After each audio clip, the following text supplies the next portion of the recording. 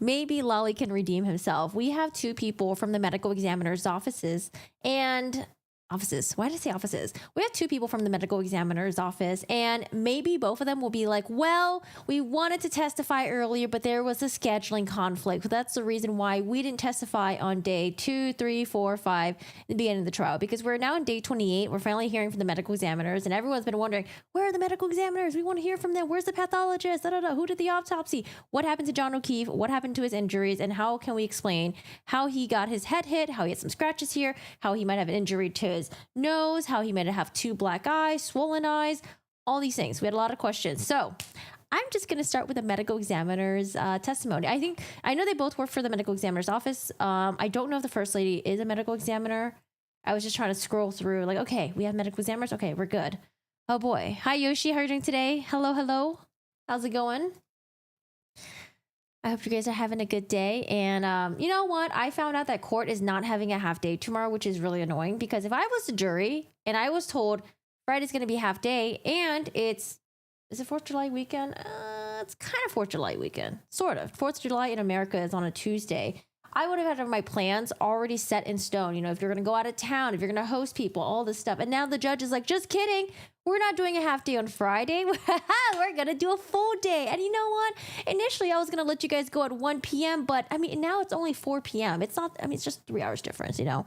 So I would be annoyed. I don't know. I feel like it would be very disrespectful to my time. But, you know, if I was sitting on the jury, I probably want to get this case moving along as well. So yeah, exactly. I would be very annoyed.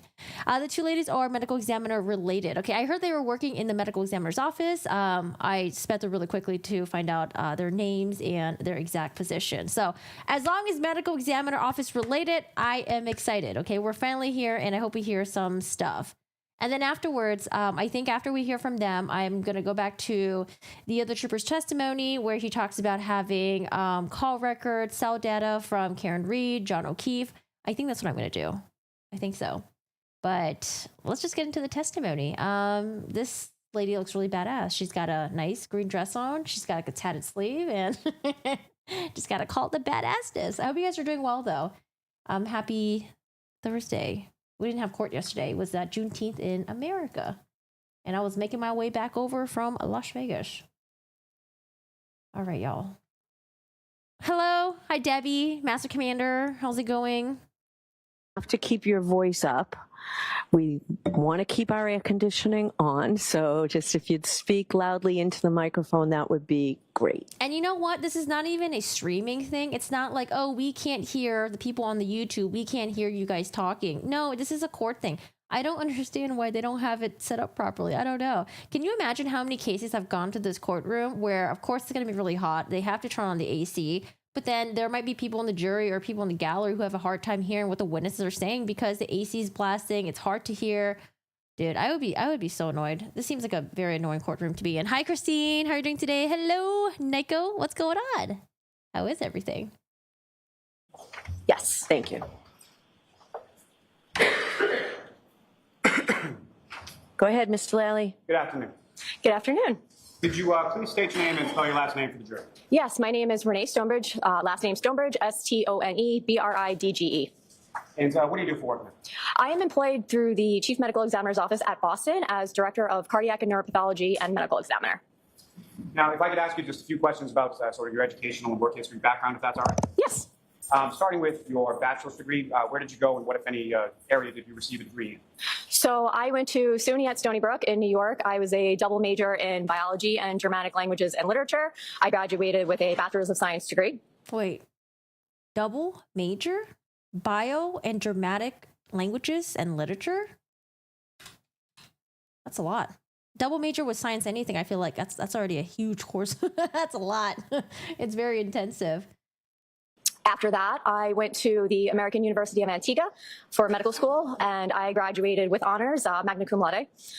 After that, I did a 4-year combined anatomic and clinical pathology residency program at NYU Winthrop Hospital in Long Island, New York. After that, I did a 1-year forensic pathology fellowship at the Boston office of the Chief Medical Examiner. And after that, I did a 2-year neuropathology fellowship program through Brown University at Rhode Island Hospital. And doctor, are you board certified? Yes, I am board certified in anatomic pathology, clinical pathology, forensic pathology, and neuroppathology. And if you could just explain to the jury a little bit about what does board certified mean? Board certification means that every medical specialty has their own board. So for example, the American Board of Pathology dictates whether or not you can be board certified based on certain criteria. So you have to meet certain criteria, meaning that you have to complete a certain number of surgical specimens, a certain number of autopsies, and then once you meet that criteria. Every time I hear board certification, though, I always think about Dr. Curry. Remember what a big deal they made about Dr. Curry? You can take an exam, which if you pass, leads to your board certification. Now, if I could ask you just a couple, and your board certification is up to date at this point, is that correct? Yes. In each of those areas that you just spoke of? Yes. Now, if I could ask you some general terms as far as if you could define them for the jury. First of all, what is pathology in a general sense? Pathology is essentially the study of any sort of disease or abnormal state of the body tissues. So, Question, can y'all read this or did I make it too small? That's her name, her title. anything that can go wrong in the body and any of the body systems is essentially the study of pathology.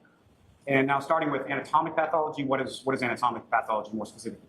Anatomic pathology consists of the study of surgical specimens. So for example, if someone goes to the hospital to have a tumor removed, that specimen will go to pathology. The pathologist will look at it, cut it, look at specimens under the microscope, order any ancillary tests if necessary, and then make a diagnosis, which is then conveyed to the clinician. Anatomic pathology also consists of cytopathology, which is looking at individual cells, and then it also consists of autopsy pathology. And as far as clinical pathology?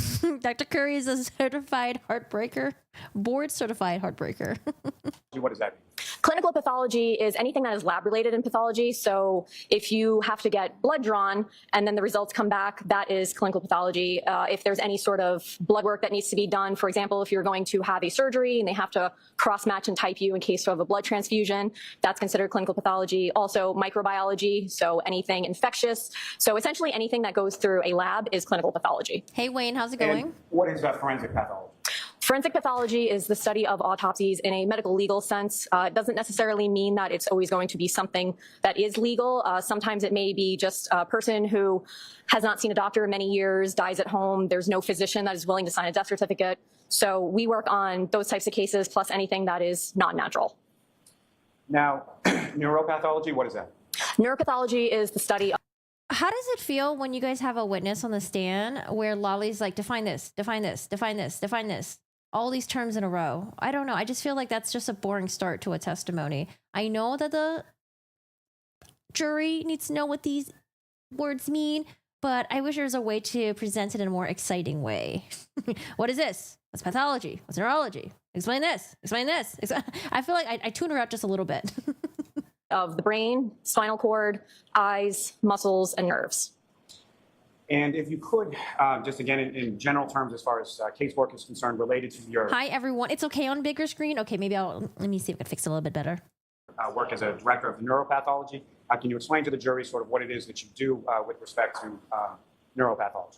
Yes, so my job primarily entails me to be a consultant for the medical examiners. So the medical examiners have a certain set of criteria that they follow in order to determine whether or not a brain needs to be saved for a neuropathologic analysis. So upon following that criteria, if the brain is saved, it gets put into formalin, which essentially fixes the brain so it firms it up, so it makes it easier to analyze. So after the brain has... Oh, I forgot to mention this in the beginning of the stream. So before a lot of people watch YouTube streams on like trials and stuff like that, they used to show the autopsy stuff. Like it wasn't blurred out or anything like that. It wasn't hidden. They would just straight up just show the victim's body on the screen. I remember when I would stream court stuff, I would have to be very careful with how I'm streaming it because, you know, we're not trying to show bodies on the camera, right? Or on the stream. So, but I think ever since maybe Depp v. Heard, I think ever since then, they don't really live stream the victim's body anymore so everyone can see. Now it's like, okay, well, here's a chart and then here are the injuries. I think it's just more respectful to do it that way, honestly. But I would just watch it like, damn, they're just like showing everything. But I think now that there are more eyes on, you know, Law and Crime, Court TV, whatever it is, and there's like advertisers that are working with them, they don't want to be showing that. So I'm pretty sure on this case, same thing probably with like the Murdoch case, they're not going to show John's body. I mean, they showed his arm, but I think that's okay. But they're not going to show like his entire body or anything like that. It will probably just be a diagram of, you know, just like a picture diagram. And they'll probably just point out like, okay, here was like, you know, there was injury to the head right here. Here's an injury to the nose. Here's an injury to the arms right here. So just letting you guys know. It's been fixed. I usually let them fix about 2 weeks. Sometimes it could be a little more, a little less, depending on circumstances. I will then look at the brain, take photographs of it from all sides, and then cut the brain, take photographs, document any sort of abnormalities.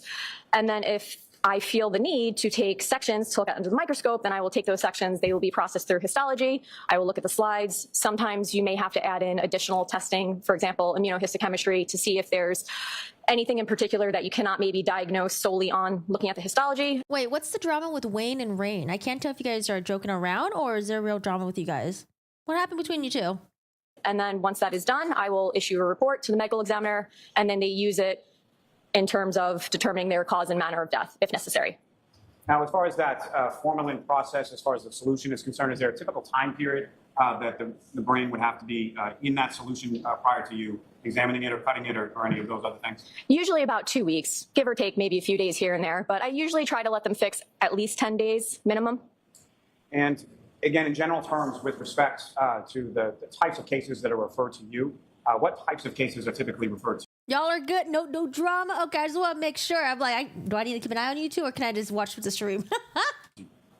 So part of the criteria that we use is that any cases for children or babies under the age of 2 years, those always come to me.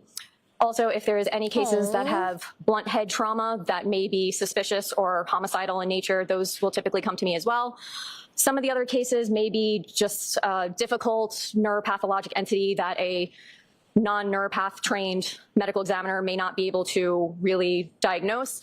And then sometimes there's cases that are just surprise cases where the medical examiner opens up the head and they see something interesting or abnormal and they decide to save that case for me to look at further. Now, Did I get her title right? I said cardiac and pathology. Is that right? She said director of cardiac pathology, right? That's what she said? with respect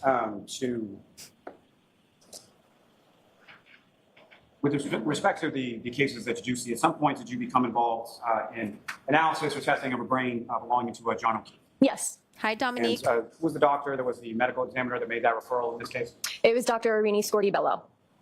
And with respect to your analysis here, obviously you looked at the brain. What, if any, other sources of information did you review or did you look at in ultimately formulating your opinion in this case? So at the time when I was able to cut the brain of Mr. O'Keefe, I had information that was relayed to us from our intake department. So when a case gets called... Oh man, I know for her it's like an everyday thing, and she's like, she's used to this stuff.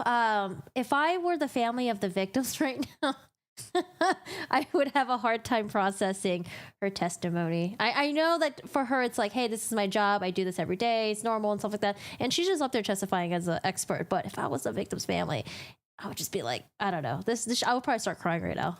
To the medical examiner, it gets taken by the intake department, and they're given kind of just a rough summary of the case.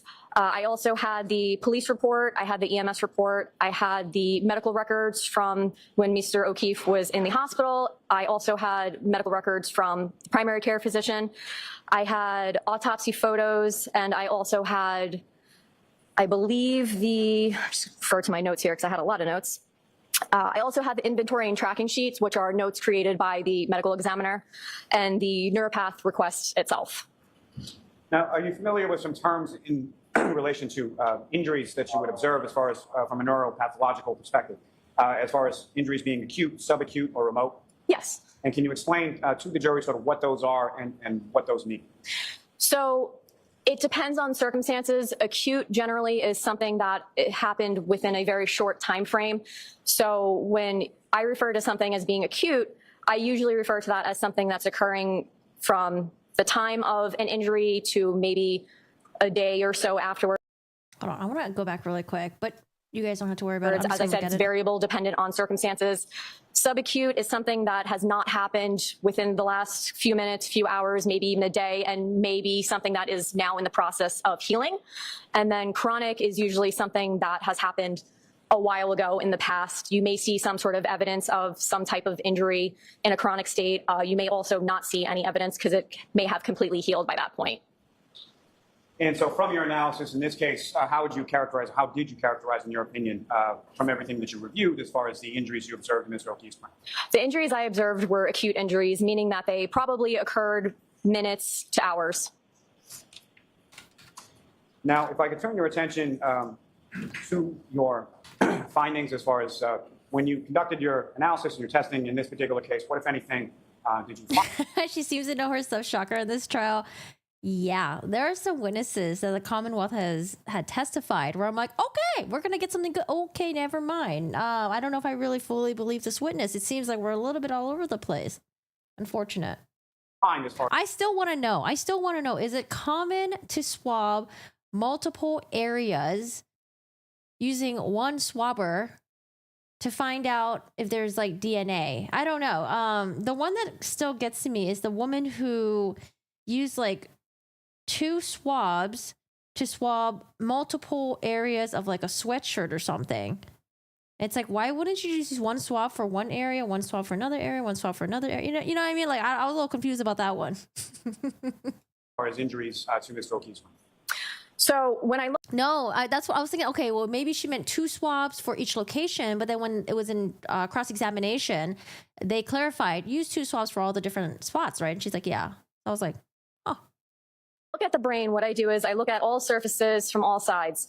And one of the things that I look for is anything grossly obvious, meaning anything I can look at the brain and see that there's something there that shouldn't be there. So one of the first things I noticed was a subarachnoid hemorrhage. And subarachnoid hemorrhage is something that occurs when you have bleeding within the leptomeninges. The leptomeninges are a very thin membrane that encase the brain and the spinal cord, and there should not be blood freely floating within the leptomeninges. I don't know how to spell hemorrhage. How do you guys spell hemorrhage? So if you have a subarachnoid hemorrhage, most of the time the causes are either a ruptured aneurysm, which is something I would see upon cutting the brain, or some type of trauma. So that was the first finding. Can I stop you there just for a second? Of those taking notes and for our court reporter, could you spell the type of hemorrhage and the membrane? Yes. Subarachnoid is SUBARACHNOID. And leptomeninges, LEPTOMENINGES. Thank you very much. You're welcome. Now, Yeah, y'all don't want to see how I spelled hemorrhage the first time, okay? It was completely butchered. Hello, Ken. How's it going? with regard to anything related to the aneurysm that you indicated that you would have seen, what, if anything, did you see during the course of your review or testing or analysis of Mr. O'Keefe's brain? So aneurysms are typically seen in the cerebral vessels that sit around the base of the brain. So there's something called the circle of Willis, which is the main arterial supply. It sits around the base of the brain, and it's kind of shaped like a circle that has vessels that come off that extend to other areas of the brain. So typically, if there is an aneurysm that is ruptured, it's going to be located somewhere in one of those vessels. So upon observing those vessels, I did not see any evidence of any aneurysm or any sort of natural disease state that might have led to a rupture in one of these vessels. Also, sometimes these vessels, since they do go deep into the brain, you may only see the rupture upon cutting the brain. Is this a medical examiner who's sitting there? So the original medical examiner we have not heard from yet. The original medical examiner went to her to have her examine John O'Keefe's brain, and that's what she did, and she's explaining to that right now. So I guess, like, why not just go to the original medical examiner first and then her? Wouldn't that be better? Like, let's start with the basics, and then we can expand out to the specifics. And I did not see any evidence of any rupture of any of these vessels anywhere in the brain. Now, as far as the subarachnoid hemorrhage that you observed, where was that located within the brain, if you could? So the subarachnoid hemorrhage was on the frontal poles, which is essentially right here in the front of the brain. So the frontal lobes obviously sit in the front, and then the poles are the very frontmost portion of the brain. So it was on the frontal poles. It was also on the left temporal pole. So the temporal region is right here in the temporal region. And because of the way that the temporal lobe is shaped, it kind of has a little loop right in the front. So it has a pole as well. So no, I guess what I'm wondering, is she saying that the damage occurred here, or is that where it ultimately did the most damage because it occurred back here and then it went to the front area?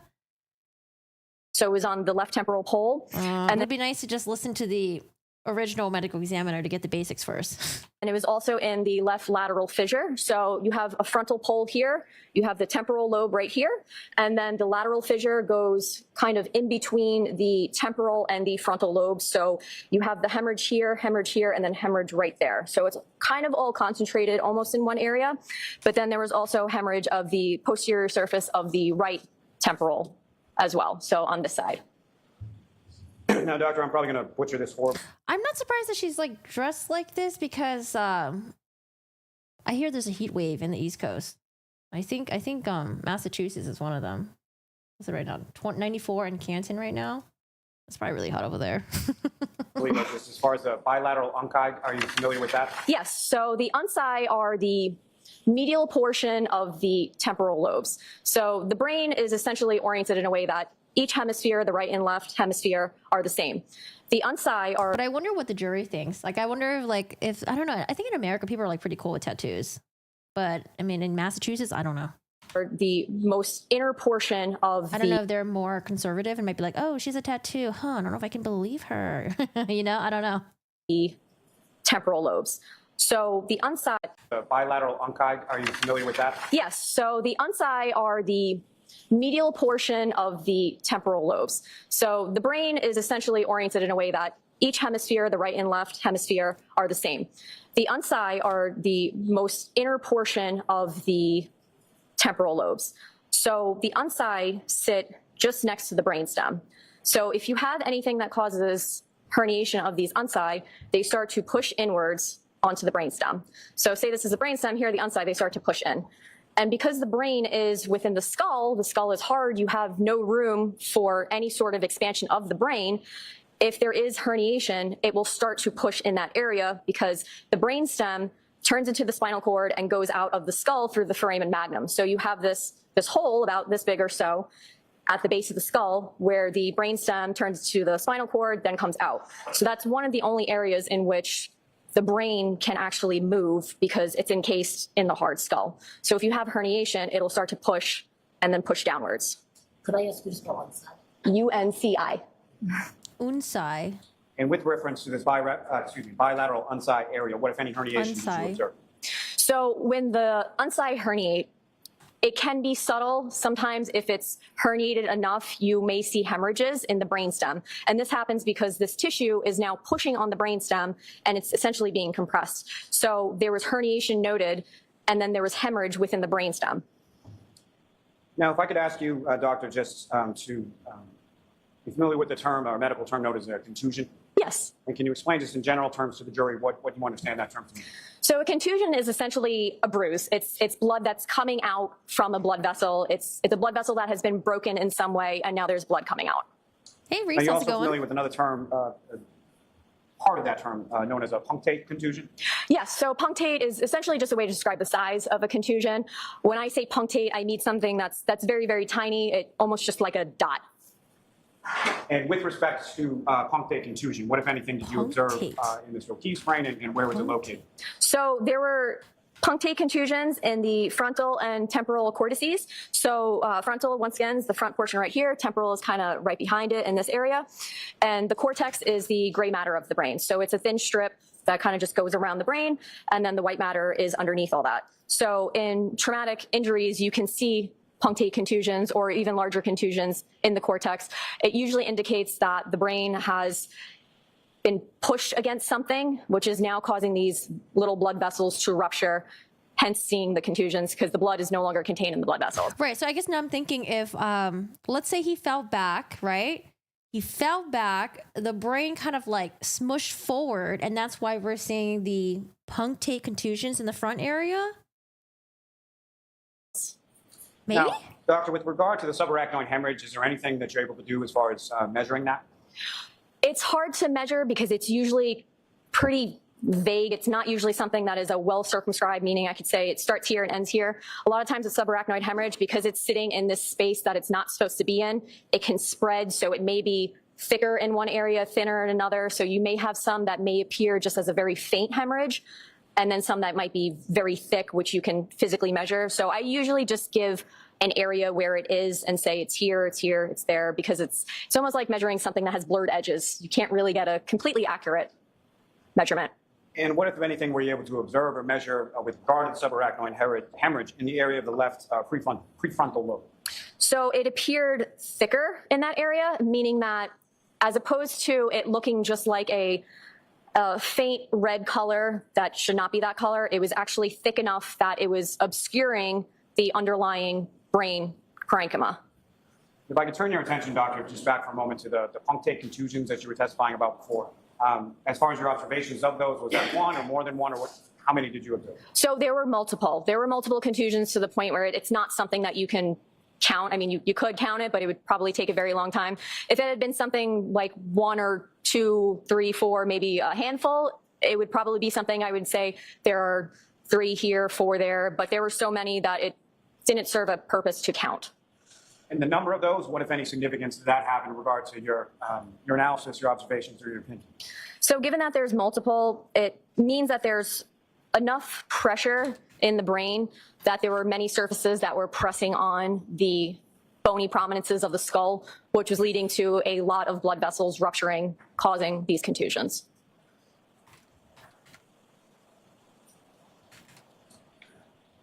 Now, I think you've talked a little bit, but just in general terms, if you could describe for the jury, what is a hemorrhage?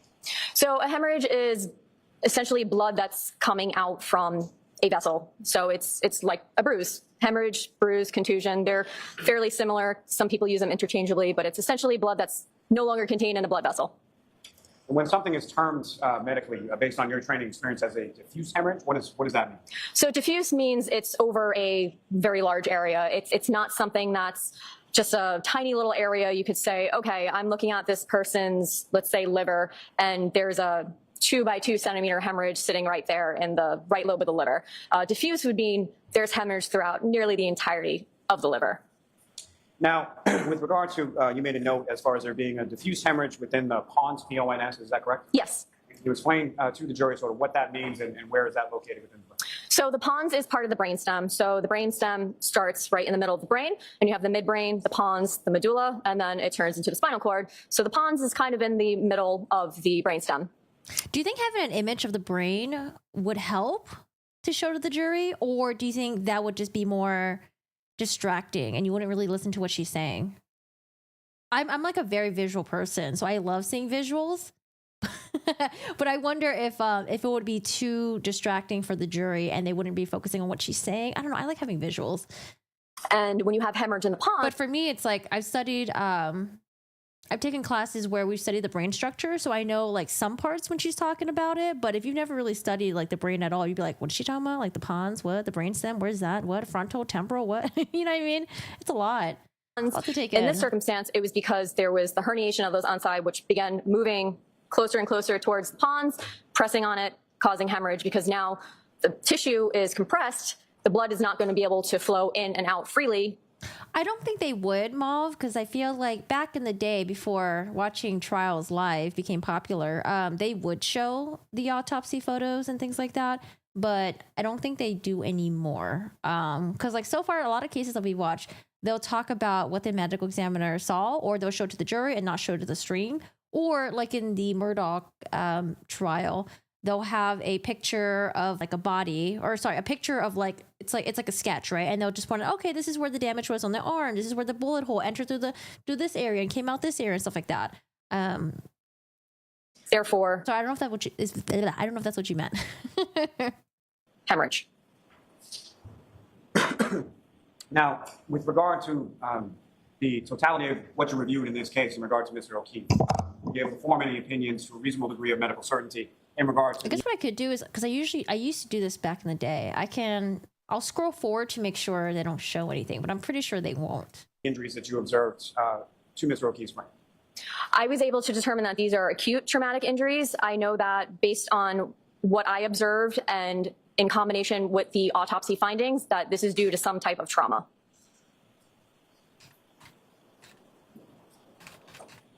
If I could ask, as far as you have certain findings as far as an intraventricular hemorrhage and occipital horns of the lateral ventricles, correct? Yes.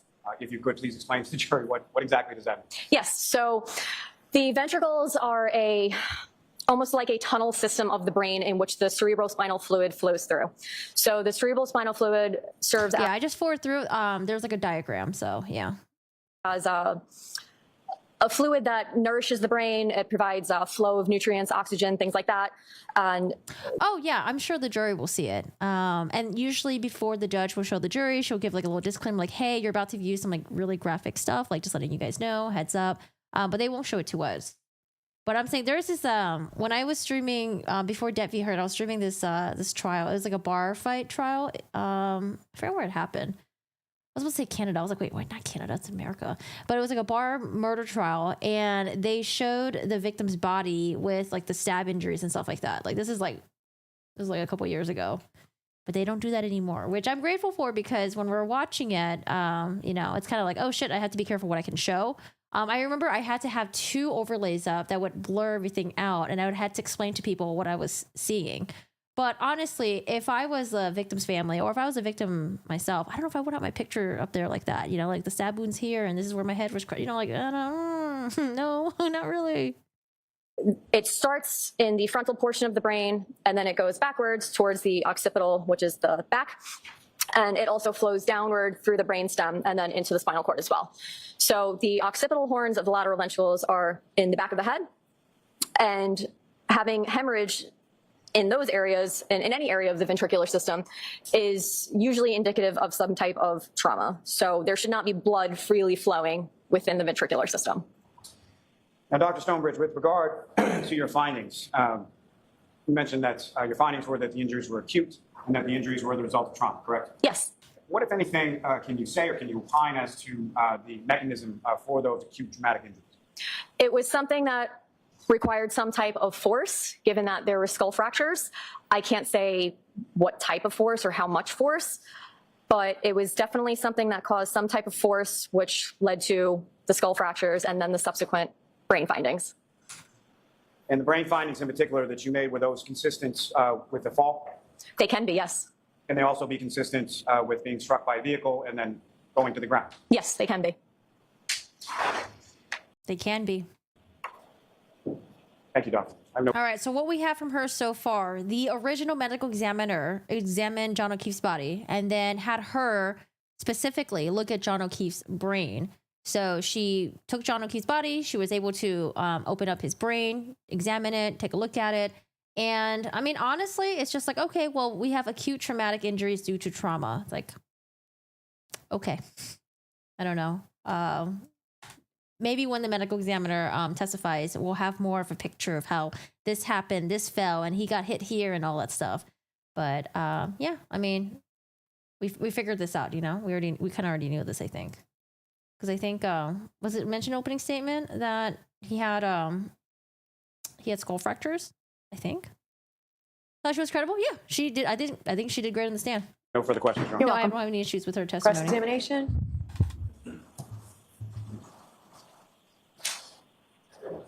No questions. Thank you. You're welcome. Doctor, thank you very much. You are all set. Thank you. Yeah, because I don't think she said anything that was controversial. I'm not going to step down. Thank you. All right. All right. Well, intends to introduce into evidence through the next witness certain photographs showing Mr. O'Keefe post-mortem. You'll have those photographs with you in connection with this case. I understand that some of them will be shown up on the screen, and that's why I want to sort of give you a warning that will happen. When they come to you as exhibits, they'll be placed in an envelope. You can look at them briefly. They'll be covered, is what I'm saying to you. So the photographs are not pleasant. They can be described as graphic, and I instruct you that your verdict must not in any way be influenced by the fact that these photographs will be unpleasant, perhaps sad and graphic. The defendant's entitled to a verdict based solely on the evidence and not one based on pity or sympathy for Mr. O'Keefe, which might be occasioned by the photographs. So please consider those photographs only as they draw your attention to a clinical, medical status or to the nature of Mr. O'Keefe's injury or to the nature of the incident itself. Okay? All right. Now your next witness, please, Mr. Lally. Yes.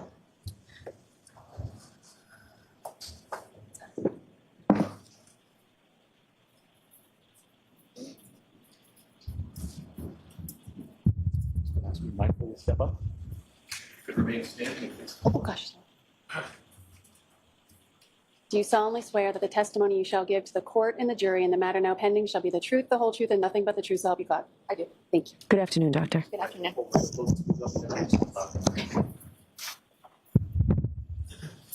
All right, Mr. Lally, whenever you're ready. Good afternoon, Doctor. Good afternoon. Could you please state your name and spell your last name for the jury? My name is Scordi-Bello. My last name is spelled Scordi. What's her first name? Did you say Edie or Irene? For the jury. My name is Scordi-Bello. My last name is spelled Oh, Irina? I'll just do Scordi-Bello. I don't know what she said for her name. What's her name? Scordi-Bello.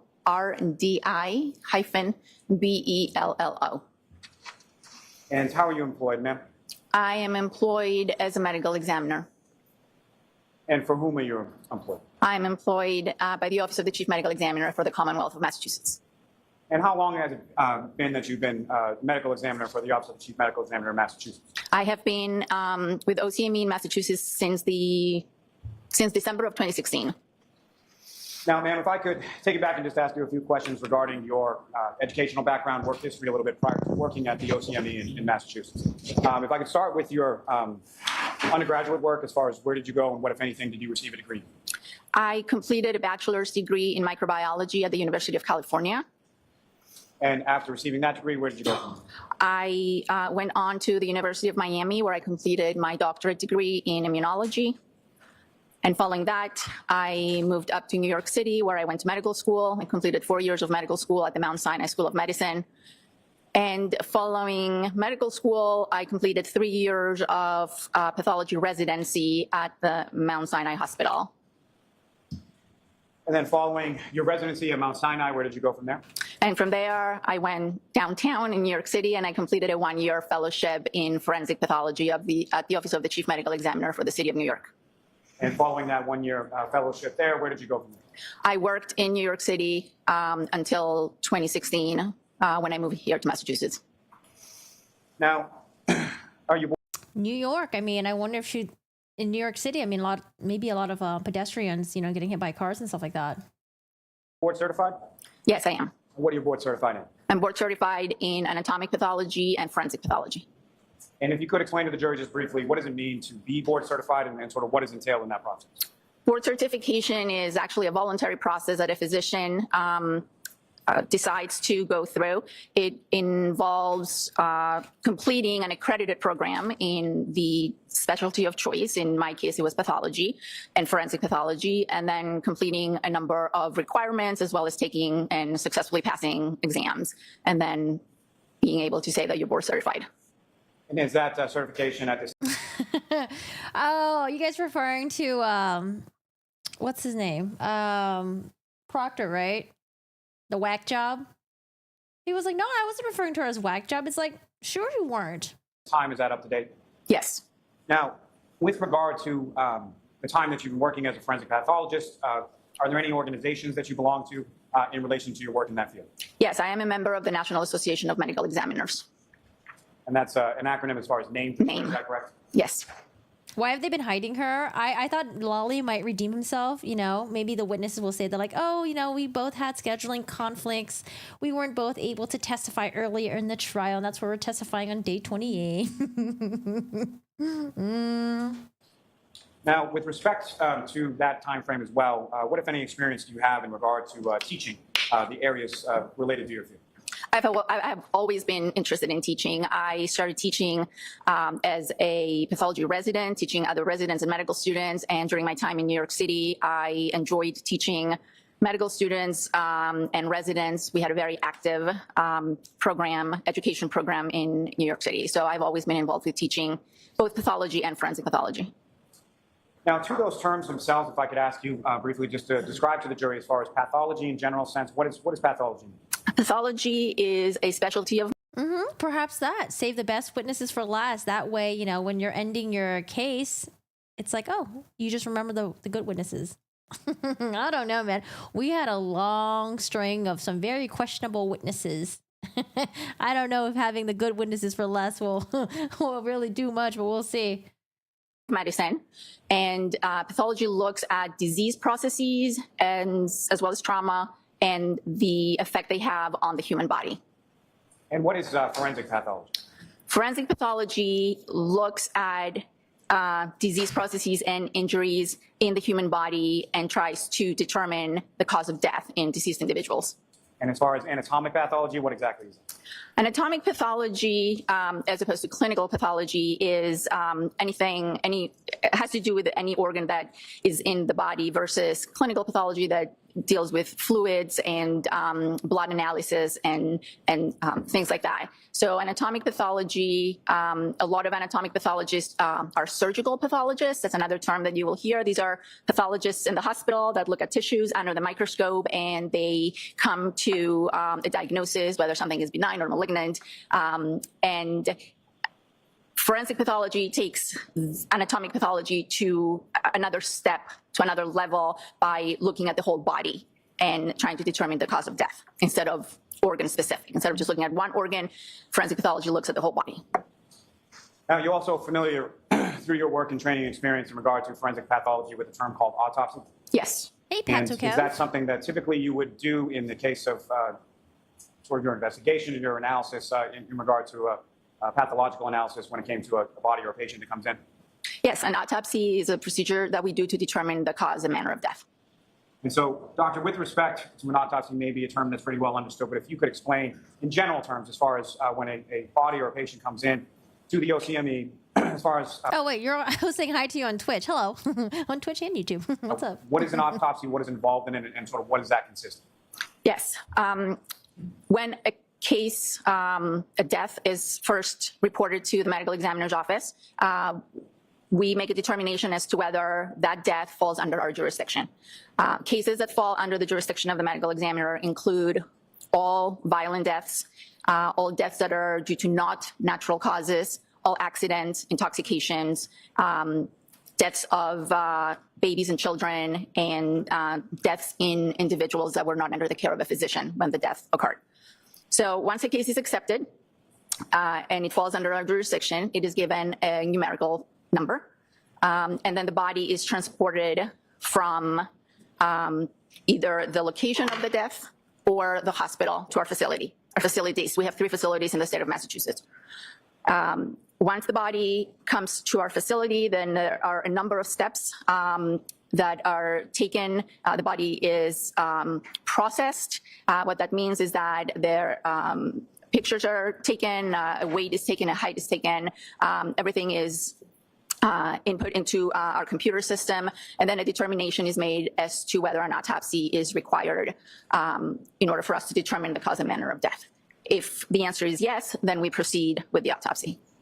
Now, as far as an autopsy is concerned, there are 2 sort of primary components of that, as far as an external examination and an internal examination. Is that correct? Yes. And can you describe to the jury, in general terms, sort of what the process is in reference to both external and internal? Yes.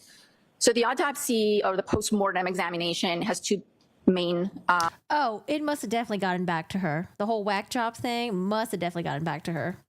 Parts. The first one is the external exam, and it is basically what it sounds like. We do a very thorough exam of the outside of the body. We document physical characteristics, eye color, hair color. We document any scars or tattoos that may be on the I'm going to speed through this.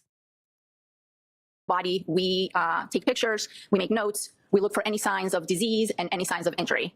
all that is, as I mentioned, documented.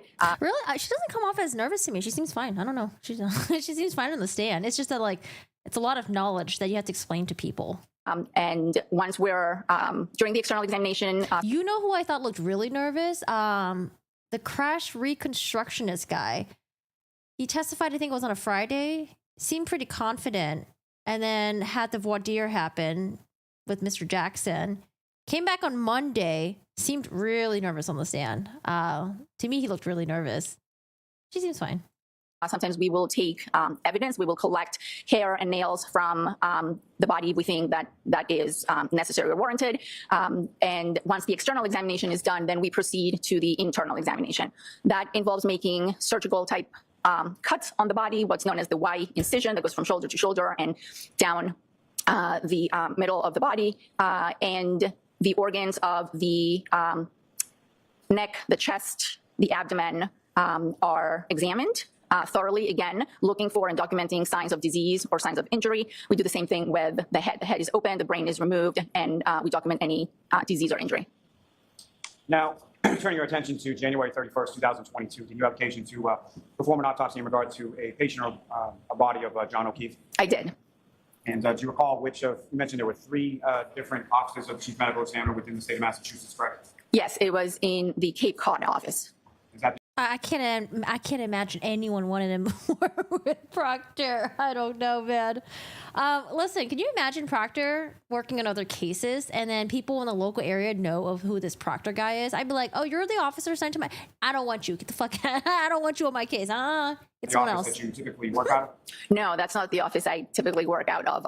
My permanent position is in the Westfield office in Western Massachusetts. I was covering the office that day because we were short-staffed. Yeah, public speaking sucks.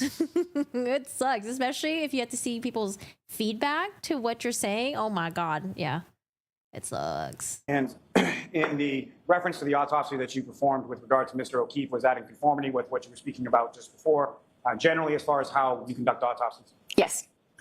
Now, during the course of the autopsy that you performed in reference to Mr. O'Keefe, during the course of the external examination, what, if anything, did you note in reference to that external examination of Mr. O'Keefe? First, I noted that there was evidence of medical intervention. Mr. O'Keefe's body was transported to our facility from the hospital, and he had evidence of attempted resuscitation.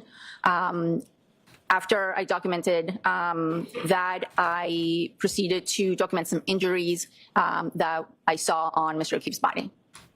And before we turn to that, if I could just ask you a couple more general questions. You've made some mention earlier in your testimony as far as the cause and manner of death in general. That's 2 things that you're trying to determine during any sort of forensic pathological examination, correct? Yes. And what I'm going to ask you first is just in reference to manner of death. Can you describe for the jury sort of what are the different types of manner of death and how are they sort of classified from a perspective from your office? Okay.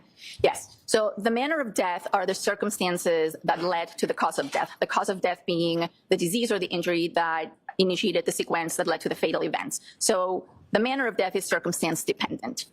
There are 5 general manners of death, or 5 umbrellas. The first one is natural. When we determine manner of death to be natural, it means that the death was caused exclusively by natural disease. That would be heart disease, liver disease, cancer, aging, Alzheimer's, dementia, etc. The second manner of death is accident. That means that the cause of death was due to an injury or due to an intoxication, either a physical injury or a chemical injury. But the circumstances show little or no evidence that intoxication or that injury was intentional. So most motor vehicle accidents, most drug overdoses, most elderly falls are classified as accidents. The fatal outcome was not intentional. Homicide is a manner of death when there is injury inflicted by another person, but there is evidence that there was intent to cause fear, harm, or death to the other individual. Hey, Ghosty. And suicide is due to either an injury or an intoxication. And again, the circumstances and the evidence suggest or point strongly to the fact that that was a self-inflicted, intentional act on behalf of the person with the intent to cause harm to themselves or cause death to themselves. So most hangings, intentional overdoses by prescription medications are classified as suicides. Hi, Patty. And How's then it we going? have, I'm sorry, and then we have one more manner that we call undetermined. Some jurisdictions, they call it could not be determined. That means that evidence pointing towards one set of circumstances or one manner is no more compelling than evidence pointing towards another manner of death. So if we don't have enough information to know whether something, or to be able to determine the circumstances, then we are left with an undetermined manner of death. Now, am I correct in stating that the cause of death is something that's more like a medical determination? Is that correct? Yes, the cause. So watch the leading questions, Mr. Elliott. Sustain. How would you characterize the determination that you make in regard to a cause of death? The cause of death is based on my findings at the time of autopsy, along with any medical information that I may have on that deceased individual. Now, as far as the manner of death, how are you making that determination? The manner of death, as I mentioned, is circumstance dependent. I make that determination based on investigative information that is provided to me by law enforcement, by the people who did the investigation. And what, if any, legal determination are you making as far as when you classify something as either of those 5 categories in a manner of death? I'm not making a legal determination. I'm making a medical determination. And so as far as the medical determination is manner of death, specifically when I'm talking about something that could be ruled or listed as manner of death as accidents, is that, what if anything, what if any determination are you making as far as that? What, if anything, determination? I'm making the determination that the information that I have either shows no evidence or very little evidence that the injury that led to the When she goes back to John O'Keefe's injuries and explaining them, I'll slow it back down. cause of death was intentional. So I don't have any information to suggest that that was an intentional act. I'm back. And am I correct in saying that routinely people charged with, say, more vehicle homicides, it gets classified as a manner of death as accident, correct? Sustained. May I approach on? Yes. The death certificate for Mr. John O'Keefe. That's signed by yourself, is that correct? Correct. And as far as the listing related to cause of death, what did you list as cause of death on Mr. O'Keefe with regard to his death certificate? Cause of death was blunt impact injuries of head and hypothermia. And with reference to manner of death, what, if anything, did you list on Mr. O'Keefe's death certificate in relation to manner of death? I listed could not be determined. And as far as that listing for could not be determined, if you could explain to the jury why it was that you have that listed as a manner of death with relation to Mr. O'Keefe. Again, the cause of death is something And I think that's the part where the troopers had issues with the death certificate. that I can determine by the autopsy. I did the autopsy on Mr. O'Keefe and determined that he had injuries to his head as well as signs of hypothermia. So the combination of those two was the cause of death. Because I was curious to see if, I wonder if they pressured her, or maybe there was like some new findings later on where she might have changed the manner of death instead of putting it down as could not be determined. The manner of death has to do with the circumstances under which Mr. O'Keefe sustained those injuries. And I did not have enough information to be able to determine whether those injuries were accidental or not. And so my manner of death was undetermined or could not be determined. And just from the spectrum that you had just talked about, sort of the 5 different manners of death. Because from the get-go, the troopers, many people in the law enforcement, they were already gung-ho on, okay, Karen Reed did it. She did it, she did it, she did it. And now we need to make sure this medical examiner is going to put the same thing in the manner of death, that he was hit by a vehicle. And when she didn't do that, well, Proctor wasn't very happy and called her a whack job. Hi, Taxi. How's it going? Fair to say, did you not determine that this was either suicides or natural causes, correct? Correct. And so as far as your determination of manner of death being could not be determined, She just didn't know. which of the two were you sort of in between? The 2 manners of death that remain are accident and homicide. Your Honor, may I approach? Yes. Made reference as far as cause of death being a blunt force injury. Is that correct? Correct. At least one of the contributing causes. If you could explain to the jury sort of what you understand that to mean as far as what is a blunt force injury.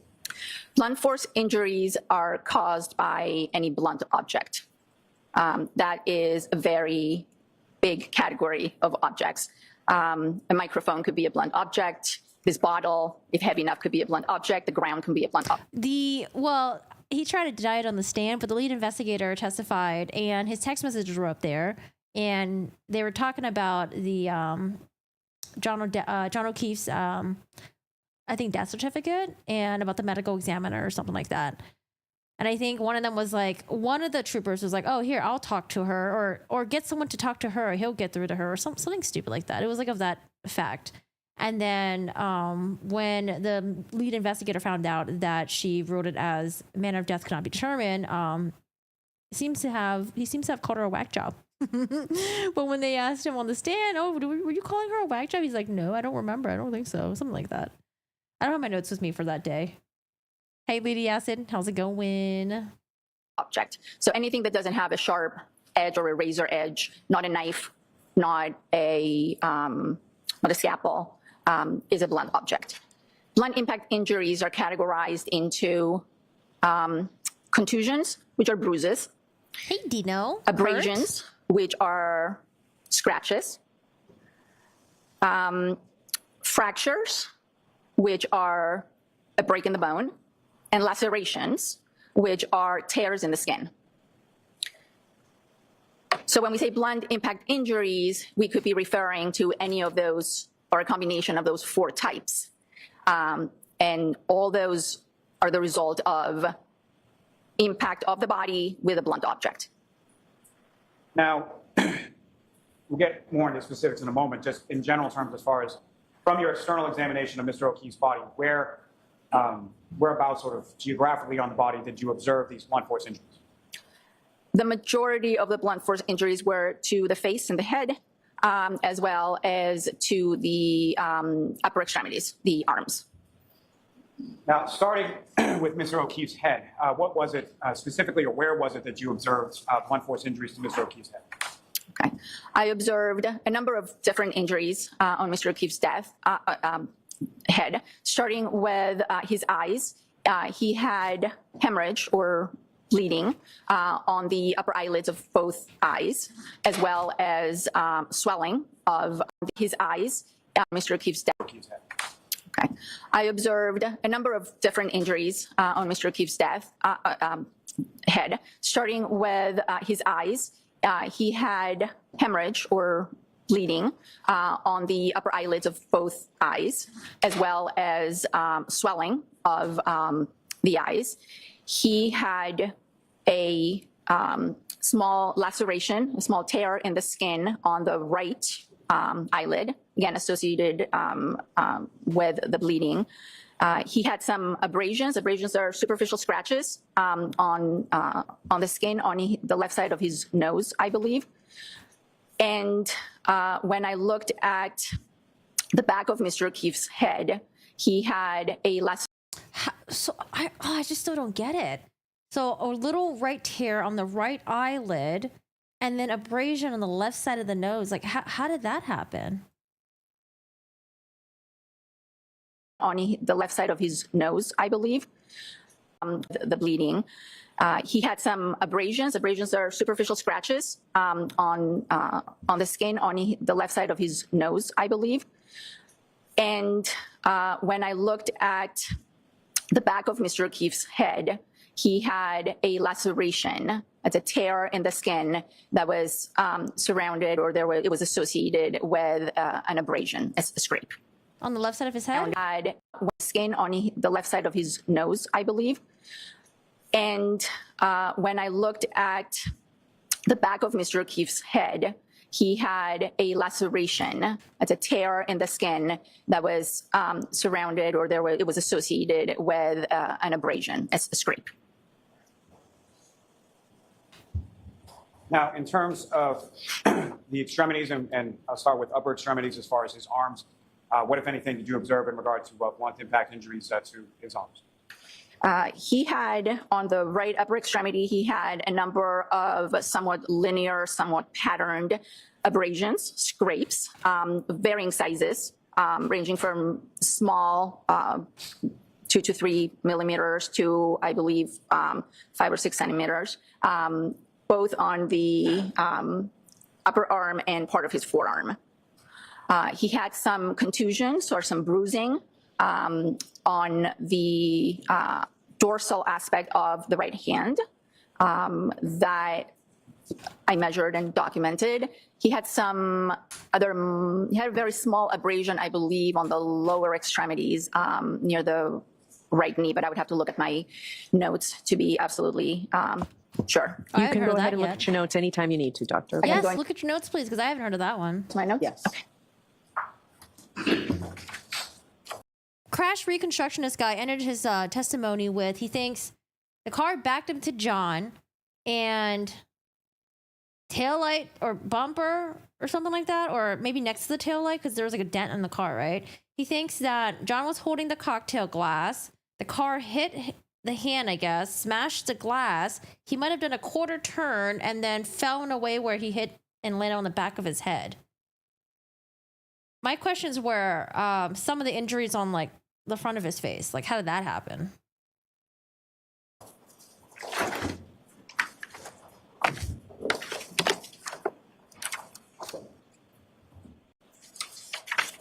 Also, I don't know if we ever got questions or I don't know if we ever got answers about how the state thinks Karen Reed accessed the ring footage and deleted them.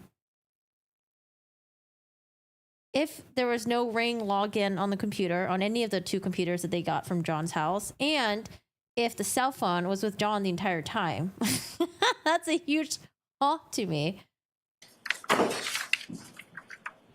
How high is the bumper? I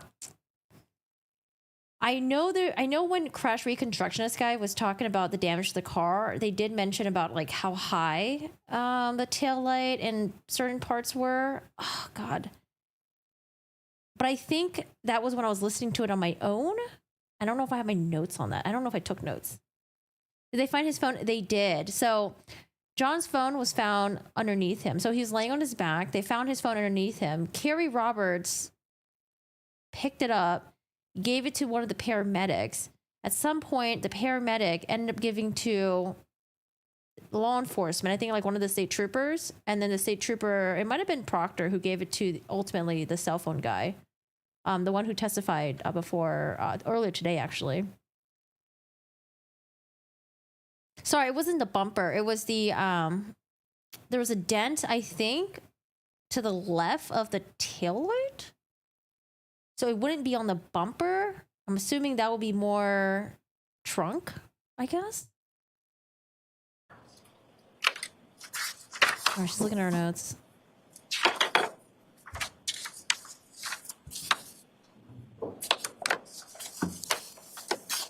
So as far as his extremities, I noted a 3 centimeter superficial abrasion to his right medial upper arm. That would be the medial aspect, would be the inner aspect of the right arm. I noted the abrasions. Also, I was going to do like an experiment because I wanted to line up the injuries. And honestly, like, Lolly needs a witness to do this, okay?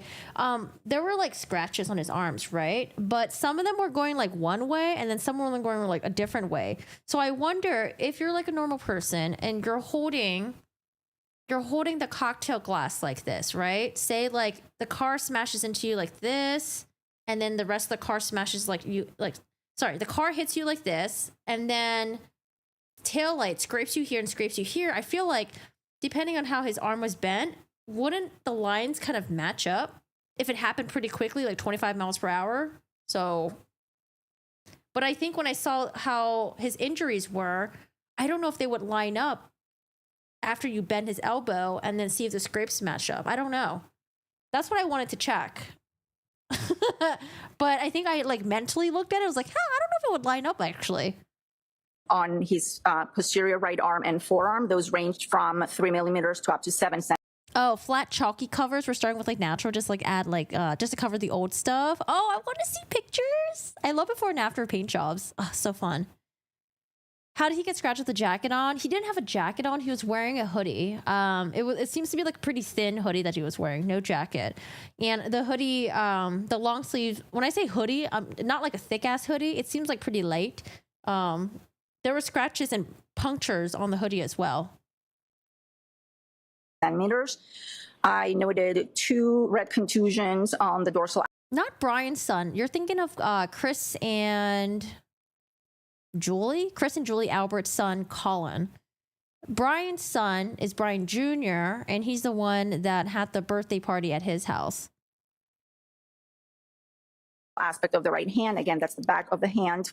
And for the medial aspect would be the inner aspect of the extremities. I noted a 3 centimeter superficial abrasion to his right medial upper arm. That would be the medial aspect would be the inner aspect of the right arm. I noted the abrasions on his posterior right arm and forearm. Those ranged from 3 millimeters to up to 7 centimeters. I noted 2 red contusions on the dorsal aspect of the right hand. Again, that's the back of the hand. A faint abrasion, a faint scratch on the dorsal aspect of the left hand, and a small 0.5 centimeter abrasion on his right leg. Those ranged from 3 millimeters to up to 7 centimeters.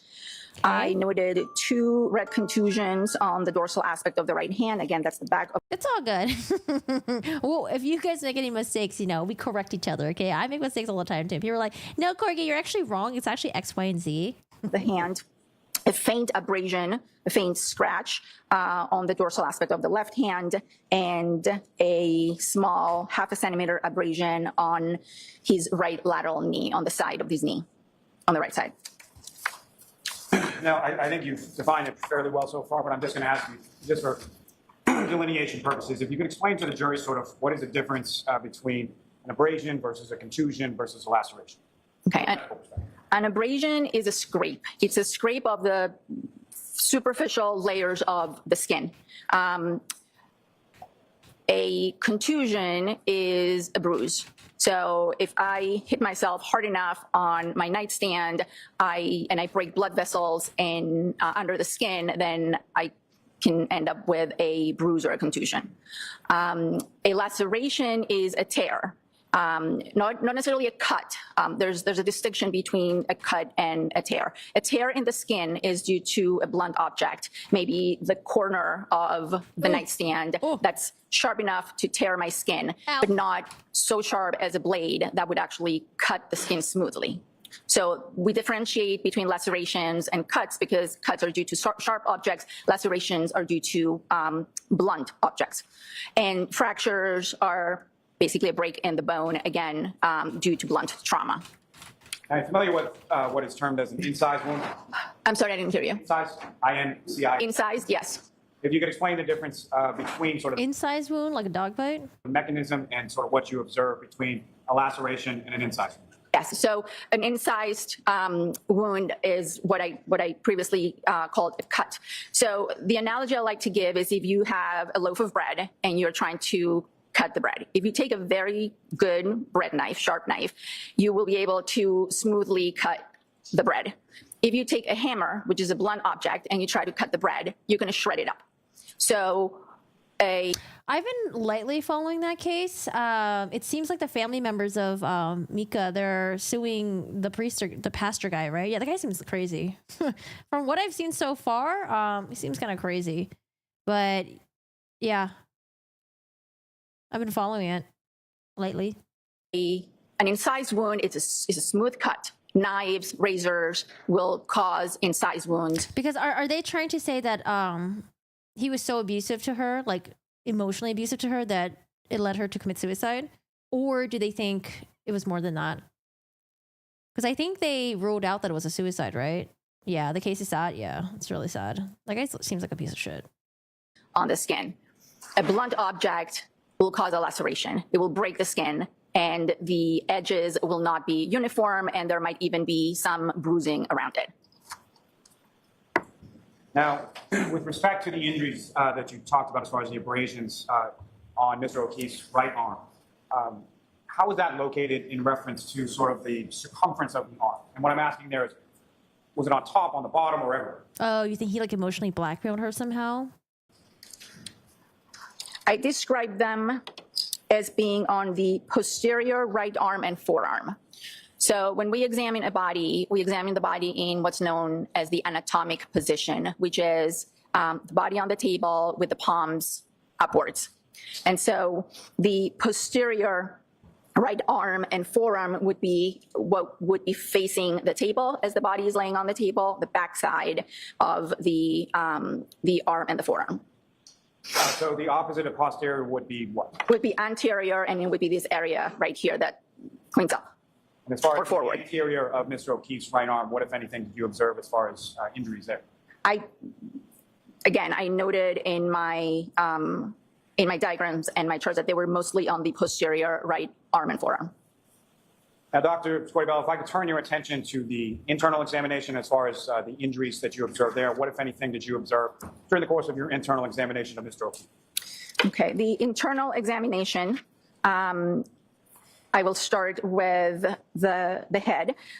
Once the skull was open and the head was examined, I noted that there were skull fractures in Mr. O'Keefe's skull, both in the back and the front aspect of his skull. Front and I back? noted that there was recent subdural hemorrhage. That is blood that is under the dura, and the dura is a very tough protective cover that sits over the brain. I noted that there was subarachnoid hemorrhage. That's hemorrhage that is directly on top of the brain under the leptomeninges, which is a very thin membrane that covers the brain. And at that point, I removed the brain, and I, instead of examining it right then and there, I saved it in a special solution. And I think I heard, unless I'm getting the cases mixed up, he was trying to like medicate her and stuff, right? And said like, no, Mika, you need this medication. You're crazy, stuff like that, right? And I sent it to our office in Boston for a neuropathologist to fully examine.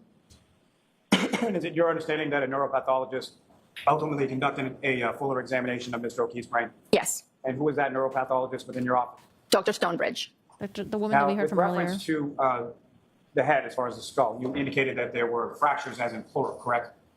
Yes.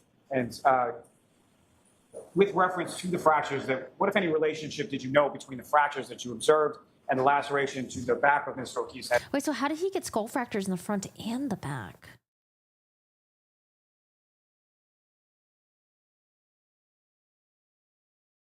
I guess I want that to be explained. Is it possible to get a fracture on the other side of the skull if there's no impact on that side? Is it possible to be impacted on one side and your skull fractures in such a way where the force was like so high that it also fractured somehow in the front? That you spoke about in your external examination. So the laceration on the scalp that I observed was overlying the area of the skull that appeared to. That's what I'm wondering too. It is, I believe, but you would have to be hit so hard. She's doing a better job than the previous person. I thought the previous person did fine. Be fractured, or at least appear that the fractures were originating from that point of impact. Oh, okay. She's talking right now. Let me see. Laceration to the back of Mr. O'Keefe's head that you spoke about in your external examination. So the laceration on the scalp that I observed was overlying the area of the skull that appeared to be fractured, or at least appeared that the fractures were originating from that point of impact and extending into the rest of the skull. Oh, okay.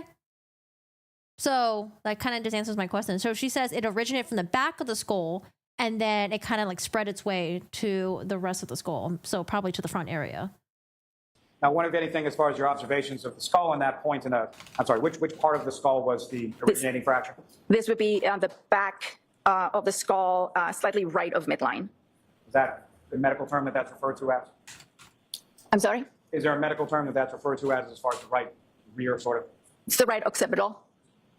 And I think her saying slight of right midline was fine. I don't think she needs to introduce like all these other terms and words for the jury. She doesn't need to say occipital. She can just say, okay, what's the slightly to the right midline? what, if anything, led you to that opinion that that was sort of the originating source of the multiple fractures in the skull that you observed? Oh, you know what I want to know? The people who are sitting in the jury right now, I want to know what line of profession they're in. Maybe some of them are in the medical field. Again, observing or looking at the skull fractures and their pattern, there appear to be a central point with fractures. And then it radiates. Radiating or originating from that central point and going into other parts of the skull. Now, in reference to that laceration in the area of the originating fracture in the back of the skull, what, if anything, did you determine in regard to impact in regard to that area of the head? But what about the cuts to the, like to his nose? What about the cut above his eyelid?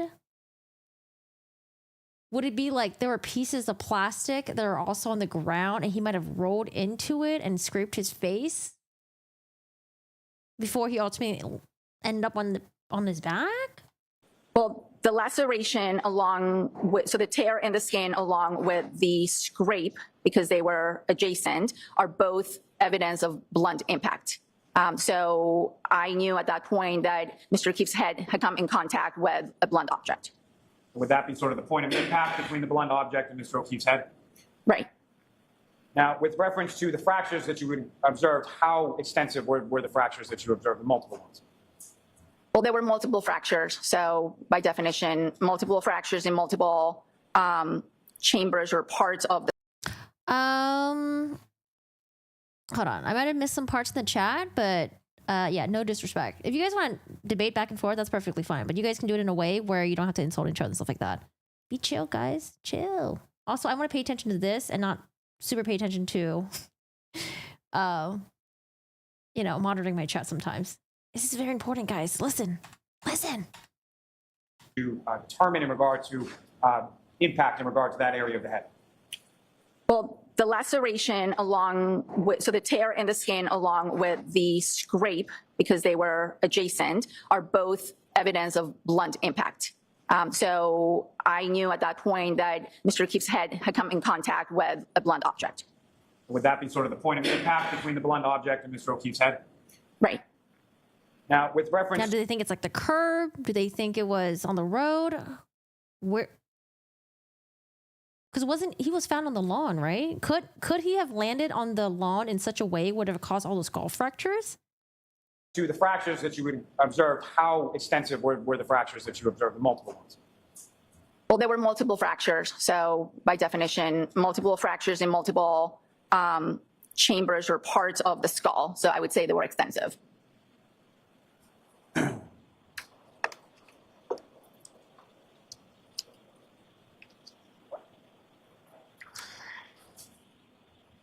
You have a moment, Charlie? Yes.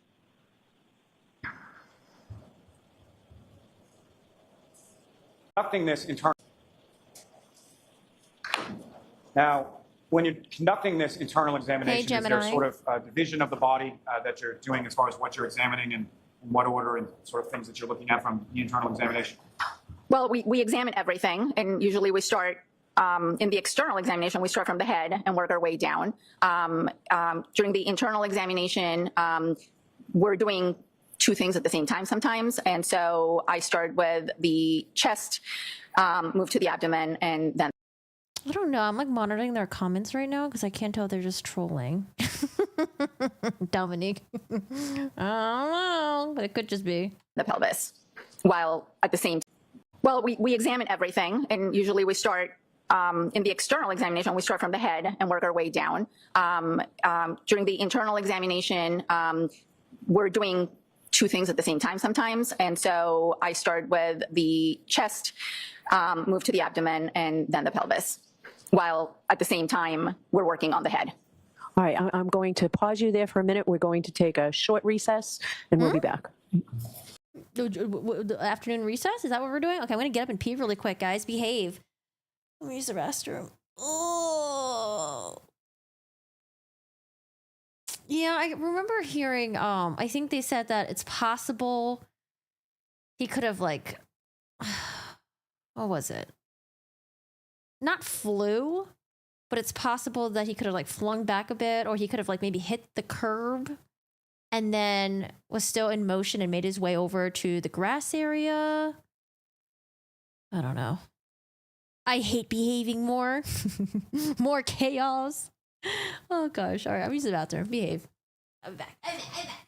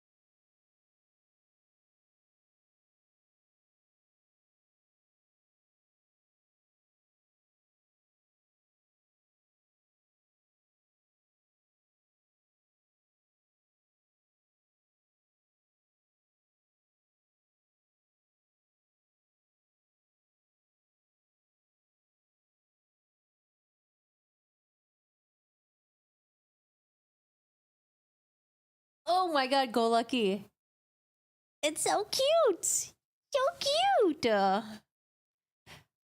What? I'm off to a neurologist to get taken over a year to get this appointment.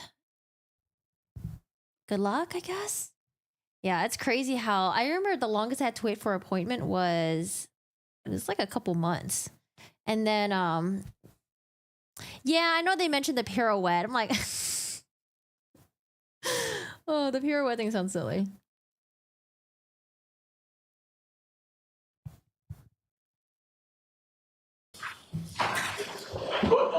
Doctor, you can step down if you'd like to. You don't have to, but you can step down if you want to, and I'd ask that you just call over the jurors. I'll just, thank you. Oh no, Luz 11. I wasn't talking about you. I was talking about someone else. They put 2 comments so far, and I'm like, can't tell if they're trolling or not. I'll see counsel at sidebar. Sidebar shit. You are muted. Legal alert. Okay. We're back. As far as the internal examination was concerned with regard to Mr. O'Keefe, starting with his stomach, what, if anything, did you observe of any significance in that area? I observed that there were some small hemorrhages, small areas of bleeding in Mr. O'Keefe's stomach. And are those described in medical literature as a specific type of spot? They have a name. They're called Wisniewski spots. Wishnewski.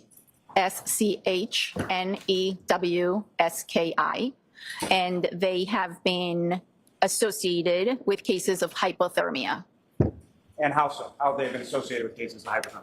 They have been seen in cases of hypothermia. It's one of the findings that supports the diagnosis of hypothermia. They are not always there, and their presence doesn't definitively diagnose hypothermia, but they are one of the findings that, if present, suggest the diagnosis of hypothermia. And based on your training and experience, based on other types of literature that you've reviewed in regard to hypothermia. I think I vaguely remember that. I think the defense was trying to point that there might have been a camera, but I don't know. I didn't think anything of it. I couldn't tell what the fuck it was. Yeah. What is, as far as these Wisniewski spots, and thank you very much for saying that until after you had said it. With regard to that, what, if anything, does it say as far as the causality of that or how that occurs or is related to hypothermia? We don't really know the pathophysiology of these spots. There have been various hypotheses. People have suggested that they are a response to stress. Some people have suggested that hypothermia increases secretion of acid in the stomach, and that leads to these spots, but their exact pathophysiology is still under investigation. Now, in addition to these areas of small hemorrhage in Mr. O'Keefe's stomach, what, if anything, did you observe in the pancreas? In the pancreas, I, again, observed some more diffuse hemorrhage of the pancreas and the tissues around it. And same question with regard to the spots and hemorrhages you observed in the stomach. What, if any, relationship do the hemorrhages or the bleeding in the pancreas have in relation to hypothermia? Again, it's one of the findings that, if present, should alert the medical examiner to consider. Karen had full access to the Ring cameras. I cannot remember when I heard that. So the Ring cameras, from what I know, Lolly put it in his motion that one of the children said Karen could have had access to the Ring because she had access to the family computer or something like that. Now, I didn't listen to the children's testimony. I don't have any notes on that. It wasn't streamed or anything. But we were thinking, okay, well, maybe she had access to the computer and went on there, deleted the Ring footage, right? But there was a expert that testified saying there was no Ring login, no Ring. There was nothing on the computer that was associated with Ring. It was only on John O'Keefe's phone. And so if it was only on John O'Keefe's phone, I was like, okay, well, maybe they think that Karen hit John, was like, oh, fuck, you know, let me make sure I have his phone with me and delete things that might look bad or something like that, right? So she takes John's phone, brings it back to the house, and deletes the ring footage.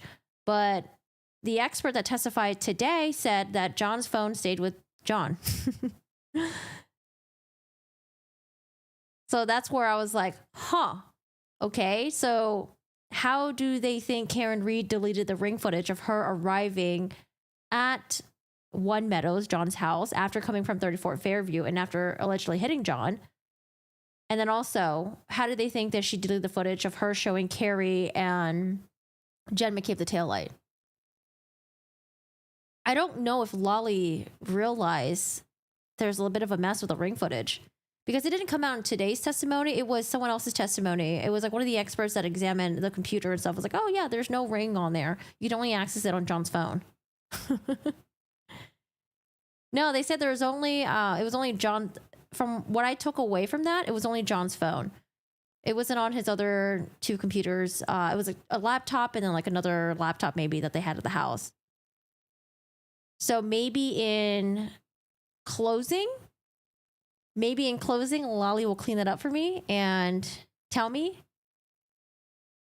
I thought the police must have deleted it because they noted it down. I know the defense was trying to say that, like, oh, you know, Proctor had the files that was given to him by Ring and he could have just like deleted it or something. I don't know. I just think that maybe there's just no recording of it because the motion sensor just didn't pick it up, possibly. So I don't know.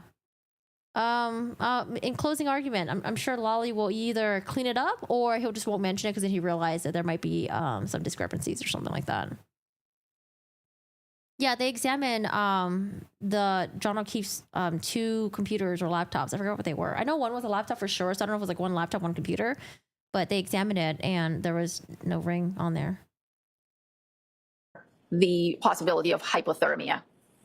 And as far as the observations that you made, as far as the hemorrhages in the stomach area of Mr. O'Keefe and the hemorrhages in the pancreatic area of Mr. O'Keefe, the sort of juxtaposition of those, what, if any, significance did that have in regard to your hypothermic diagnosis? When the case was called into our office and when we accepted the case, it was reported to us that this was an individual that was found in the snow, covered with snow. And it appeared that he may have been there for a period of time. So one of the questions for me as a medical examiner is to determine whether there are any signs of hypothermia in addition to what I had already observed, which was the blunt impact injuries. Someone noted down that Karen arrived home and that footage was gone.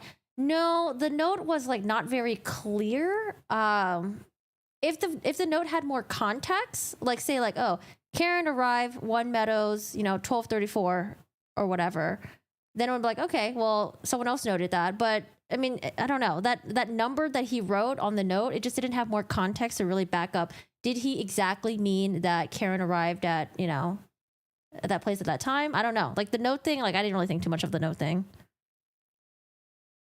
And the combination of the gastric, the stomach, and the pancreatic hemorrhages strongly suggested, given the circumstances and how the body was found, that hypothermia did in fact play a role in his death. Now, probably should have asked this first as a precursor. When you use the term hypothermia, what do you understand? What does hypothermia mean from a medical diagnosis? You know what? With where this is going and how we saw her rule on the death certificate, I don't think the jury is going to really know whether or not Karen Reed did this to John. I think it's just going to be like, oh yeah, these are the injuries that John had. He died from this. He died from that. But then the jury's going to be thinking, so did she did it or nah? I don't think they're going to get the answers. I think to them, it's going to still be a huge fucking mystery. Hypothermia is a term used to describe low body temperature, by definition, 35 degrees centigrade or below. And there are levels of hypothermia, from mild hypothermia to severe hypothermia. It just basically means the body is losing heat faster than it can generate it. And typically, what would be the sort of core body temperature that would determine someone is hypothermic versus not? We're usually at 98 degrees or 37 degrees centigrade. So anything higher than that is considered a fever or hypothermia. Anything lower than 35 degrees centigrade or 95 degrees Fahrenheit is considered hypothermia. Now, if you could explain to the jury sort of a little bit about the type of diagnosis that is involved in hypothermia and sort of what other sort of types of information you would be looking at in order to make that diagnosis. Hypothermia is a difficult diagnosis to make, and sometimes it's a diagnosis of exclusion, meaning that all other possible causes of death have been ruled out and you're left with hypothermia. I need to know more about your crazy next door neighbors. So a body that is found in the snow or in a cold environment and has a core body temperature of 85 degrees and is unresponsive or asystolic, meaning that there is no heart activity, could be a hypothermic death or it could not be a hypothermic death. And it's up to us to determine by doing the autopsy what other factors are at play. So the example I like to give is a person with severe coronary artery disease goes out to shovel their driveway, suffers a heart attack, and Sure, you drops okay? to the You having ground bad and dreams is down dead there? within seconds. I'm sorry, my dog, I think he's having a bad dream. He's like kicking around. Oh? Okay down there? Oy, oy, oy. Sure, also having the bad dreams. Yeah, so I think people typically just have the cloud storage, and then you get the cloud storage, and then if you don't want cloud storage because you never know who might accidentally access it, you can also have your footage stored on like your own server or your own hard drive if you want to. Goes out to shovel their driveway, suffers a heart attack, and drops to the ground and is dead within seconds. And no one discovers their body for a few hours during the storm. When they're found, they're asystolic, their core body temperature is 80 degrees, but the autopsy shows another reason for their death. It shows a massive heart attack, which is what killed them. They just happened to be outside after they died and they lost heat and their body temperature dropped. Doesn't mean they died from hypothermia. However, if you take a person, an elderly person, or any person, an intoxicated person, a person who is intoxicated with drugs. Bye, Wayne. That goes out into bad weather, gets confused, loses their direction, isn't able to get to shelter, and they die. Their body temperature starts to drop. They get more disoriented. They get more confused. Their organ systems start to shut down, and eventually they die from hypothermia. So that person will also be found in the snow with a core body temperature of 80, 85 degrees. But when we do the autopsy, if we see those gastric hemorrhages, if we see that bleeding in the stomach, if we see the bleeding in the pancreas, if we look at their toxicology and we see that they were intoxicated with multiple substances, then we can determine or we can opine that the cause of death was at least partly due to the hypothermia because they were still alive when they started losing heat as opposed to someone who had the heart attack. Also gives Brian relevance. Are you talking about Brian Albert, right? Relevance involved in this case? No, because the reason why the reason why Canton PD was conflicted out was because John O'Keefe was found on the lawn of a Boston PD's Boston officer's front house. Hold on a second. Why did that sound so janky? You know what I'm talking about, okay? But yeah, he was conflicted out because of that. And was already dead when they started losing heat from the body. Or the Canton PD was conflicted out because of that. Doctor, when coming to your opinion in relation to the cause of death of Mr. O'Keefe, in addition to... All right, guys, let's move on from the conspiracy theory stuff. Let's talk about this. I know you guys want to argue about the conspiracy theory stuff. Like, it was a conspiracy theory. Was it a conspiracy theory? Let's just focus on her testimony right now, okay? Because she's got some stuff to say. We've been waiting 28 days for her to testify. Let's listen. Due to the hypothermia, because they were still alive when they started losing heat as opposed to someone who had the heart attack and was already dead when they started losing heat from the body. Wait, but I do want to pause really quick because Dominic is giving us a tea on her crazy neighbors. It's a long story. They also have a big dog in a townhouse. I nicked him Cujo, but I kind of feel sorry for him. Oh no, not the doggo. They have a camera set up to spy on my friend Brendan when he walks by the complex. Wait, why?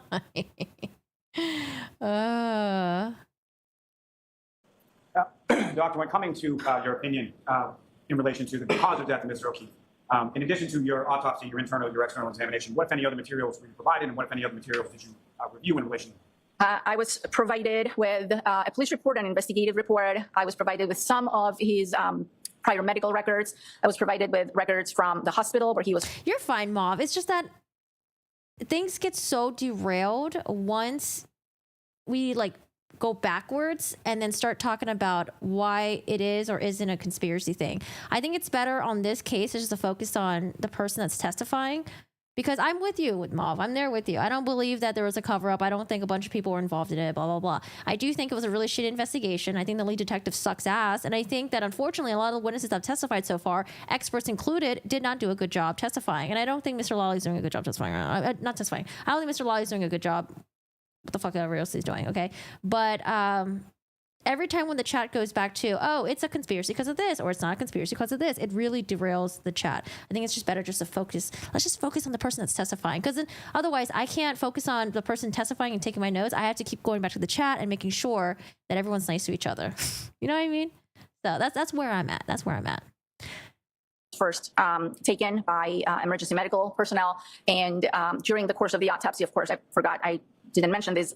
We also, during the autopsy, collect fluids from the body that are sent to the lab for toxicologic analysis. And after a few weeks after the autopsy, we get a report from the toxicology lab. And in this case, I looked at the toxicology report. As I mentioned, all the information from the investigators, the autopsy findings, the neuropathology findings, and came to a conclusion as to the cause. Now, as part of the documentation that you received from the investigators, did that include photographs of the scene as well? Yes. Oh yeah, make sure you save all those footages too, because sometimes those footages, if it's like cloud storage, it'll expire. I think with Ring, is it with Ring? Is Ring only like 30 days or something like that? Yeah, I would just save it just in case anything in the future happens, you know? You never know. They did, some photographs. Turning back to the toxicological findings that you received, what, if any, indication did those findings have, or did they indicate in regard to blood alcohol concentration with regard to Mr. O'Keefe? Mr. O'Keefe had alcohol in his system, and I do believe, I don't have the toxicology in front of me, but in his blood at the time of autopsy, the level was 0.21 grams per deciliter.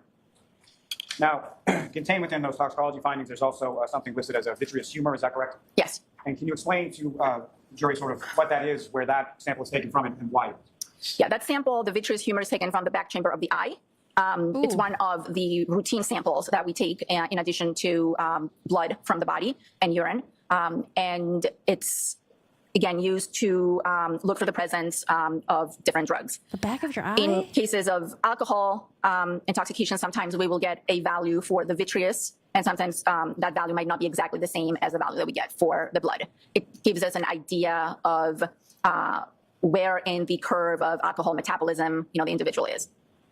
And so, based on sort of the disparity between the vitreous humor level Nicole. and the, I'm sorry, I may not have asked, what was the level in the vitreous humor? I believe it was higher.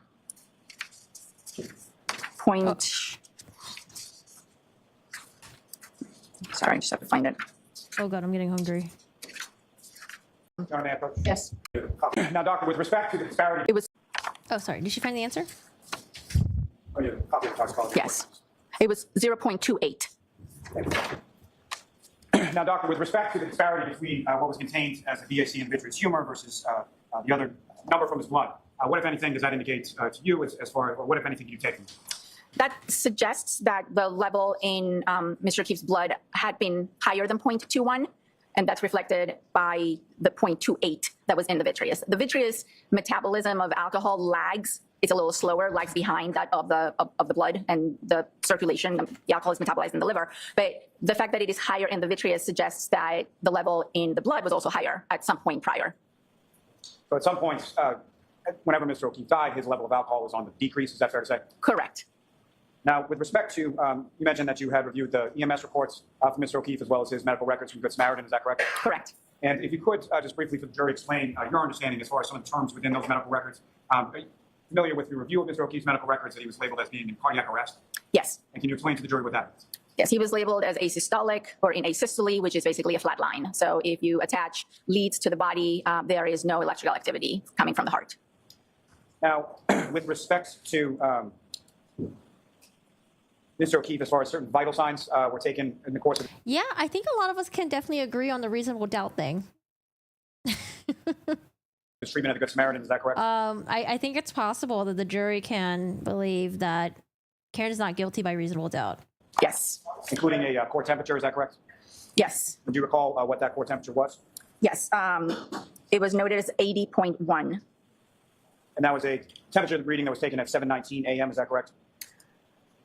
Because again, her charges are second-degree murder, and then oh crap, what were the other ones? It was like driving while intoxicated or something like that. Driving while intoxicated. No, it was like second-degree murder, manslaughter by vehicular manslaughter, I think, and then the hit and run thing, and then also driving, yeah, under influence.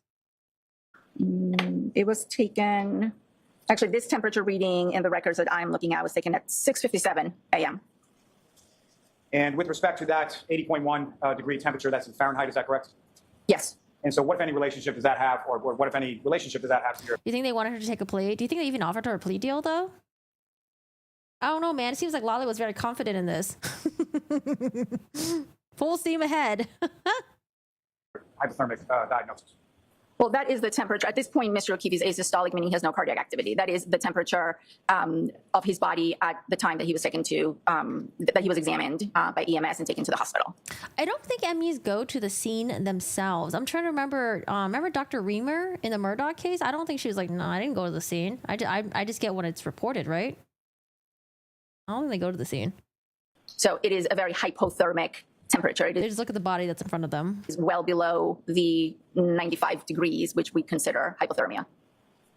Now, I believe you alluded to it earlier in your testimony, but with respect to hypothermia, what are some of the manifestations of that type of onset? In the TV drum, I don't know. It could be up to the medical examiner. Maybe there are some questions that they think could be answered by going to visit the scene. Maybe some of them go. I don't know. As it progresses? Well, the first evidence of hypothermia, which we have no problem in this room, is shivering. When someone starts to get cold, they start to shiver to conserve heat. But then as the body loses more and more heat, there are neurologic consequences. People can get confused. We see this in the elderly all the time. They can get disoriented. And eventually at very low temperatures, below 90 degrees, everything ceases to function. The heart stops. And would physical weakness or lack of strength be one of those manifestations as well? You don't think they can prove that she did feels like a theory? Oh man, am I gonna watch the other? Yeah, I'm gonna watch the other testimony. Okay, I'll reserve my comments about that, because when I first heard about, she left voice messages, she was texting him, all this stuff, I was like, oh, okay, this could be really bad. I'll comment on it later. Yes. And how many different sort of stages of hypothermia are there from the beginning of or onset of progression to the end? There is mild hypothermia to extreme severe hypothermia. I may have a moment, John. Yes. Oh, that's what you meant, Nicole. Okay. I misunderstood you.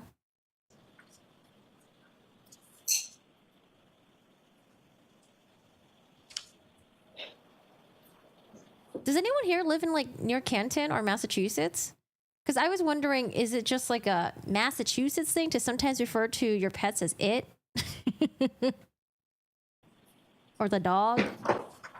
When I talk to my husband and I say the dog, I say it in a joking manner, like, oh, the dog wants you. He needs you again. But it's more like in a joking manner.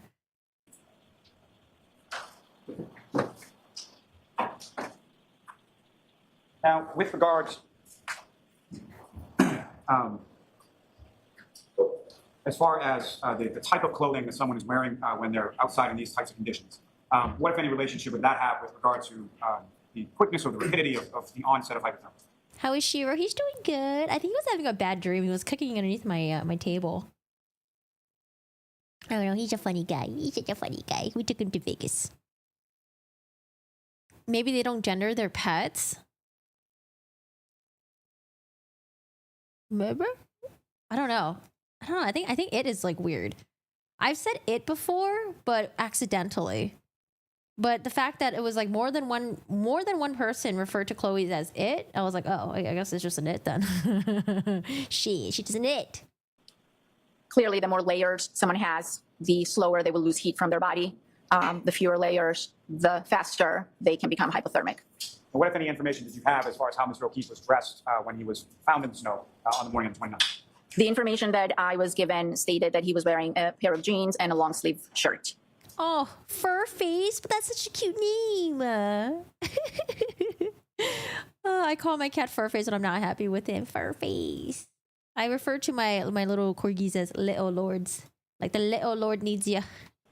Now, with respect to Little lords.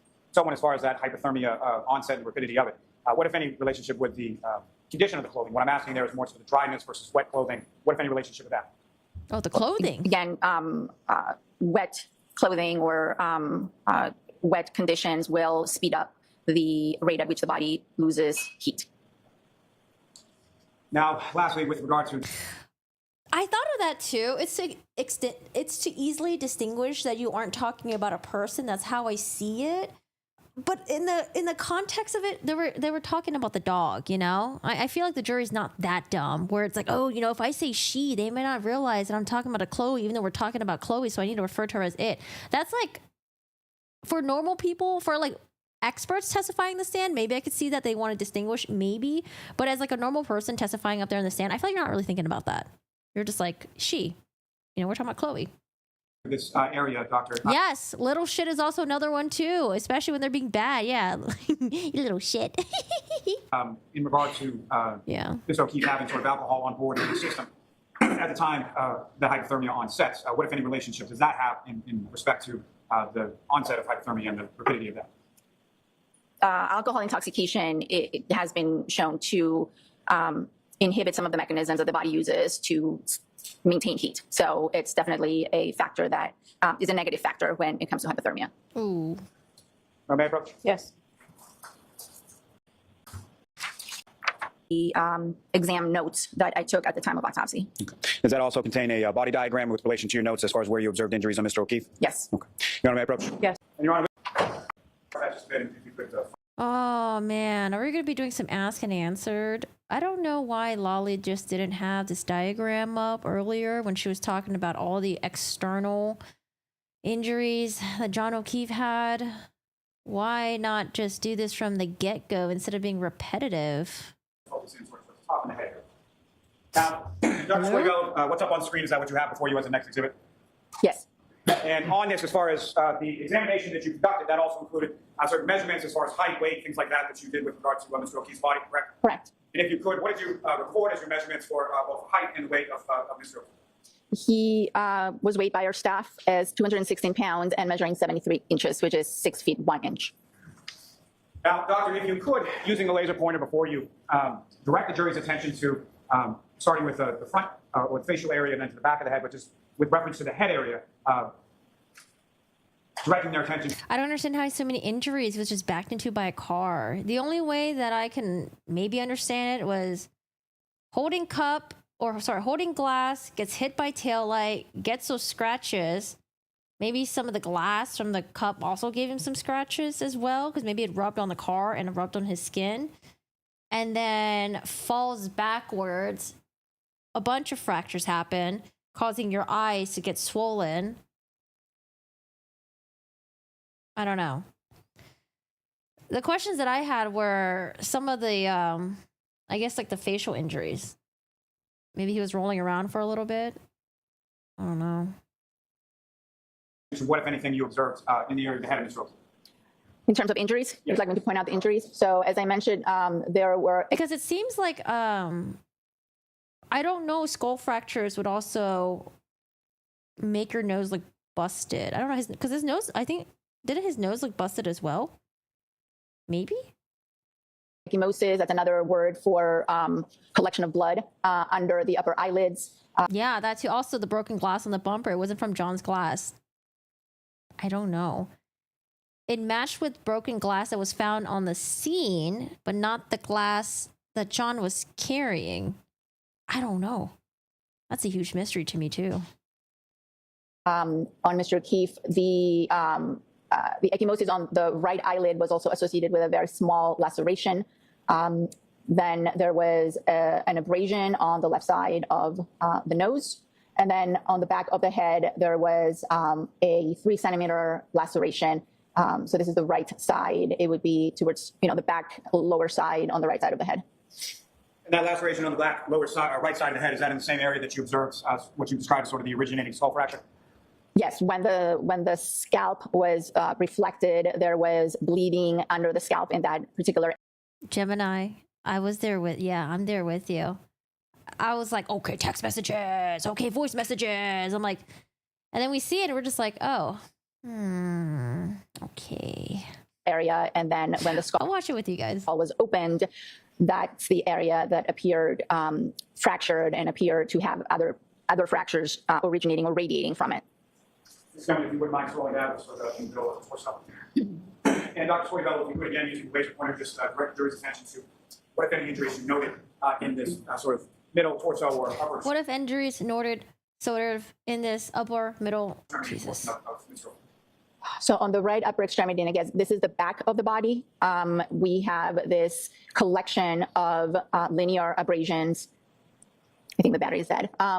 That measured up to 7 centimeters and extended from the upper arm down to the middle of the forearm. If I could interrupt you for 1 second, may I? Thanks.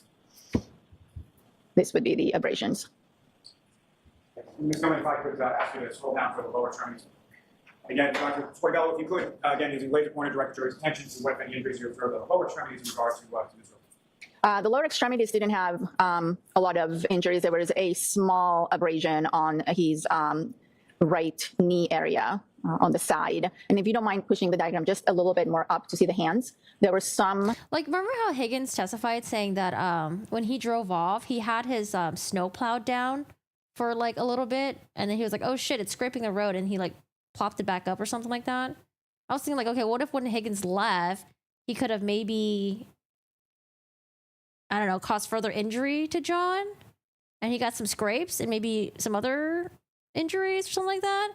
Maybe he realized that he hit John. Maybe he didn't realize. I don't know. I'm just trying to be really like open-minded here because I'm just confused. Just very confused. I'm like, what else could have happened to him? Contusions or some bruises on the dorsal aspects of the right hand and some very faint bruise on the left. Thank you, Doctor. Hello? What kind of and stuff science did you use, doctor? Hello, I have questions. I have questions? Your name cuts off right there. Thank you so much for the 2. I appreciate it. Thank you for your support. How are you? I hope you're having a good day. You're excited to hear the guys were... Yes. Oh my gosh. The when they were doing the voir dire stuff, oh my God, those expert witnesses. Those are the witnesses that I expected to hear from the Commonwealth.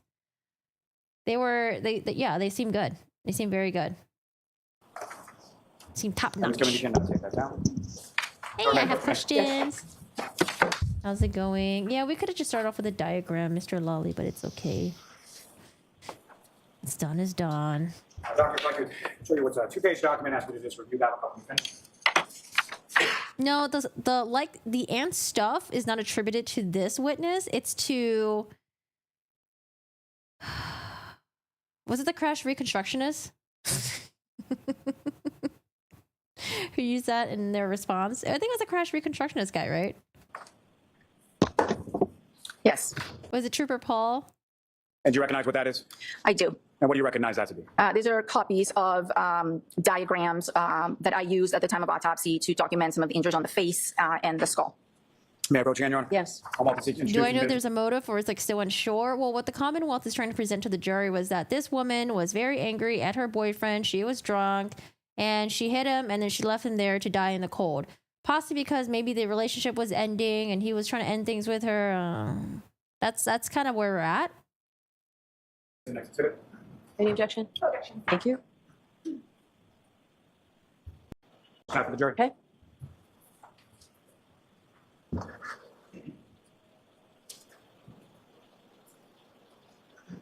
Oh, snakes are amazing. Yeah, ma'am. One moment, Your Honor. I want a snake so bad. They're so cute. All right, so that's the last. Yeah, like this right here. How did that laceration occur? Above the eyebrow. and the cut on his nose.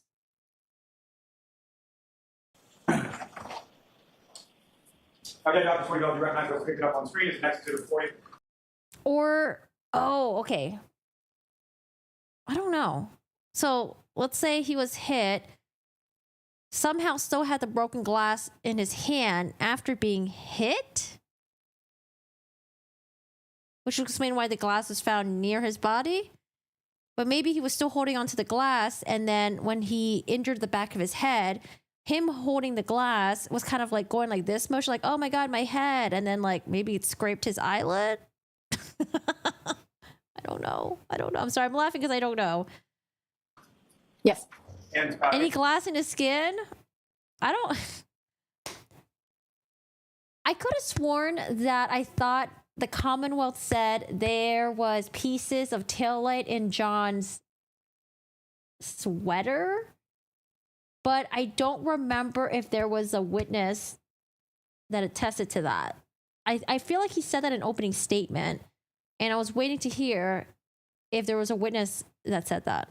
I don't know if I remember hearing a witness saying that, whether or not there were pieces of plastic or glass in his skin, in his sweater. I don't remember. I might have missed it. Yeah, I thought they said something about taillight, but no glass, if I remember right. But who? I don't know. I don't remember. There's just so many little details about this case that some of the, I don't know. A lot of this just gets lost sometimes. if you could, again, using the laser pointer, direct the jury's I attention. should have it in my notes maybe, but my notes are kind of out of whack right now because some of the days I took notes on my iPad, some of the days I took notes on my computer, and I haven't merged the notes yet, and What, if anything, you observed or noted of significance in these particular diagrams?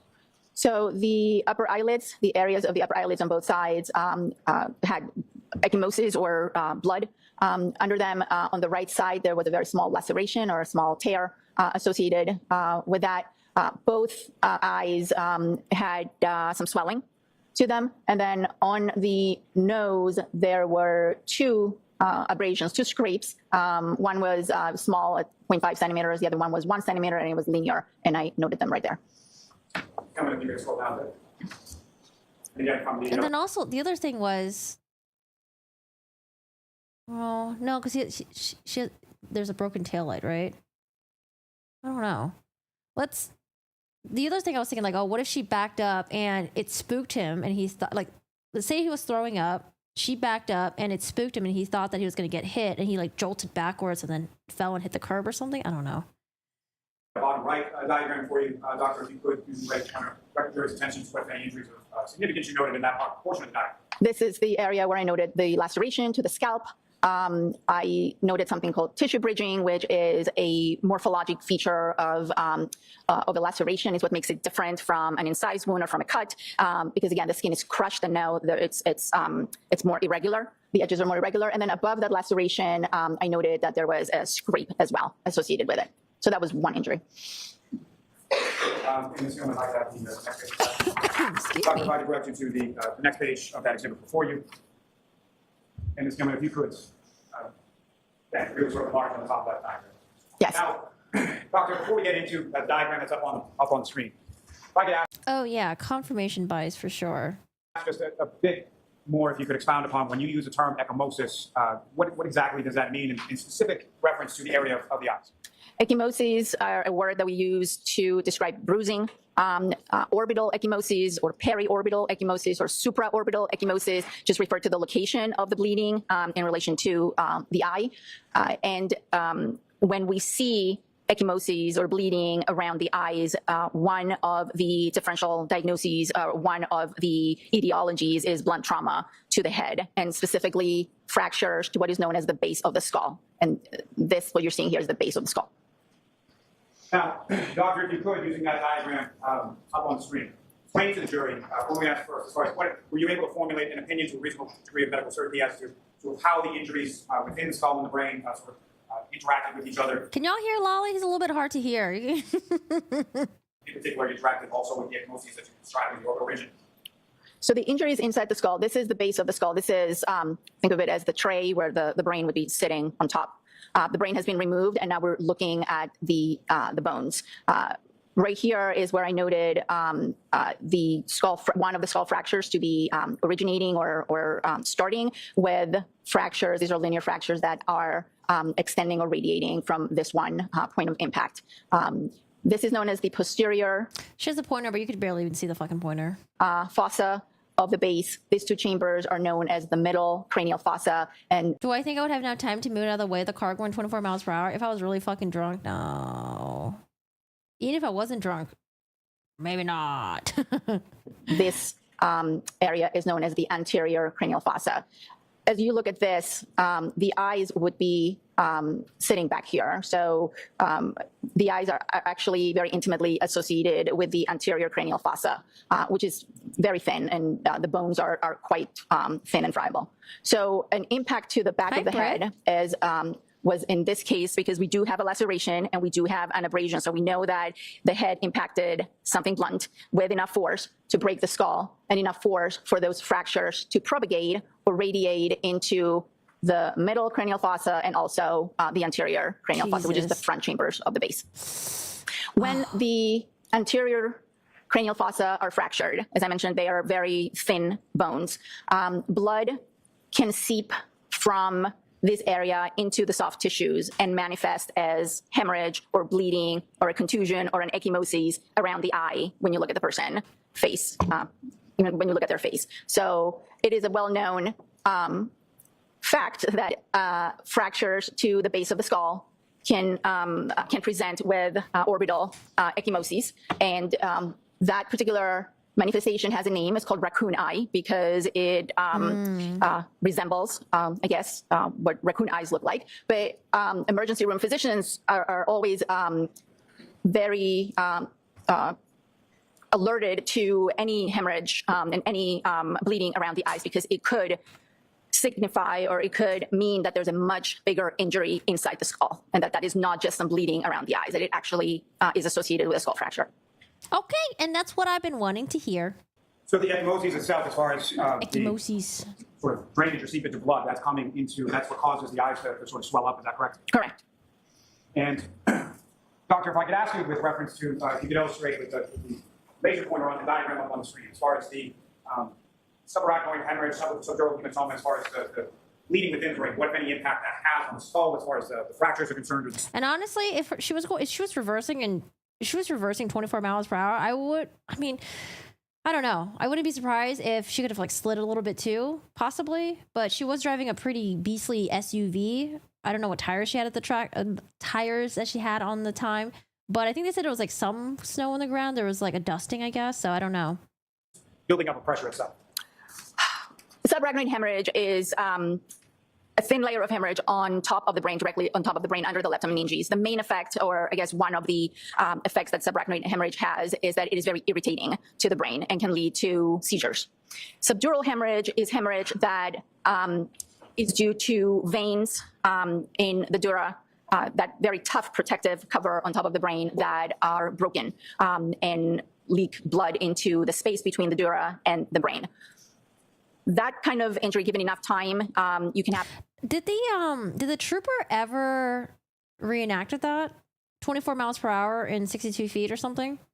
I know they checked to see if when you reverse, if your parking sensors and your rear view camera works, but I don't know if they actually reenacted that themselves. Did they? Have accumulation of the blood, and it can cause significant shift into the brain. That's not something that we had here. Here we had some subdural hemorrhage, but not enough that it was what we call space occupying, but it was present. So it was due to bridging veins in the dura being injured from the trauma, from the fractures. And in terms of the effect that all these injuries have, the subdural and the subarachnoid and the skull fractures, anytime the brain is injured, it responds by swelling. And they just checked it and then drove backwards, but you can see the speedometer. Did they recorded this? Wait, did I miss it? Hold on, do I have to go back to that to crash reconstruction as his testimony? And the skull is a closed space without the ability to expand, unlike the skin, where you can have a bruise or a significant amount of blood accumulate under the skin. In the skull, once the brain starts to react to the injury and it starts to swell. Oh, okay. That's why I didn't see it. It was a video that the judge didn't let in. Gotcha. Okay. 'Cause I was like, wait a second. I don't remember seeing that video. Oh, God. What a mess. There's nowhere to go except for down. And that's the foramen magnum. That is the area where the brainstem and the spinal cord will run out. Spinal cord connects, obviously, the brain to the. Because I know we're also wondering, was he vomiting as a result of being drunk, or was he vomiting because of the trauma that his brain suffered? Rest of the body. And this is one of the few spaces that the brain can try and squeeze into because he has nowhere else to go. So herniation, brain swelling and herniation are a general response that the brain has to any sort of trauma. And Ms. Cummins, thank you very much. You can, Ms. Roberts, we can have the lights back on. May I approach Sister Retreat? Yes. Opinion can you give or can you say in regard to the type of force or amount of force necessary to cause the fracture to the skull that you observed with regard to Mr. O'Keefe? I can't really give you a number. I'm not a physicist. I can tell you that the skull is a pretty thick bone. It takes considerable amount of force to fracture the skull. So that was a pretty considerable impact. Now, with respect to the injuries to Mr. O'Keefe's head and the onset of hypothermia, what, if any, opinion do you have with regard to the timing of those respective to each other? Well, I do believe the injury. But does she believe that it's possible that he could have just fallen and that amount of force could have just caused a skull fracture like that? Or do you need a physicist to come in here and do those calculations? The blunt impact injuries were sustained first. These are not injuries that are immediately lethal. This is not something that would cause death in seconds. And therefore, Mr. O'Keefe may have been incapacitated by the injuries or knocked out, if you will, and was not able to get himself into a warmer environment, and therefore hypothermia set in, given the environmental conditions and given the clothing on the body, or the lack of clothing, I should say. Wouldn't they have car data from that night? They weren't able to get everything because I'm assuming Karen Reed's car might have been a couple years old, and some of the stuff wasn't, I think some of the services weren't supported by the software programs or something that they had at the time, like that. So they weren't able to get some stuff from Lexus or Toyota. But I know they were able to get like, oh, okay, like this is, you know, they had like the key start stop information. They had some information that showed them that, oh, she was driving, you know, in reverse, this many miles per hour, blah, blah, blah. But they weren't able to get like further data from the infotainment system, because I wanted to know, because there's parking sensors, obviously. There's like a reverse backup camera. And then also, I think if you're reversing and things are going to crash into something, I think your system kind of goes haywire and then like it forces you to like come to a jolted stop, right? So I wanted to know if there's any information on that. Like, oh, did the car detect that there was parking sensors that were going beep, beep, beep, beep, beep, beep, beep, beep, and then ultimately the car did hit something? And then if, you know, the car detected that there was some sort of like a hit, I don't know, but I don't think they were able to get any of that information. No big jacket or anything like that. Now, when you say something as far as some type of injury being immediately lethal, can you give an example of that? The one that forensic pathologists like to use is a gunshot. I know they did mention that they wanted to get the chip off the motherboard, and that process would have been very damaging because you're like fucking with shit. And so I think that was like their last measure, that they would do that. And I don't think they were able to get anything afterwards, but they tried to get more information from Lexus, Toyota, and they weren't able to as well, from what I remembered. One to the head. Kendrick. That goes from one side to the other, disrupting the neural systems of the brain and causing the person to immediately drop and die within seconds or milliseconds. This is not that kind of injury. This is an injury that took a little bit of time to develop, as is manifested by the fact that we have some bleeding, which means that the heart is still pumping and blood is still coming out of the vessels. And so I guess to that point, as far as what was it from your examination and your findings and your review of sort of the overall materials that leads you to believe that the head injuries happened prior to hypothermia setting in? Again, the findings of hypothermia, the blunt impact injuries, if someone is, it's not completely out of the realm of possibility that someone becomes hypothermic and then falls as a result. But the hypothermia would continue along with the brain injuries that took some time to develop. So in my opinion, I believe the impact, the injury to the head came first. Mr. O'Keefe was most likely incapacitated or unable to move into a warmer environment, and then the hypothermia set in. And if you can, what, if anything, can you say as to the sort of, in contrast to sort of the bullet to the head or the instantaneous death, what, if anything, can you say as to the time that this would take to manifest itself as far as the injury to the head and a hypothermic state? Again, I can't give you specifics. I would say this was definitely in the matter of minutes, many minutes, or hours.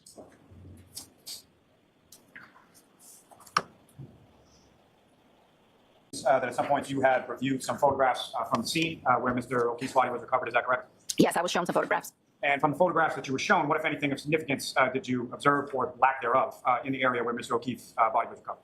Well, based on those photographs, limited number of photographs that I saw and I was shown, there didn't appear to be a lot of disruption around the area where I was told that Mr. O'Keefe's body was found.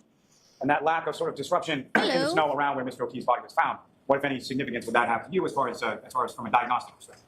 Well, it suggests that he really didn't travel a very long distance once the injury was inflicted. And as far as anything related to footprints, drag marks, anything like that, did you observe anything like that in that area? On the pictures that I saw, no. Yes. Oh, you're talking about Liam Neeson and his wife, the woman who was the mom in the Lindsay Lohan twin switch movie, whatever it's called. What was it called again? Why can't I think of the movie? Yeah, Natasha. Was it Natasha Richardson? Was that her name? Was it a brain aneurysm though? Because I remember there was a ski. Yeah, there was like a ski accident, and then I knew she died from that. Parent Trap. Is that what you're talking about, Dominique? I think her name was Natasha Richardson. She also has a sister who, Jolie Richardson or something. That's also an actress. From your extent of your examination of Mr. O'Keefe's body, what, if anything, that you observe that would indicate any sort of altercation or a fight or anything like that Mr. O'Keefe was in? I didn't see any major signs of what I would call a significant altercation. And with regard to that, as far as signs, what are some of the signs, and what would you be expecting to see, and what was lacking as far as your observations of Mr. O'Keefe? I looked at Mr. O'Keefe's hands. As you saw in the diagrams, I did document that there were some contusions on the dorsal aspect, very vague and faint contusion on the left, and contusion on the right hand. That particular contusion has a central little pinpoint mark that may suggest that it was due to attempts to get IV access on his hand. That's a very common place. But I didn't see any bruising on Mr. O'Keefe's knuckles. His nails were intact. I didn't see any breaks on his nails, and I didn't see any fractures or feel any fractures on any of his hands. Now, with respect to the diagrams that were up on the screen before, as well as your observations from internal examination, you observed some fractures to Mr. O'Keefe's ribs. Is that correct? Yes, he did have some fractures, I believe, to the 4th and 5th ribs near the... Wait, what? I thought this entire time they were saying that, like, John didn't have broken bones. He didn't have any fractures or anything like that. How could he have been hit by a car? Wait, so now he has fractures? Sternum. It's a very common location for CPR. Oh my God. Oh, from CPR. Okay, hold on. Sorry. Let me listen again. Oh God, that sounds painful. Screen before, as well as your observations from internal examination. You observed some fractures to Mr. O'Keefe's ribs. Is that correct? Yes, he did have... okay, because I was like, wait a second, because the defense kept saying, oh, he got hit by a car, but didn't have any fractures or didn't have any broken bones. Okay, CPR. Got it. I just had to wait a couple more seconds. Some fractures, I believe, to the 4th and 5th ribs near the sternum. It's a very common location for CPR-associated fractures. Gotcha. And so, I believe you just alluded to it right there, but as far as any fractures to Mr. O'Keefe's ribs, what, if any, opinion do you have as to the origination or causality of those rib fractures? As I mentioned, those are very consistent with the resuscitation. We see those quite often, given the history that I was provided that extensive resuscitation was attempted. I documented those as most likely due to resuscitation. Now, doctor, with regard to the, just by way of contrast. Yeah, I think her name is Jolie Richardson. She was in Nip-Tuck. She was the mom in Nip-Tuck. You talked a bit about the significant impact or the thickness of the skull. How does that relate to the area of the ribs that you're talking about as far as can be fractured in resuscitative efforts? Well, don't understand the question. Let me rephrase. What is the difference sort of between the thickness of the bone in the skull versus the thickness of the bone in the ribs? The skull in general is a thicker bone. It requires more force.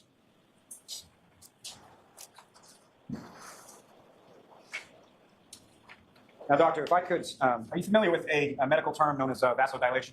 Yes. And can you explain what that term is and how it relates She said the IV would have been the pinpoint mark that was found on his one of his hands. to Mr. O'Keefe's condition? I can explain what the term is. Vasodilation means opening up. Vaso refers to blood vessels. So vasodilation is the opening up of blood vessels to bring more blood to the extremities or any part of the body. And again, that's a bit of an unfair question with me as far as relations. But so how does that manifest itself as far as someone who's in colder conditions or has that sort of onset of hypothermia? What, if any, relation does vasodilation have to that?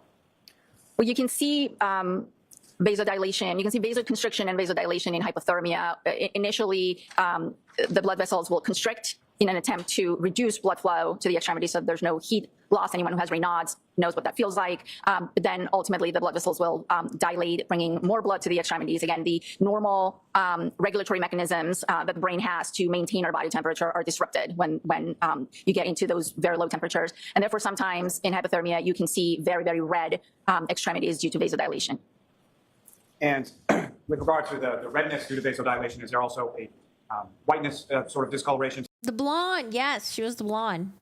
to the extremities that They're can be both observed in hypothermic patients as well? That's been described as well, yes. Now, with reference to when you make your observations of Mr. O'Keefe, why is it that, well, let me ask you this. You didn't see any signs of vasodilation or white fingertips or anything like that. Is that correct? Correct. I rarely see signs of vasodilation, especially if someone has died in the hospital. And can you explain to the jury sort of why that is? So for two reasons. In this particular reason, Mr. O'Keefe was taken to the hospital and attempts were made at rewarming the body. So he was given warm intravenous fluids and attempts were made to bring the body temperature up with the hope that the heart would start working once that happened. Also, I did not physically see the body until Monday morning.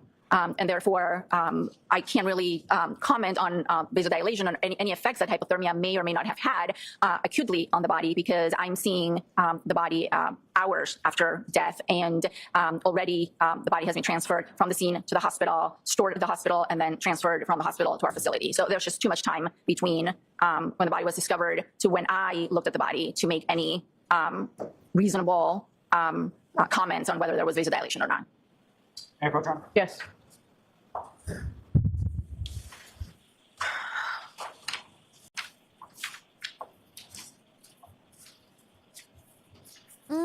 I don't remember. She could be. She could have been. I didn't watch the OC. I watched Melrose though. I don't remember her being in that one. Like 90210 or something like that. That's what I watch.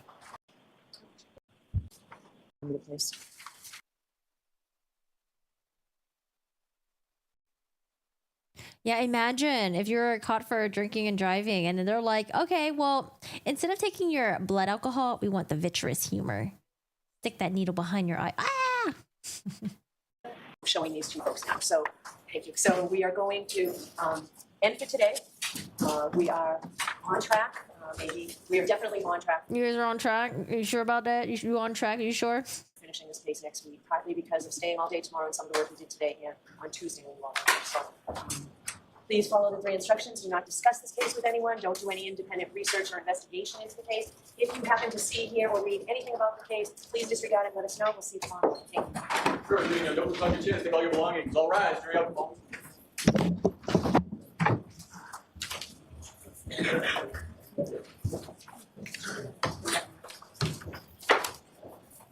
You can file out right after. Thank you.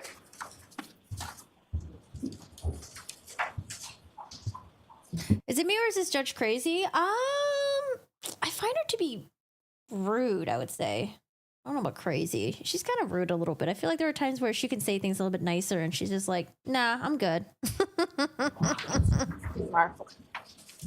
Take a seated. All right. Thank you. It does seem like the appropriate place to stop. Does anybody, so we're still in session? Does anybody need me for anything now? If we could just approach briefly, Okay. just regarding scheduling your own. Yep. Scheduling, blah, blah, blah, blah, blah, blah, blah, blah. Okay, I'm going to go downstairs, get a protein shake, and see Karen Reed. Sitting there.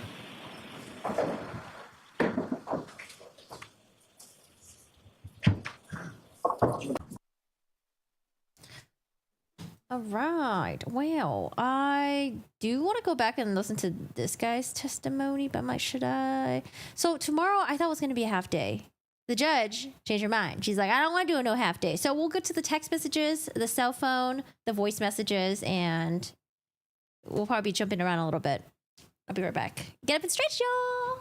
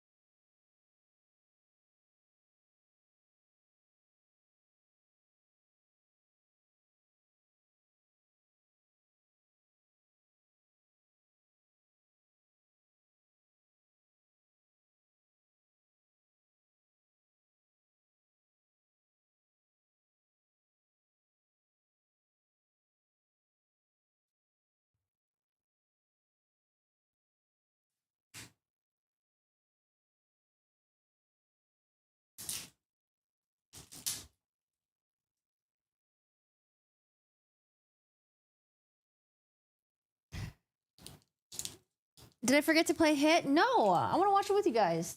Trying to watch it without me? Excuse me? All right, so biggest takeaway from the medical examiner's testimony so far. She described John O'Keefe's injuries, talked about the death certificate. She was able to find the cause of death, but not rule on the manner of death. She said that could not be determined.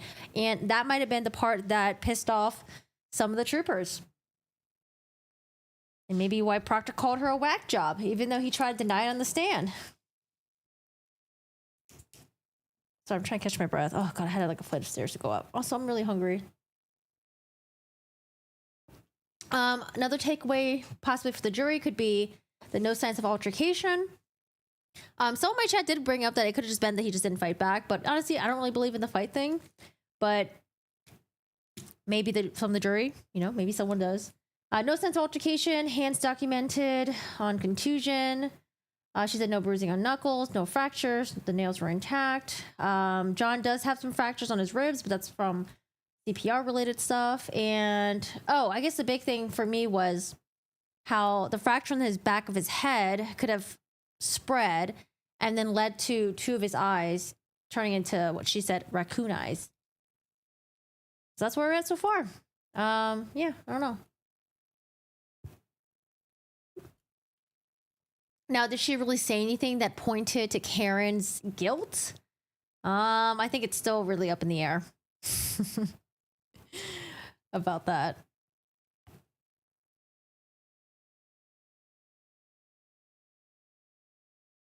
Did the medical examiner make anything clearer for you guys? Some stuff, yeah. But as to whether or not Karen, like if I was sitting on the jury right now and I wanted to know if Karen was guilty, did she testify anything that would point to, it was definitely Karen? Like, oh yeah, this is like the banger for me. This is, boom, this is it. No, not really. Because I think in my mind, I would still be wrestling with, could this have been an accident? Could he have fallen? Could he have just been really drunk? Could Karen have hidden and then didn't know? I don't know.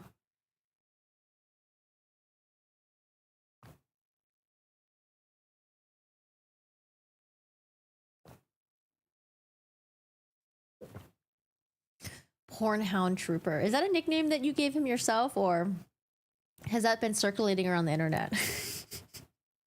Sir Pornhound. Imagine having a husband. His nickname is Pornhound Trooper.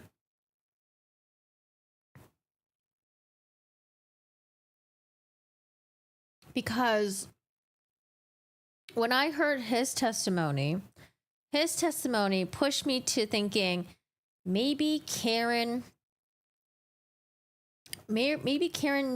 either did it accidentally and she didn't know.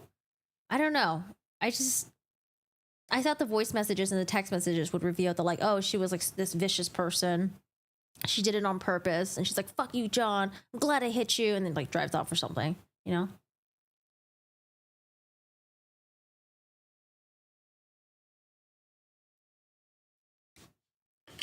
But let's go through that. I don't know. Again, when I was listening to this originally, it was under 2x speed. So I could have missed some stuff. And I was multitasking. It was like in the background. All right, text messages. And again, that's an extraction report that you created from Mr. O'Keefe's phone. Is that correct? Yes, it is. May I approach again, Your Honor? Yes. So where we ended with his testimony 2 days ago, I believe, because yesterday was a holiday. They went through the text messages between Karen and John. It seems like they were arguing that day, some issue with breakfast. I think Karen and John had a disagreement about how the two children, I don't know, it's probably what they ate for breakfast or something like that. And Karen felt like John kind of like blew up on her and it wasn't warranted. They were going back and forth. And it seems like John is just tired of arguing with Karen, thinks that, you know, this relationship has been nothing but arguments the past couple weeks. And then Karen was like calling him constantly. He didn't want to answer because he said that the children were there and I think the dad was visiting. But it seems like at some point they, you know, made up because their text messages started to get a little bit lighter. It was like, hey, let's meet up. You know, are you going to come over and all that stuff? And then, you know, they saw each other at the bar. They seemed kind of lovey-dovey from what we saw in the footage. No objection. So Lally, you really do need to keep this. It's 6:35. And may I approach? Oh, I'm sorry.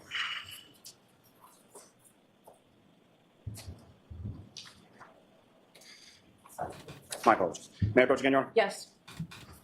So when you another document, sir, I ask you to look at that. Look up when you finish.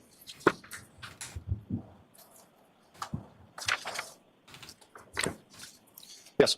Do you recognize that, sir? Yes, this is Karen reads the full chat report of everyone from the 29th on. So, May I approach, Your Honor? Yes. I'm going to introduce the next exhibit. We have no objection.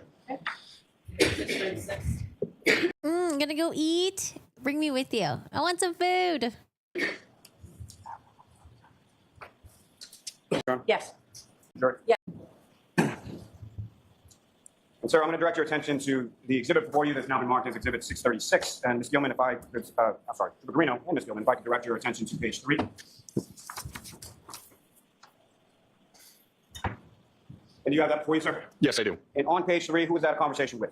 Laura Sullivan? And that conversation essentially continues from page 3 to page 6. Is that correct? So Laura Sullivan, if I remember correctly, was she the sister of the woman that Karen thought John was kissing at Aruba? And then Laura Sullivan's the one who lost her husband, and John O'Keefe was there to support her and her family, right? I think John and her husband were like best friends. Okay.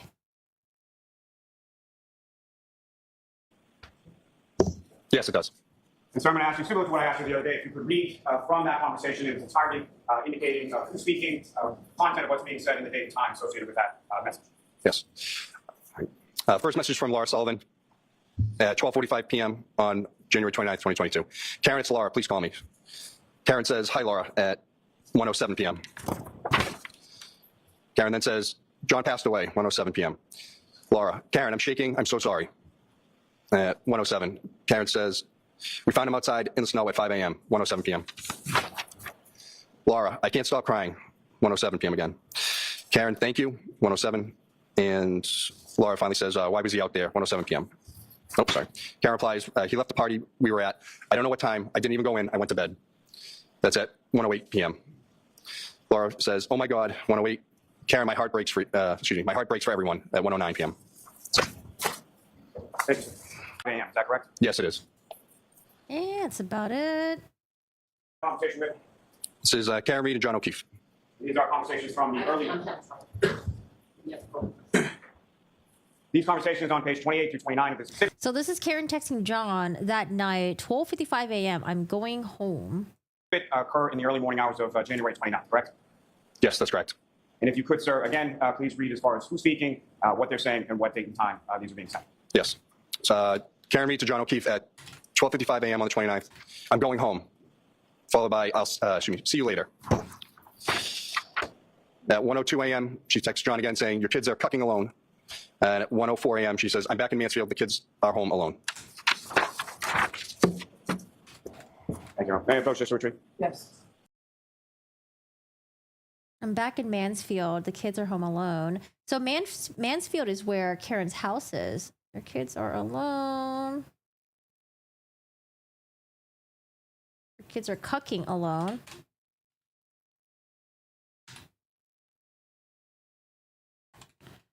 I'm back in Mansfield. The kids are home alone.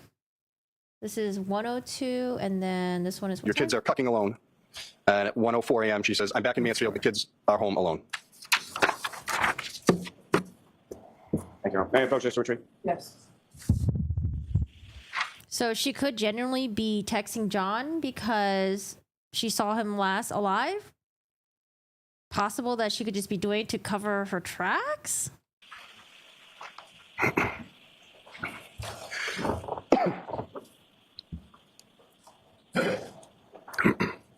May I have a moment, Charles? Yes.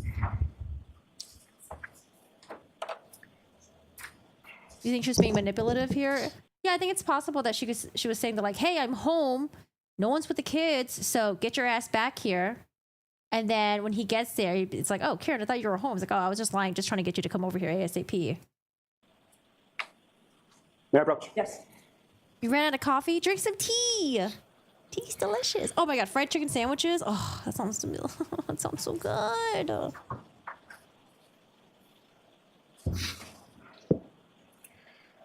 Yeah, I don't know. It's just like, I feel like it could just be interpreted in so many different ways. Mr. Officer, we can put the One is Karen's log report. call logs, correct? 1 through. All right, so we got the As call far as the logs. time related to box 113 and 114, what are the timestamps associated with that? 1:29/2022 at 12:36 a.m. 41 seconds, and then another one at 12:36 and 10 seconds a.m. on the 29th. And is there any indication within that report? Let's see. 12:36. These are the voice messages? Timestamps associated with that? Ooh. 1:29/2022 at 12:36 a.m. 41 seconds, and then another one at 12:36 and 10 seconds. Oh, 129 is the date. Shit, sorry.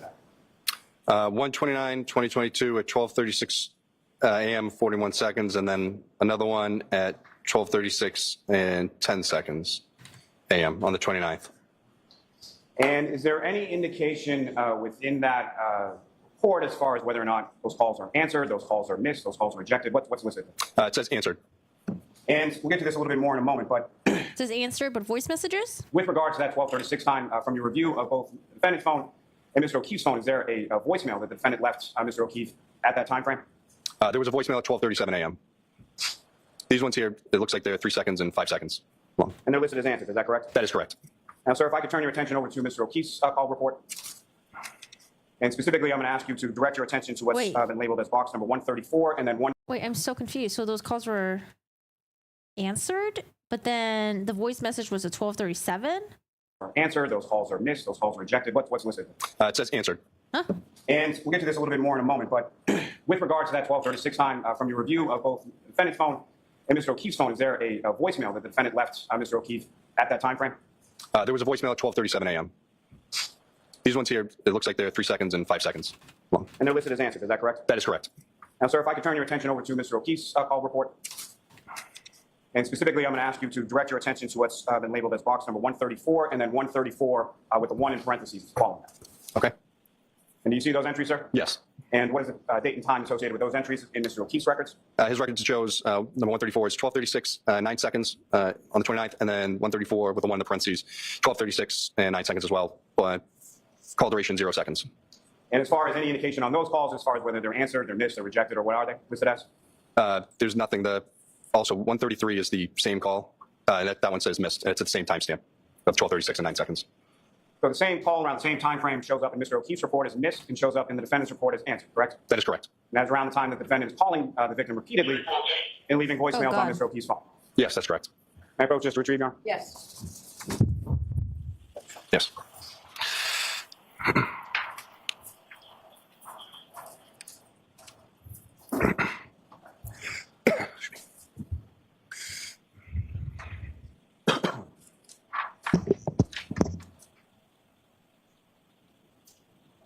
Now, Trooper Guarino, you conducted an analysis of both the defendant's phone and Mr. O'Keefe's phone, correct? That's correct. And from your analysis of that phone, were you able to determine approximately how many calls occurred from the defendant? You did the math. Would we also need the street coefficient as well? You know how what is it, like friction or something? Will we need that or no? Phone to Mr. O'Keefe's phone from the time period shortly after 12:30 a.m. To the time period shortly after 6 a.m. Because it was snowing, but it was like a light dusting. It was over 50. I think it was 53 or 55. But And any of those calls from your review of those phones, you conducted an analysis of both the defendant's phone and Mr. O'Keefe's phone, correct? that's correct. And from your analysis of that phone, were you able to determine approximately how many calls occurred from the defendant's phone to Mr. O'Keefe's phone from the time I period? also kind of wish we saw the call logs to know how often did she call him? Did she call him up until like 2 a.m., fell asleep, and then started calling him again when she woke up? Or was it throughout the night? Or, you know what I mean? I want to see the call logs. Shortly after 12:30 Oh, yeah, a.m. show it. To the time period shortly after 6 a.m. There was over 50. I think it was 53 or 55. But And any of those calls from your review of those records indicate any sort of conversation as far as duration, as far as being labeled as answered, anything to that effect? No answered. that Mr. O'Keefe actually picked up the phone and spoke to Ms. Reed? Yes. No. Now, with regards to those phone calls from the defendant to Mr. O'Keefe, what, if anything, did you find from Mr. O'Keefe's phone in relation to voicemails left by the defendant? There were should be 8 voicemails on Mr. O'Keefe's phone from the 29th till the phone was discovered. All from Ms. Reed, no one else. May I approach, Your Honor? Yes.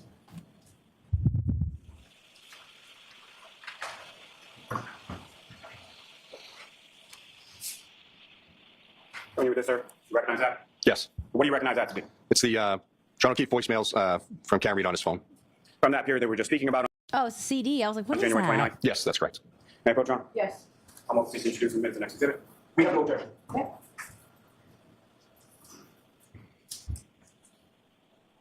It's just 30 seconds. Now, so anything were you able to observe or ascertain that the defendant's phone did at approximately 12:36 a.m.? So by looking at the timeline in the phone, we were able to see that Ms. Reed's phone auto-connected to John O'Keefe's Wi-Fi at his house at 12:36 a.m. We know this because it's a password-protected access to the phone, so you would have to know the password to get into this Wi-Fi network. And that would be the home in 1 Meadows Avenue, correct? Yes, that's correct. Your Honor, with the court's permission, if we could publish each of the 8 voicemails to the jury. Okay. Are we going to hear which time each one is? Yes, Your Honor.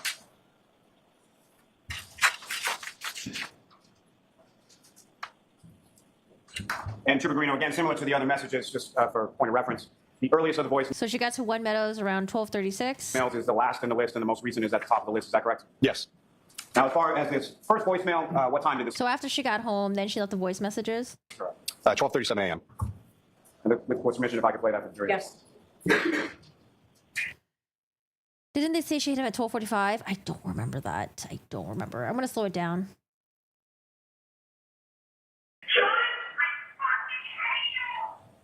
Sounds like, John, I fucking hate you. Ms. Gilman, if you could have the second message.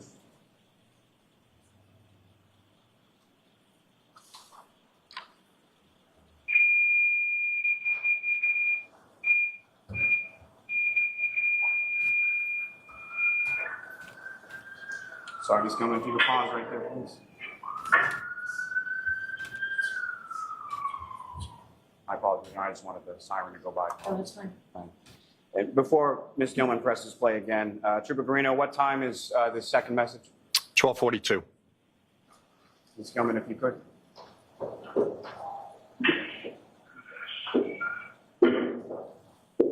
Is this the windshield? Oh, no, no, not the windshield, because she's already at the house at this point. So she could just be like walking around the house, maybe.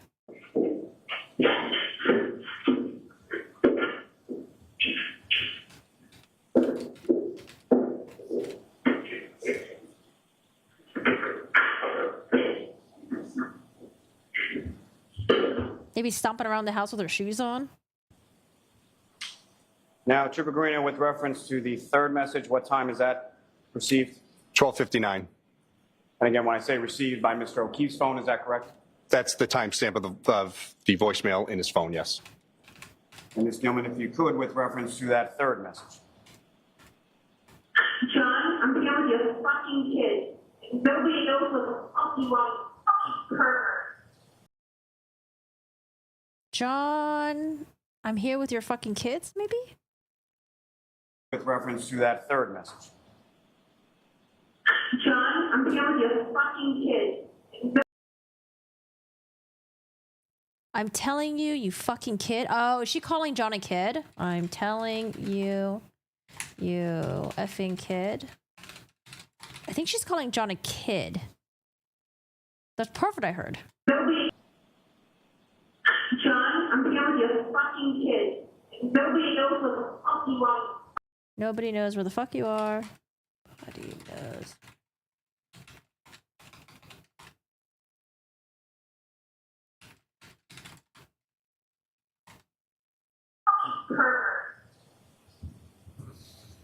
Okay, so this goes back to, if she knew that she hit John, why would she leave these angry voice messages as a trail? That also doesn't make sense to me as well. I don't know if these voice messages help the Commonwealth. I think the Commonwealth wanted to show that, like, look at Karen, look how angry she was at John. She hit him. But at the same time, I think it can go the other way, where it's like, well, what kind of woman would want to leave these voice messages where law enforcement can listen to later on that would show that, oh, she was this angry after she hit him? Ah, God, what a weird case. Now, it seems like at this point, because remember, there was that woman, there was like one of John's exes that lived around that neighborhood, and fucking, I don't know why Jen would bring this up. I think it was Jen or Matt. When they were giving John directions to 34 Fairview, they were like, oh, they lived near, you know, one of your ex-girlfriends or something like that. It's like, why would you say that with Karen Reed there in the car? Like, what a weird thing to say. So I don't know, maybe at this point, Karen thought that John was at the party, but then left to go cheat on her because she, you know, there were text messages leading up to this day where she thought John may have been interested in someone else. And she's like, hey, let me know if you're interested in someone else so I don't have to be with you. I'll leave you alone, right? Oh, gosh, I don't know. This is... Oh, she said she's there dealing with his fucking kids. Let me see.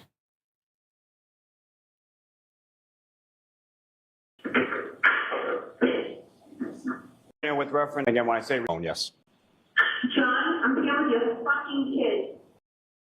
No, it sounds like John, I'm telling you, you fucking kid. Nobody knows where the fuck you are, you fucking pervert. That's what it sounds like to me. Nobody knows what the fuck you are. I know, right? Troublemaker. Like, why would you say that? Like, hey, you know, come on over to 34 Fairview. By the way, her house is right by that girl that you dated like 5 years ago. Hope Karen doesn't get mad at me for saying that. You know, even like, geez, just be like, it's at 34 Fairview. Here are the address. I'm sorry, I made it way more menacing than how it probably was said, but that's how in my head I was just like, Jen, why would you say that? Come on now, girl. Come on now. Oh, John, I'm here with your fucking kids.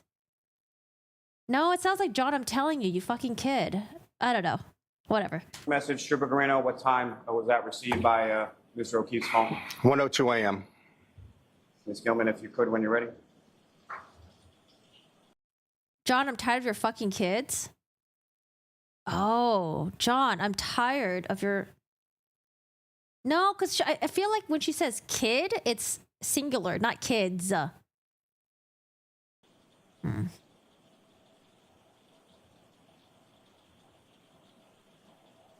Well, either way, any of the variations that you guys think she said and whatever I think she said, I think the sentiment is still the same. It's kind of like, okay, she was pissed. She thinks that he's out doing something. That's why she's calling him a pervert and he's not coming home. She's angry at that, and she's leaving these angry voice messages. Because I feel like someone who's trying to cover their tracks by leaving voice messages to show that, like, oh, I left a voice message to show that, hey, I still think that he's alive. The voice message would just be like, oh, hey, John, I hope you're having fun at the party. Like, hey, listen, I got to leave soon. Like, are you going to come here or not? Because I've been calling you. I got to leave. You got to be here with your kids, right? I feel like the voice message would sound like that if she was trying to do a cover up. But to me, it seems like she genuinely was just pissed at him that he didn't come home. And she's like, where the fuck are you?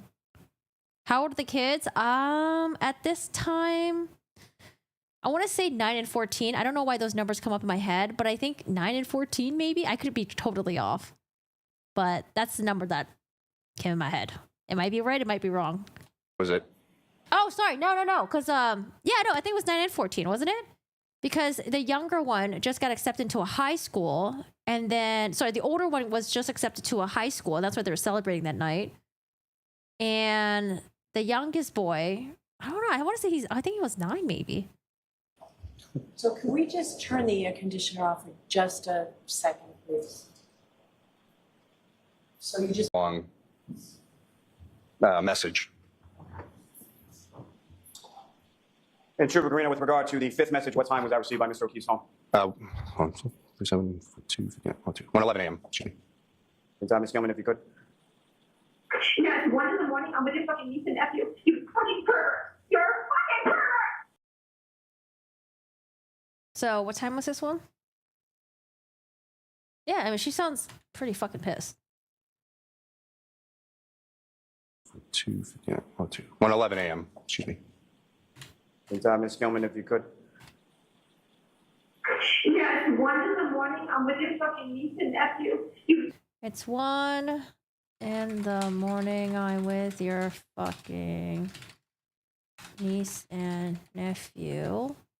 Fucking pervert. You're a fucking pervert.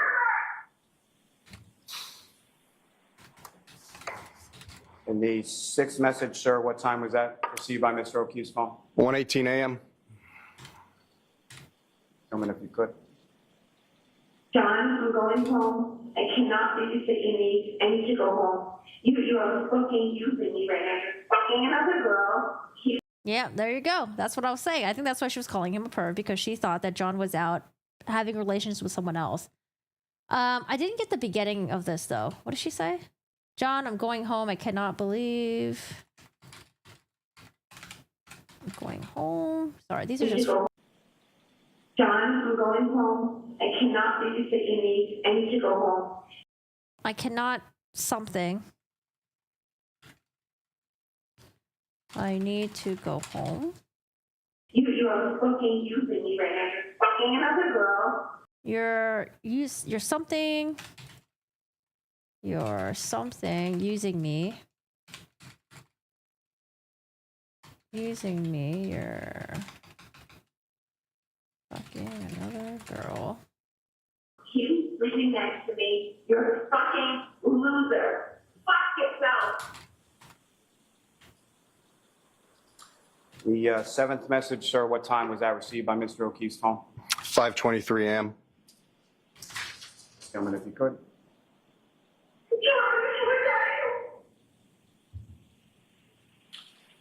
The last and eighth message, sir, what time was that received by Mr. O'Keefe's phone? It's hard to hear what she said, but it kind of sounds like, where the fuck are you? Or like, where are you? But like in a very panicky tone. 6:08 a.m. Ms. Gilman, if you could.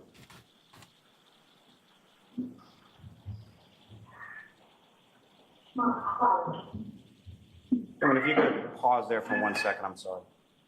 With respect to this message received on Mr. O'Keefe's phone at 6:08 a.m., from your knowledge of the investigation, where was the defendant, who, if anyone, was with her or around her at the time of this message at 6:08 a.m.? Jen McCabe, Kerry Roberts. During the message, you can hear someone on the phone with 911. Thank you, sir. Ms. Gilman, if you could. We've already listened to this.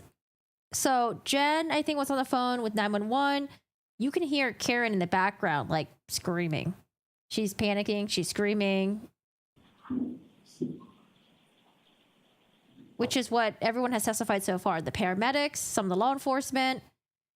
Jen, Carrie.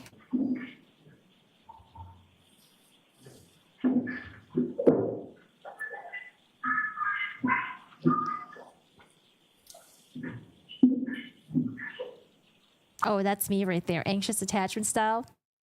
Yes, I think very cool years ago, getting that, they're taking a chapter now.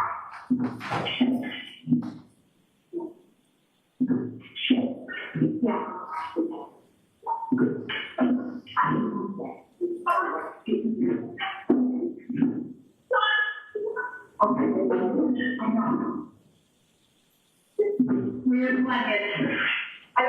Wait, hold on a second. Let's not talk shit about the victim because we have some information about John, but not like complete whole picture.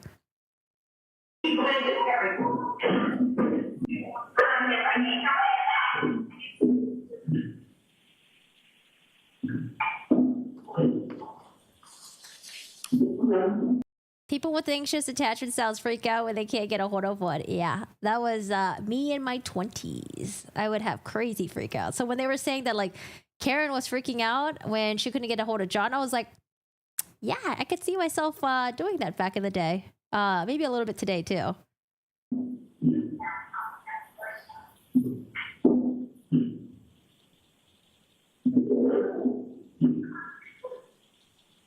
But that freak out would be like, was just me by myself. I don't know if I got a hold of my friends to try to like look for him. I don't know if it would be like that insane crazy.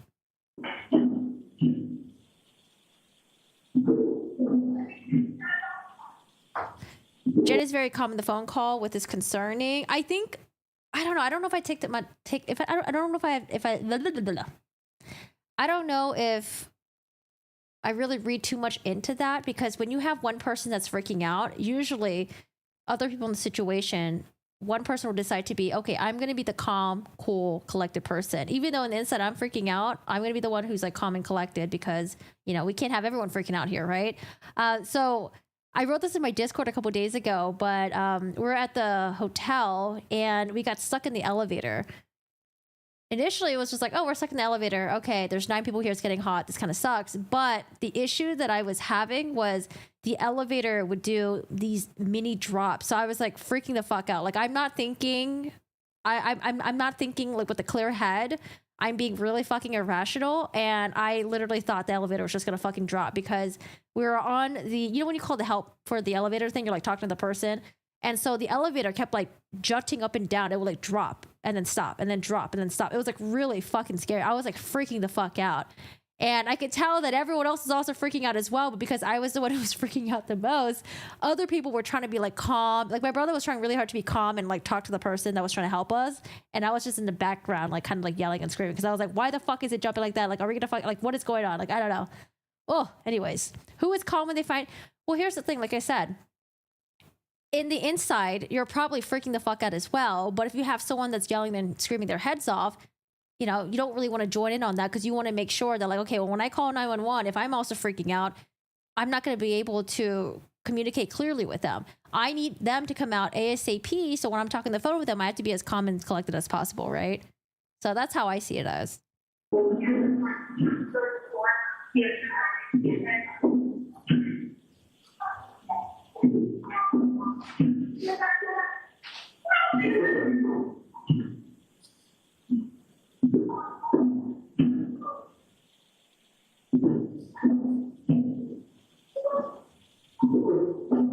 Yeah, so we've heard this before. It's kind of hard to hear. You hear the windshield wiper. You can hear Karen kind of screaming in the background. There's one at 1:10-ish in the morning. I forget the exact timestamp. There's also one at around 4:40 in the morning, and then at 4:42, right around 4 in the morning. 2 of them, the first 2 weren't answered, and then the third phone call was answered. Now, with respect to Ms. Reed's phone from that same time period, what, if any, phone calls did you observe to a contact listed in the defendant's phone as dead? It would explain why she went to Jen's first. No, I think when they looked at her GPS, she actually went towards the waterfall first. I think she went towards the waterfall first and then made her way back. And I think I have to re-listen to this part of the testimony, but I think the state was trying to say that she went towards the direction of 34 Fairview. I don't know if she actually ever arrived at 34 Fairview before she went to Jen's house, but I think that's what the state was trying to say. They're like, oh, hey, there was a chunk of time where, you know, it's unaccounted for. And they think that she went to Waterfall, John wasn't there, and then went to 34 Fairview, maybe saw John's body, and then went to Jen's house. But I don't know if she ever actually made it to 34 Fairview, but I think that's what the state was trying to say. I have to re-listen to that part of the testimony because I was really uncertain. It is very helpful to have one calm person. Yeah, my brother... I'm glad my brother was there because I was yelling and screaming. I was like, I don't know. I thought I was going to die in the fucking elevator. I was so fucking scared, dude. I was so scared. It's the same number. So when I looked at it, in one report, it showed his dad. And then when I looked at it in Cellbrite, it came up his mom. So I don't know how it's attributing me. Oh, Nikita, the accident reconstruction person did go and let's just say it wasn't the greatest testimony. I need to know how the whole car thing is not possible because given the Emmy's testimony, it seems like the car is the only thing with enough force. The accident reconstruction guy already went. I don't know if they're going to have another expert, maybe someone who doesn't work for the state trooper's office, you know, maybe someone else that they just hired out that can explain to us how the injuries would line up with the taillight and all that stuff. But the accident reconstruction guy went and direct examination was like, okay, he did like whatever's, but completely, I think he got destroyed in cross-examination. Oh, you did sat through that one. Yeah, I was like, That's why because we've already had a preview of some of the defense's experts or experts that is going to testify for the defense. God, was it like a breath of? It was like a breath of fresh air. It was like, oh my God, these are the type of experts that I wanted to hear from with the Commonwealth. And with the Commonwealth, we had experts that were kind of like all over the place. You know, we had some good ones here and there, but it was very spotty. It was a very spotty thing. Maybe she has it listed twice. I never looked at her actual phone, so this is what the extraction is showing me. Now, sir, you testified the other day that upon your review of the defendant's extraction reports, you were not able to determine that there were no listed GPS locations for the defendant's phone? Correct. Like routes or anything like that. And that was because it was turned off in the phone, is that correct? That would lead me to believe, yes, that location services are turned off, so... Objection. It's like Curry v. Spiegel. So no guess. What can you tell us about that? Well, if GPS coordinates and location services on, that's what would get us locations in the phone. So if they're not there, they could be turned off. Objection. Now, with respect to Mr. O'Keefe's phone, what, if any, analysis with respect to GPS and or health data? Well, let me ask you this first. Oh, that's right. I think they were trying to say that Karen may have turned off her GPS. But you know what's interesting is that he also said when he went to 34 Fairview, he noticed the reception there wasn't great. Is it possible that it looks like the GPS was turned off, but maybe it was just a bad cell reception? I feel like it could have worked. It can work both ways. It was turned off in the phone, is that correct? That would lead me to believe, yes, that location services are turned off, so... Objection. So no guess. What can you tell us about that?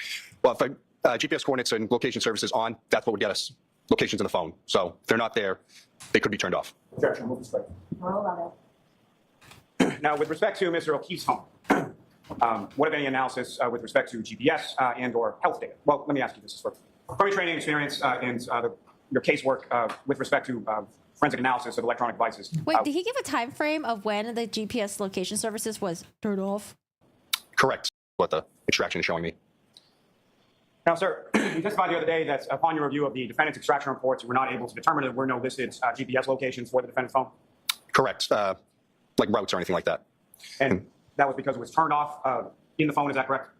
That would lead me to believe, yes, that... Look. But okay, so they weren't able to get the GPS location services, but for what time frame? Hello? We need time frames. Oy, what a mess. Whatever. Mr. O'Keefe's phone. What, if any, analysis with respect to GPS and or health data? Well, let me ask you this first. From your training experience and your casework with respect to forensic analysis of electronic devices, what is health data in a cell phone? How is that recorded, and what, if anything, can that tell you? Okay. So in an iPhone, you can have health data. To use that health data, the phone, if you don't have an iWatch paired to it, is basically just a high-tech pedometer. It's just every time you move the phone, it's going to track steps, and that's if you have it turned on. If you have the iWatch on, it'll get beats per minute, and you get a much more robust health data from it. Now, with respect to the health data and with respect to the GPS location for Mr. O'Keefe's phone, initially, what, if any, sort of analysis did you do with respect to that? So we checked his native locations. At 12:19, the phone is, well, I should say, at 12:12 in his location shows that he's at the Waterfall Bar. The next set of locations shows he's at Dedham Street by Cedar Crest, and then Waze is activated for 34 Fairview. So, and then it shows me his entire route to 34 Fairview. And what is Waze, sir? Waze is similar to Apple Maps. It is the GPS program that, punch in like a Garmin type thing. I'd like to take you back just for a moment just to the health data. He said Garmin. Oh, God. Do people still use Garmins?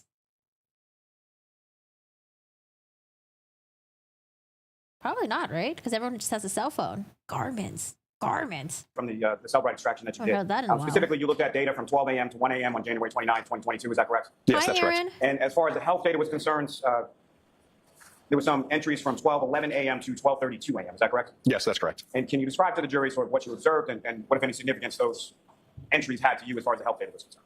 Yeah, so the health data shows, like I said, the phone is basically... Oh, and I think the defense said that based on John O'Keefe's phone or iWatch or something like that, I don't remember, it showed that John may have ascended some staircase or ascended some set of stairs. Because that's why they think that he was at 34 Fairview. a high-tech pedometer. If you're moving around, it's going to think you're taking steps when you might not actually be walking. His health data showed while he's driving that he's traveling and taking steps. So I need a foundation. Agreed. Over the course, you came. Well, if you ever miss Elaine, just go back and read the sidebars before you go to bed. That could be your nightly reading. Over the course of this investigation, your analysis, you became aware of other witness statements, surveillance video. You'll get a full blast of Elaine from the sidebars. Things of that nature as to Mr. O'Keefe's whereabouts from approximately 12 a.m. to at least 1 a.m. Is that correct? Yes, that's correct. And you're aware of around the time just past 6 a.m. When he was. So let's get a question first. Oh, that's my. Go ahead, Mr. Dyer. You're aware of the time being just past 6 a.m. that you've already testified to as to when Mr. O'Keefe was discovered and 911 was called. Yes, that's correct. So, sir, with respect to, again, that time period starting at 12:11 a.m., what, if anything, did you observe with respect to the health data of Mr. O'Keefe as signified within the phone? So it marks when he's taking steps, ascending, ascending stairs. Mm-hmm. Yes, we want to know about this. And distance traveled. And so from that period of 12:11 to 12:32, there are essentially 4 time periods that you delineated. Is that correct? Yes, that's correct. And do you remember the precise times and sort of distance traveled within those time frames? I don't remember precisely. Stop! No! No! We don't need a Lolly Elaine team. No. Yeah, off the top of my head. Your Honor, with What would be their team name? El Lolly? course mission made the trooper refer to his report just those numbers. Lalaine? Yes, Your Honor. Thank you. Oh, God, no. Stop. And sir, if you At 9 seconds in the morning to 12:21 and 5 seconds on the 29th, it shows that he's taking 170 steps, going 99.6 meters or 326 feet. At 12:21 and 10 seconds to 12:24 and 22 seconds, it shows 80 steps and 87.74 meters or 287 feet. This is probably him driving to 34 Fairview. At 12:21, 14 seconds to 12:24 and 37 seconds, it stated ascending, descending 3 floors. And then at 12:31, 56 to 7 seconds, it stated ascending. Wait, 12. At 12:21, 14 seconds to 12:24 and 37 seconds, it stated ascending, descending 3 floors. 12:21 to 12:34. Ascending, descending? Seconds to 12:24 and 37 seconds, it stated ascending, descending 3 floors. And then at 12:31, 56 to 12:32, 16 in the morning, 36 steps, 25.46 meters or 85 feet. now, sir, with respect to what's listed as steps, does that indicate, from based on your training experience and familiarity with this sort of health data, what, if anything, does that tell you as 46 meters or 85, 56 to 12:32, 16 in the morning, descending 3 floors. And then at 12:31, 56 to 12:32, 16 in the morning, 12:31 to 12:22. Okay. 36 steps, 25.46 meters or 85 feet. now, sir, with respect to what's listed as steps, does that indicate, from based on your training experience and familiarity with this sort of health data, what, if anything, does that tell you as to whether or not the person with the phone is physically taking steps? That's not the case. What is the case, sir? Like I said, the phone has internal measures. The phone has internal measures in it. Like I said, it's basically a pedometer. So the movement of the phone, the distance traveled, it's going to register steps. You don't have to physically be walking and moving the phone for it to register movement. just waving it around, and then could. Review of Mr. O'Keefe's phone, you indicated there was a Waze search for 34 Fairview Road. Is that correct? Yes, that's correct. And if you could just explain to the jury. Do you guys use Waze in Europe? Or is Waze, because Waze is owned by Google, I think. What is Waze and what kind of information are you looking at? Waze is a GPS program. So you put your address you're looking to go to. It's going to tell you the fastest route, where the police are, etc. Yeah, exactly. That's what we use Waze for, to know where the police are. But you don't really need it in California, though, because there's no, like, they don't really do speed entrapments in California. Back in the East Coast, oh my God, because, like, the law enforcement, they don't really have much to do there. It's, I guess, less crime, maybe. But, oh my God, the speed traps there were crazy. It was so annoying. I love Waze. Yeah, it tells you where the police are. It tells you where there's, like, upcoming potholes. There's a vehicle on the side of the road. And when that Waze search was conducted, is there a precise time pursuant to your review of Mr. Hi, Roxanne. How are you doing today? I don't know. O'Keefe's phone associated with that Waze search? Yes, it was at 12:20 in the morning. And so from all of those steps and everything that you, if Mr. O'Keefe is searching for 34 Fairview Road, inferably he's not at 34 Fairview Road. Is that correct? That is correct. Now, with respect to the location, can you describe to the jury, are you familiar with the term based on your training experience known as 34 Fairview Road? Is that correct? That is correct. Oh, okay. Can you describe to the jury what that is? So native locations on an iPhone, the way it pulls GPS data, it uses satellite, Wi-Fi signal, Bluetooth, location services on apps. It takes all that data and uses it to get you the best location of where you are, unlike where you have like a handheld car-mounted Garmin GPS that's just using strictly satellite. Why does he keep saying Garmin? I don't think anyone uses Garmin anymore. Now, from your review of that data when that Waze search is conducted at approximately Sorry, does anyone in chat still use Garmin? I'm just making fun of you. 12:20 a.m., where is Mr. O'Keefe physically located at that time? The vehicle, or whatever they're in, is by 138 Dedham Street. They had already passed Cedar Crest Road. And from review of that native location data, what time does the phone arrive in the area of 34 Fairview Road? 12:24 a.m. Now, the next entry as far as the location data, when is that and where is it indicating that the phone? Wait, what? Wait. The phone arrives at 34 Fairview at 12:24 a.m.? Is it that? That's Because remember this, the ascending, descending the 4 floors, which is what the defense thinks, John went inside the house, went up and down some staircases, is from 12:21, which would have been 3 minutes before he arrived to 34 Fairview, but then also possibly 10 minutes after he arrived from 34 Fairview. shows me it's there the entire night, right in between 32, 34 Fairview. So. And 32, 34 Fairview, that sort of intersection of those two residences. Asking about Napster next, Kazaa. I didn't use Napster. I used Kazaa and LimeWire. If you know, where is that in relation to where Mr. O'Keefe was found just after 6 a.m. in the morning? I was only going by the photos that Sergeant Good had taken and from the Canton PD cruiser cam, but that area would be within 3 feet, give or take, of the area where the GPS signals all plot for the rest of the night. Now, Trooper Guarino, you testified the other day to a tool that you use called Axiom, is that correct? Yes. And with regard to the location data in the tool of Axiom, what, if anything, can you tell the jury as far as how that works and how accurate it is? So, like Cellbrite, Axiom will also show the native locations in an iPhone. They're able to display the range of accuracy in meters and then also the speed of the phone in meters per second. And were you able to ascertain from using the Axiom tool and the location data from Mr. O'Keefe's phone as far as its speed in meters per second at 12:25:36 a.m.? I don't remember it off the top of my head. Your Honor, with court's permission, may the trooper refer to the report for the numbers? Go ahead. It's a 0.6346 meters per second and a 16.75 meter lever of accuracy, so it's about 54 feet measure of accuracy. Now, sir, if you could, just based on your training experience and your use. Wait, so his Oh no, I don't think he had an iWatch. It would have been mentioned when they bagged his stuff. Okay, so he just had his phone.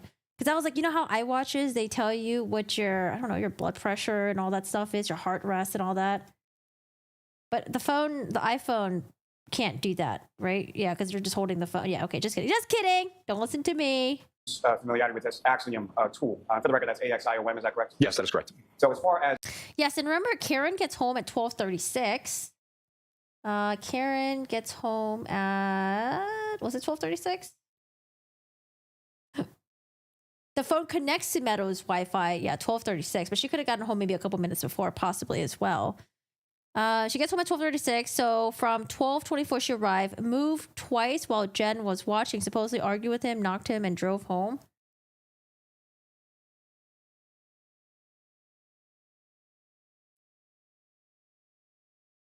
Yeah. Yeah. I think that's what the state's saying. Yeah. Is that degree of certainty or accuracy with regard to the measurement? Can you speak a little bit about that and explain that to the jury, how that works and what that means? Yeah. So, as I said, the iPhone tries to use multiple things to get you the best area of location where you're at. I can tell from personal experience that being at 34 Fairview, it's at the bottom, Fairview, where 34 is on Fairview, it's at the bottom of a hill, and it's also at the bottom of Cedar Crest where they sort of intersect. That area there has many hills, so the GPS signal can weaken due to natural landscape, buildings, weather, multiple factors. And as far as the degree of accuracy, what, if anything, does that tell you in regard to the location of the phone in reference to that degree of accuracy? So it plots a point where it believes you are, and then the degree of accuracy. Yeah, connects to Wi-Fi automatically. Sometimes it just takes a bit, though. Like for me, when I get home, sometimes mine connects right away, and then sometimes, I don't know, it'd be taking a bit. But I have an Android. Maybe it's faster with iPhone. I don't know. See, says you could be in this bubble, but if it's way outside or way far away, it's all going to show by how well the. Not only Jen, it was Jen and Matt. They were taking turns or whatever, looking outside to see if John was going to come in with Karen. I mean, it's possible it could have happened between the time frame of Jen and Matt, between them looking at out the window. The signal strength is to the satellite. So, like I said, if it's a poor signal, it's going to blow out. It's going to show you could be in this giant circle. But as it gets better, actually, it's going to shrink back down. It's going to say, no, you're right about here. And to that point, or to elucidate that point that you were just speaking on, we'll get to this more in depth in a second, but at some point in 2023, did you go to 34 Fairview Road to conduct some GPS mapping? Yes, I did. And when you were in that area of 34 Fairview Road, what, if anything, did you observe with reference to satellite connection, cell phone connection, things of that nature as far as the strength of the signal? So on my way to work, I actually drive Fairview quite often, and being there in person with my phone, I'll go from 4 or 5 bars of service. When I'm there, it's 1 or 2. So that tells me that strength of signal there is not great. Exactly. Now, turning back to this location data from Mr. O'Keefe's phone. That's what I was saying. So maybe she didn't turn off her GPS services. Maybe it was just bad data for her. I don't know. You mentioned that you testified that at 12:25:36 a.m. It has a certain accuracy and it was traveling at a certain speed, correct? Yes. Now, what, if any, speed is recorded in this location data between that 12:25 a.m. and 6:15:36 a.m.? Your Honor, may just read? Thank you. Low bars. How many minutes did Jenna say passed from the time she looked to the last time she looked? How much time passed between when the first time she looked and when the last time she looked? I don't remember, but for some reason I thought it was like 20 minutes or something. I don't know. I'm not sure. What time frame exactly are you looking for? What I'm asking is, what, if any, speed was recorded by the location data between that first 12:25 What, if any, speed? 36 a.m. and 6:15:36 a.m.? Oh, I'm sorry. I thought you were asking for before that. No, there's no real speed registered until the phone is found the next morning. And so that would be at the 6:15:36 a.m. time frame, is that correct? Yes, that's correct. And what speed is recorded at that time at 6:15:36 in the morning? It shows 0.24 meters per second for speed, and then with an accuracy rating of 7.58 meters, which is 24 feet. But Corgi, that doesn't make her look guilty. They have to speculate she turn it off. Thanks. Go with relation to this investigation on that day. I went to 34 Fairview. And who, if anyone, went with you? Trooper Proctor. And who? What if? Now, what was the purpose of going to 34 Fairview Road on that date in May of 2020? We wanted to take measurements of where Officer O'Keefe's body was found, and then basically a diagonal straight line to the door, how the distance that would be. And what, if any, tools did you bring with you, and what, if anything, did you use in the course of this analysis on this day? So I loaded in the GPS points into a program that the CERT team uses called StarTopo. It's a GPS mapping program that you can view through an app. So that way I was able to see exactly where I was via the app. Wait, now I want to know, because I didn't watch Karen's interview. Did Karen say she saw John walk up to 34 Fairview but not go inside? Or did she just say that she just didn't see him go inside, period? And that's all she said about it? We also used one of the big long tape measures that's in like the big thing that would get us, from where we believe his body was to the front door. And from that, as far as the determination of where Mr. O'Keefe's body was located, what, if anything, did you use to determine that? This is before the photos and video from Sergeant Good of KNPD and the KNPD cruiser cam video. So the cruiser cam video that's from Officer Sarif's cruiser, is that correct? Yes, that's correct. The one that shows where Mr. O'Keefe's body is when Officer Sarif arrives on scene, correct? That is correct. Now, with regard to those particular GPS points, what time frame did you start as far as your mapping was concerned? We took the last, we mapped the entire route. So at the waterfall bar and then on from their drive on Denham Street down to 34 Fairview. And as far as these locations, how were they measured as far as what kind of measurements were you using in order to plot those points? We loaded into Google Maps and just able to show it with KMZ file to show exactly where he went. And so what I'm asking is, as far as the GPS locations that you're recording, how were those measured as far as longitude, latitude? Is that how they were measured? Yes, I'm sorry. Yeah, latitude and longitude. And you started. Sorry, I was talking about out of court stuff. My bad. She did an interview, but I don't know if they're going to show it on here. With Mr. O'Keefe at the Waterfall Bar in Canton. What time was that, if you know? 12 a.m. was the last point. And then that time frame when Mr. O'Keefe's native locations are putting him in the area of 34 Fairview Roads, when was that first time frame? The time he arrives? Yes. About 12:24. I forget the seconds, but 12:24 a.m. Now, eventually, when you had all of these points as far as the direction. Which he should have just... They have a map of all these points, and we didn't start with that because, you know, we like to repeat things and make things complicated the first go. Yeah, there was one interview that she did. Tell me if it's large edges. Now, Trooper, there should be a laser pointer up on the stand before you.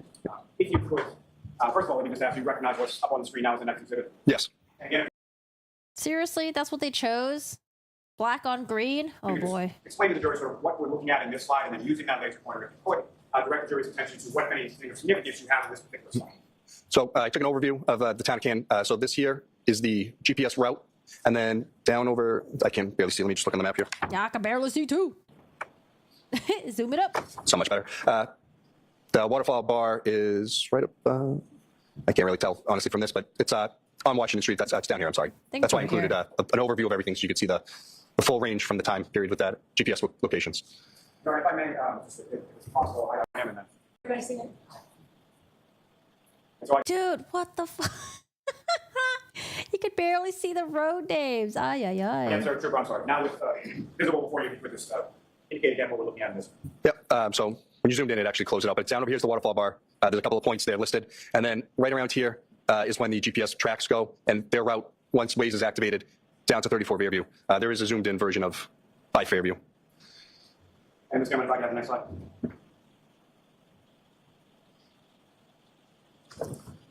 So what are we looking at in this slide? Yep. So this is the track. This one shows the 1222, 1222 and 14 This is where it says he was ascending and descending 3 flights of stairs. Or 4. second. GPS point where right here where the little arrow is. But they're showing that that's incorrect because he was on his way to 34 Fairview with Karen. That's exactly where they were when the phone is registering the ascending, descending stairs, like listed in Cellbrite. So this is where they were with the ascending, descending stairs. They would go, continue down through this little piece here, take the right onto Cedar Crest. They continue down Cedar Crest, missing Fairview right here. And Schubert, what are we looking at in this slide specifically? If you could explain to the jury as far as the jury what that is. For the route, the points is 348. I just want to double check. Yeah, point 348 is at 12:25 and 30 seconds. The blue circle is the estimated range, so how well the signal for the GPS is. And 34 Fairview is right pretty much by that L. Yeah, if I got the next slide. So without the graphic as far as the LexisNexis. That's correct. This is 34 Fairview right here, 32, and then again, this is where all the points are for the duration. As far as the blue circle that's up on the screen, what does that represent as far as this particular point in time for this GPS point 348 at 12:25 and 30 seconds? Yes, this is as I said before, the range of accuracy due to satellite strength. So as I said, it blows out as it loses strength, and then will come back in as it gets better signal. Just go if I got the next slide. Andrew, what's up on the screen? What are we looking at this as far as 12:25:31? Same area where the 348 is. This is plot 351. Again, as you can see, strength of signal blows out and encompasses almost the whole neighborhood. All the houses around. And this coming if I got the next slide. The answer is just the same GPS point of 351, number 351 at 12:25 and 31 seconds. Yes, it is. And you could again just explain to the jury what we're looking at in this slide. Same thing, just the degree of accuracy and the strength of the satellite signal to Officer O'Keefe's phone. Let's go if I got the next slide. And again, sir, if you could explain to the jury what we're looking at in this slide, what time frame we're talking about. Yep, this is point 349 at 32 seconds. Again, latitude and longitude, they're all right in the same area, and that's that. Let's go if I got the next slide. Is it going to be there throughout the night? Same GPS plotting until point, they the same find time him? frame of 12:25, 32 seconds. Yes, it is. And again, if you could explain to the jury what we're looking at And this, in particular, in relation to Hey, the earlier Snowball. slides with reference to the accuracy that you talked about. So again, the accuracy blew out as it lost signal, and now it's now shrinking back in as accuracy gets better. Gentlemen, if I could have the next slide. And sir, what GPS point or what time frame are we looking at in this particular slide? It's 12, 25, and 33 seconds. Again, same area lat long, right in the yard of 34 Fairview. And gentlemen, if I could have the next slide. Trooper Greeno, is this the same GPS point of number 348 in 12, 25, and 33 seconds? That's correct. And if you could explain to the jury as far as the accuracy and what we're looking at. Yep. So I believe there actually wasn't that much of a drop off. Yeah. So it went from 88 feet to 72 feet. So the circle still doesn't look like it really shrank much. Ms. Gilman, if I could have the next slide, please. All right, This is so 12, 12, same thing. House seconds. Again, is correct. Trooper Greeno. Right in this area. Varying degrees of accuracy, but They're not going to show it throughout the night. Like, oh, here's him at 3 a.m., here's here at 4 a.m., 5 a.m., 6 a.m. You know what I mean? They there's didn't show us all of it, but maybe like every couple hours. nothing ever showing it anywhere else in that neighborhood. The second map I created with the Cellbrite locations from their native locations. The previous one was from Axiom. So I use both programs. Oh shit! I haven't updated my thing. What's the name of this trooper's? What is this trooper's name again? Just to map it. Where is it? Why did you use both programs, sir? As I said, Axiom showed movement and degree of accuracy where Cellbrite doesn't. It just gives you the native locations. I use two programs so I can corroborate what I'm seeing in one is the same as the other. Because if not, then I need to find out why. And as far as the information from one program to the other program, were they corroborative of each other? Yes. May I approach, Your Honor? Yes. I'm going to seek to introduce in a minute. Next exhibit. Go, Judge. Okay. And one. See ya, Lucy Love. Thanks for hanging around. Significance you observe in this first page of this next exhibit. Yes, so again, this is from the Waze app. They're tracked from 34 Fairview down Cedar Crest, again, returning back here. So that's just the bottom half. I just wanted to get a closer view of where the GPS plots were from Cellbrite. And the next slide is going to. And again, sir, if you could explain to the jury what we're looking at in this particular slide. So the purple dots are the GPS points and the route taken. As I said, it goes up to, I believe that's 51 Cedar Crest, and then reverses back. And then this is the final point. It's right here. 34 Fairview is right here. There's a little yellow push pin on it. And again, sir, I'm sorry, just from the timing of the plotting of the points for dots that you have there, if you could just, using the laser pointing, direct the jury's attention to the path that Mr. O'Keefe's phone takes in reference. If I could ask you first, if you could just illustrate to the jury this particular line, where is 34 Fairview? Right here. And then if I could ask you with laser pointer to direct the jury's attention to the path of Mr. O'Keefe's phone in sequence, or how it travels. Here, in 34 and 32 Fairview, there's like a flagpole and a fire hydrant right there. Reno, direct your attention to this slide. What are we looking at? Again, I cross-referenced it with the points. This is Pine Cone Road, and then Maple Cross. All right, so he used two programs to find out John's movement. He used something called Axiom and then Cellbrite. And then if there's like a difference between the two of them, he has to figure out and investigate why. But he says both are corroborative of each other. Intersects here, and this is the changing. This Hop around. The next slide isn't that. So it's like the same thing. Oh, morning recess? What is this? Break? What is this? You are muted. Of course, yes. With regard to the cases that Commonwealth has cited, I think the court has seen one of them is an unpublished opinion, the other is a homicide case. They couldn't be more distinguishable from this case.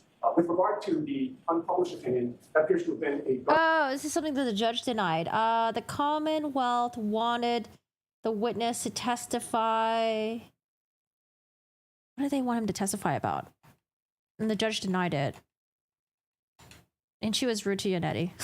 And so for all those reasons, the Commonwealth would suggest that that Google search is appropriate, and it's not a typical case where it's an Oh, that's right. It was Karen Reed doing a Google search of DUI attorneys.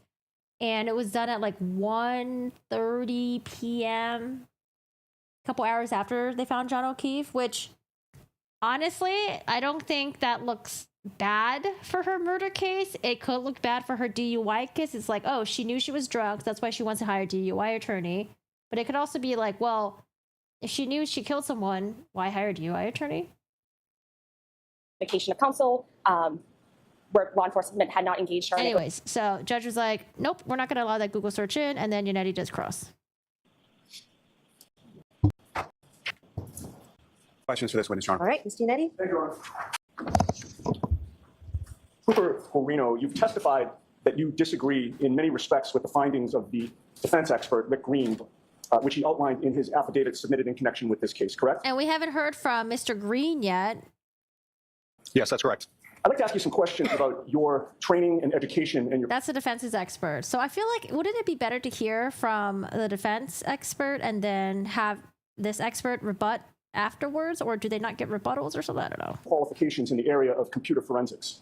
You graduated from Westfield State University in 2003. Yes, that's correct. You majored in criminal justice and mass communications, correct? Yes, I double majored. You chose not to major in computer science, correct? Yes, that's correct. Oh, he's going to go through all of his his education, background, trainings, and all that stuff.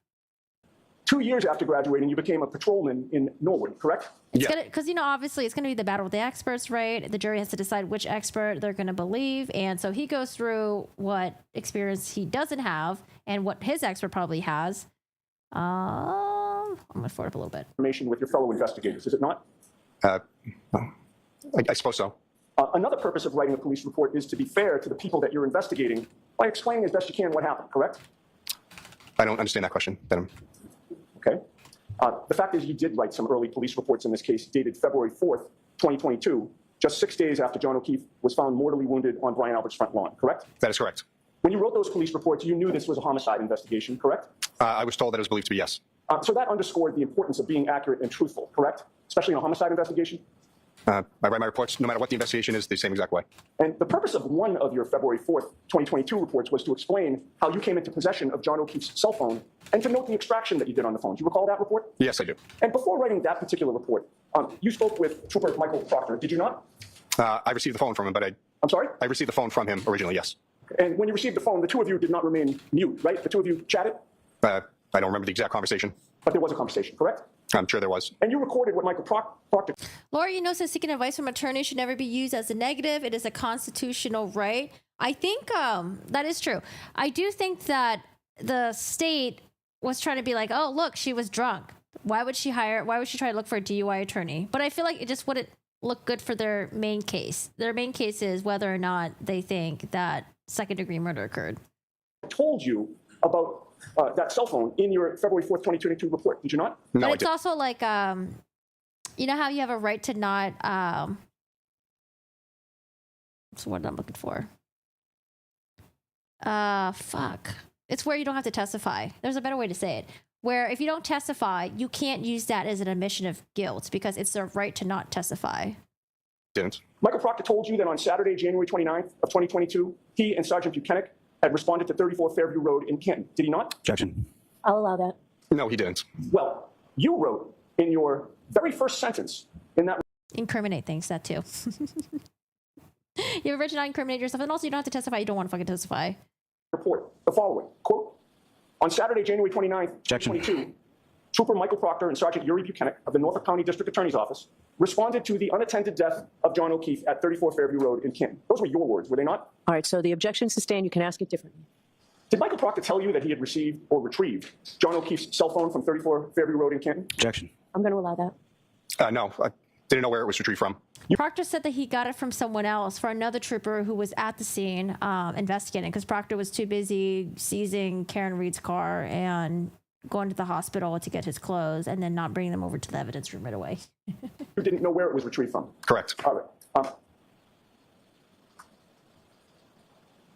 But you did include in your report that while Proctor and Buchanan were on scene, they retrieved the cell phone of John O'Keefe, correct?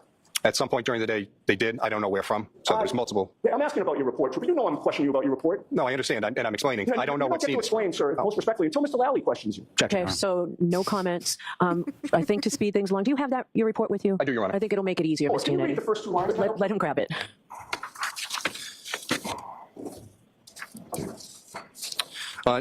Go. Can you read the first two lines to the jury, please? Yep. On Saturday, January 29th, 2022, Trooper Michael Proctor and Sergeant Yuri Buchanan of the Norfolk District Attorney's Office responded to the unattended death of John O'Keefe at 34 Fairview Road in Canton. Through his investigation was found O'Keefe was a victim of a motor vehicle homicide. While on scene, Trooper Proctor secured O'Keefe's phone and brought it to the Norfolk DA's office for further. O'Keefe was a victim of a motor vehicle homicide. While on scene, Trooper Proctor secured O'Keefe's phone and brought it to the Norfolk DA's office. Well, at the scene. Oh, okay. So Yanetti's trying to say that, like, wait a second. Did Proctor lie on the stand? Was he at the scene securing John O'Keefe's phone?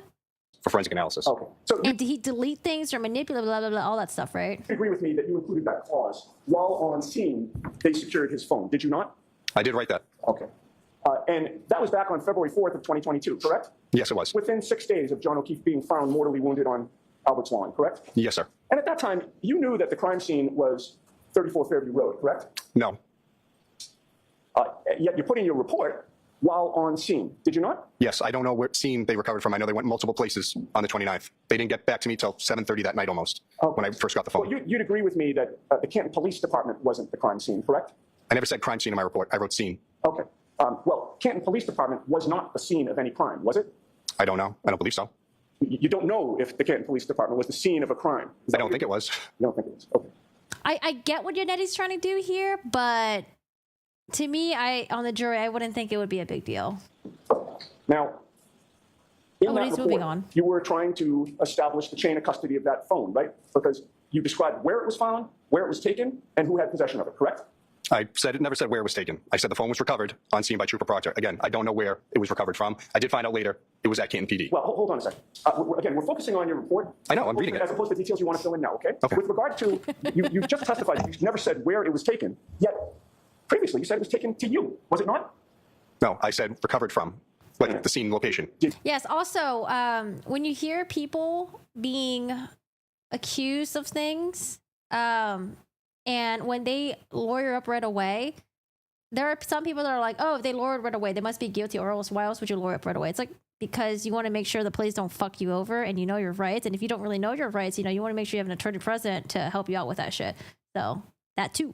Did Trooper Proctor take the phone to you and hand it to you? Yes, he did. Okay, so it was taken to you, correct? That is correct. All right.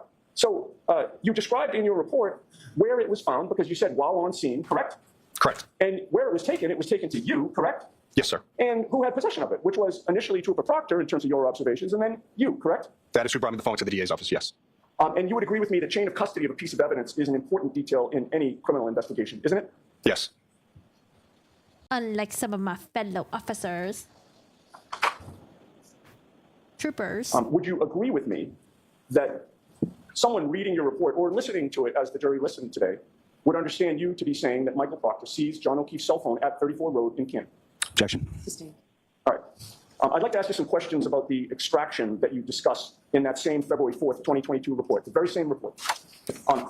In that report, after you named the tools that you used to extract data from the phone, you indicated that a copy of that cell phone extraction was placed on a state police server, or was it a DA's office server? DA's office server. Okay, on a server so that it could be accessed there, correct? That is correct. But that extraction you placed on the server did not include all the potential data on John O'Keefe's phone, did it? How do you mean?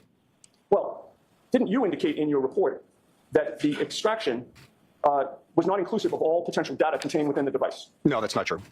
Well, the extraction that you did contained communications, iOS messages, phone calls, social media communications between John O'Keefe and Karen Reed, correct? Yes, that's correct. And it contained communications between John O'Keefe and Jennifer McCabe? Yes, that's true. It contained communications between John O'Keefe and Kerry Roberts? I can't recall. All right. But it did not include any communications between John O'Keefe and Julie Albert, did it? Again, I can't recall. And again, I'm talking about that initial extraction. That initial one didn't include any communications between John O'Keefe and Chris Albert, did it?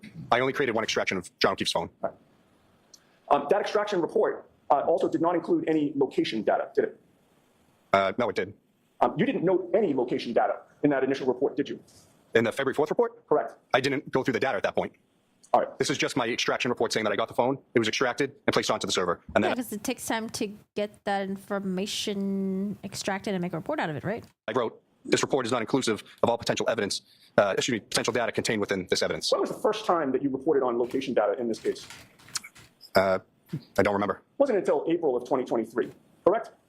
Oh, there was a reason for that. Well, I didn't ask April 2023. you if there was a reason for it, sir. You understood my question, didn't you? That's correct. My first report regarding was in January. We're talking about John O'Keefe's phone now here. Yeah.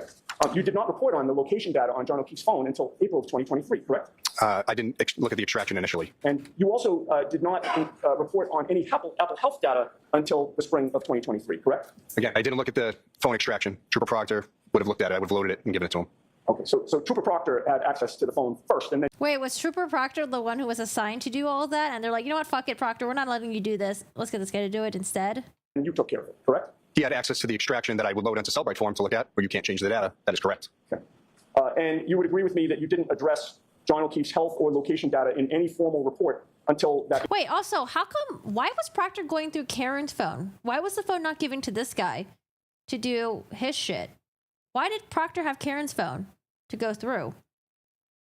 April 23 report, correct? That's correct. I never went through it. Right, and you submitted your report in April of 2023 after you became aware of an affidavit filed by the defense expert, Rick Green, in which Mr. Green extracted and analyzed John O'Keefe's location data and his movements according to Apple Health data. Isn't that correct? Yes, that is correct.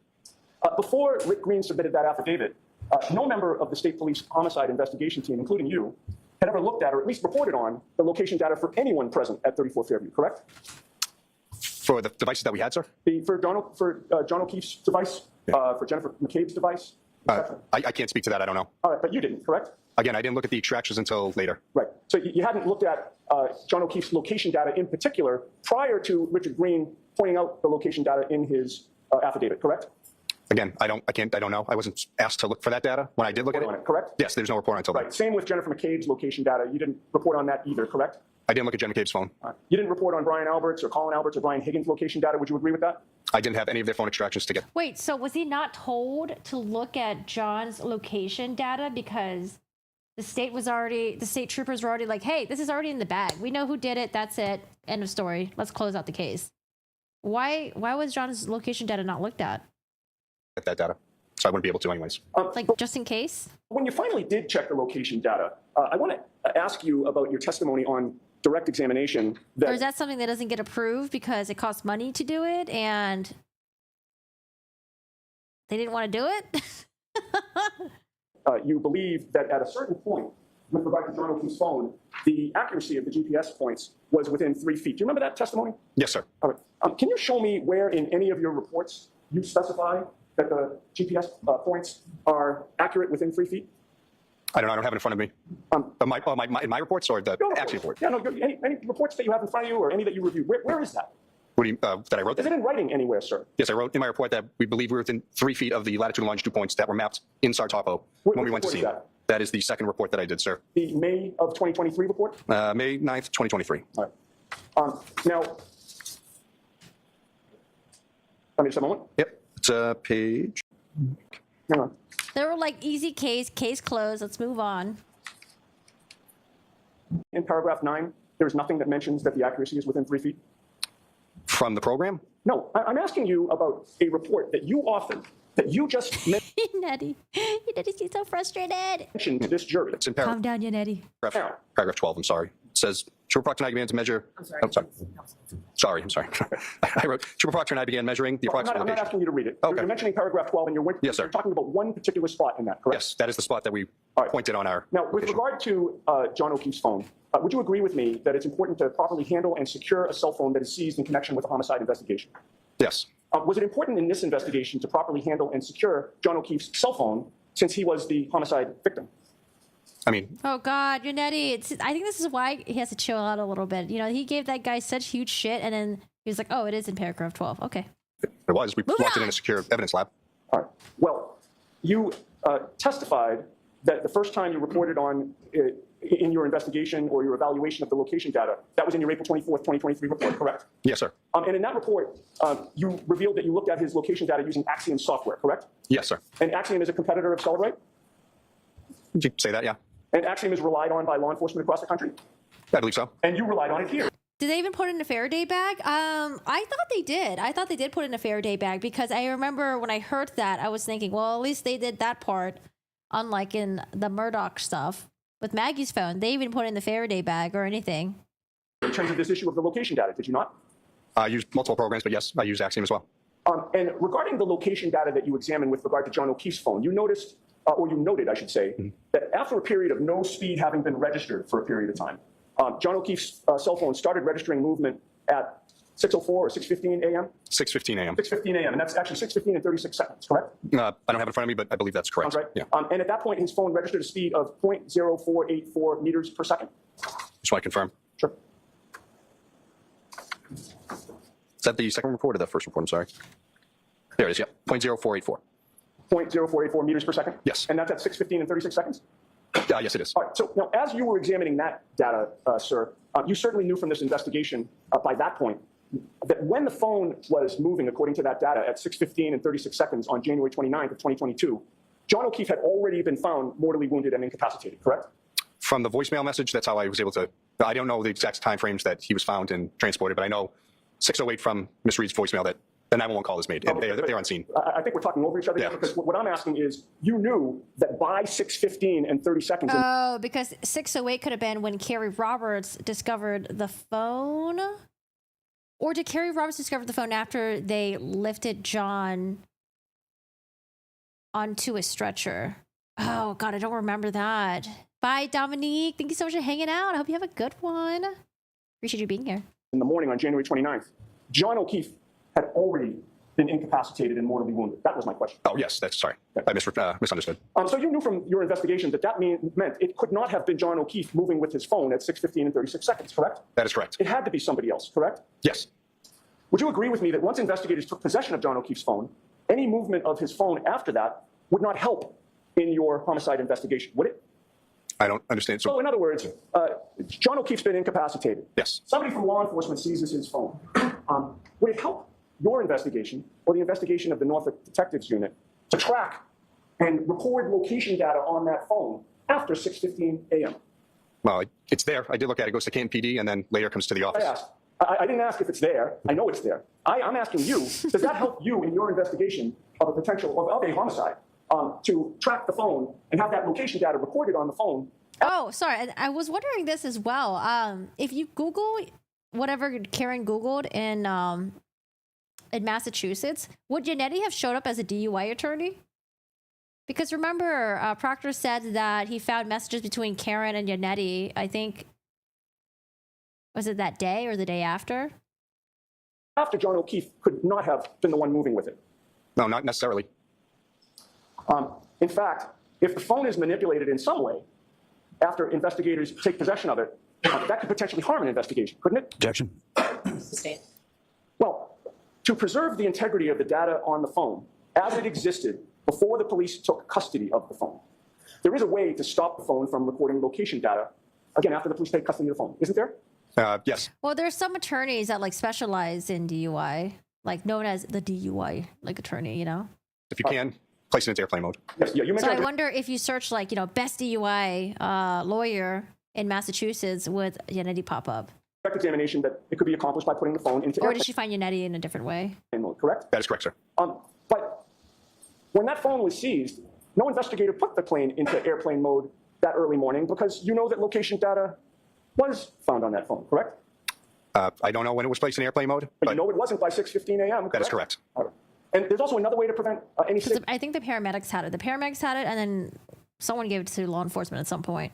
from entering or exiting the phone. You'd agree with that? Yes, there is. During your direct examination, you mentioned the concept of a Faraday bag. That is correct, sir. A Faraday bag has special fabric that blocks electromagnetic signals entirely, does it not? Yes, sir. So putting the phone into a Faraday bag would be another way to stop the phone from recording location data while the phone's in police custody, correct? Yes, sir. And you'd agree with me that during that early morning hours, as of 6:15 a.m. and thereafter, no investigator in this case put that phone into a Faraday bag on January 29th, correct? Not to my knowledge. They did it? I thought someone said they did. Didn't someone testify saying they did? Or was that not on January 29? In fact, after John O'Keefe's cell phone started registering movement at 6:15 and 36 seconds in the morning on January 29th, it continued to record location data the rest of the morning until 11:56 and 1 second a.m. on January 29th, correct? I don't know the exact end time, but I know it does have GPS data points throughout the day. Maybe it was later.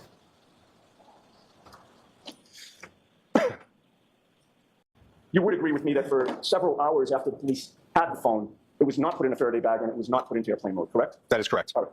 Now, Oh, maybe it wasn't until they processed it into evidence? Because I could have seen someone testify saying, oh, yeah, we put it in the Faraday bag. And I was like, oh, good job. Because in Murdoch, they didn't do that. with regard to the voicemails that you previously testified to and that the jury has heard and they've been introduced into evidence, you had testified on direct examination that Karen Reed's phone connected to the Wi-Fi at 1 Meadows Ave at approximately 12:36 in the morning. Yes, sir. So you can testify based on that by 12:36 in the morning, Karen Reed was not at 34 Fairview, correct? That's correct. And that was the first of those voicemails that you testified to, correct? That was the I hate you voicemail? Yes, that's 1237, correct. Okay. And that voicemail and every other voicemail that the jury heard was left after Karen had left 34 Fairview, correct? Yes, sir. Seems like it. Except for the one at, after 6 in the morning, the 4-minute one when she went back, we heard that one. But all the other ones were apparently left when she was at One Meadows, correct? I can't speak to where she was, but she wasn't at 34 Fairview. yes, that's correct. She wasn't at 34. And you would agree with me, based on those voicemails. Remember, it was the evidence bag seal. It was like the tape to seal an evidence bag. Oh boy! And then how to process a crime scene in the snow. Oh boy! What you know about them and what we've just discussed, that Hi, Samurai Wesley. no one at 34 Fairview, including Jennifer McCabe, could have witnessed Karen Reed outside that residence at 12:45 a.m., correct? No, I don't believe so. So you would agree with me? No one could have, including Jennifer McCabe, could have seen her at 12:45 at 34 Fairview? As I said, she auto-connects to the Wi-Fi at 1236, so no, she wouldn't have been. Yeah, that's where the 1245 came from, because I think it was Jen or Matt said they saw the black SUV outside up until maybe 1245. All right, now. But I wouldn't blame them if they were off by 10 minutes. I don't know. I feel like I would have a hard time recalling shit too. We've talked about the findings of, or the fact that you reviewed the findings of Rick Green by reading the affidavit that he submitted, correct? Yes, sir. And you learned in that affidavit that Rick Green was able to track not only when John O'Keefe arrived at 34 Fairview, but also the route that he and Ms. Reed took to get there on January 29th, correct? I don't recall his report fully, but you learned that he was able to accomplish that by examining the data from the app Waze that you spoke of, correct? yes, I did find that myself. All right. And Waze is spelled W-A-Z-E, correct? Yes. All right. And you've previously testified it's a commonly used app for driving directions and navigation? Yes, sir.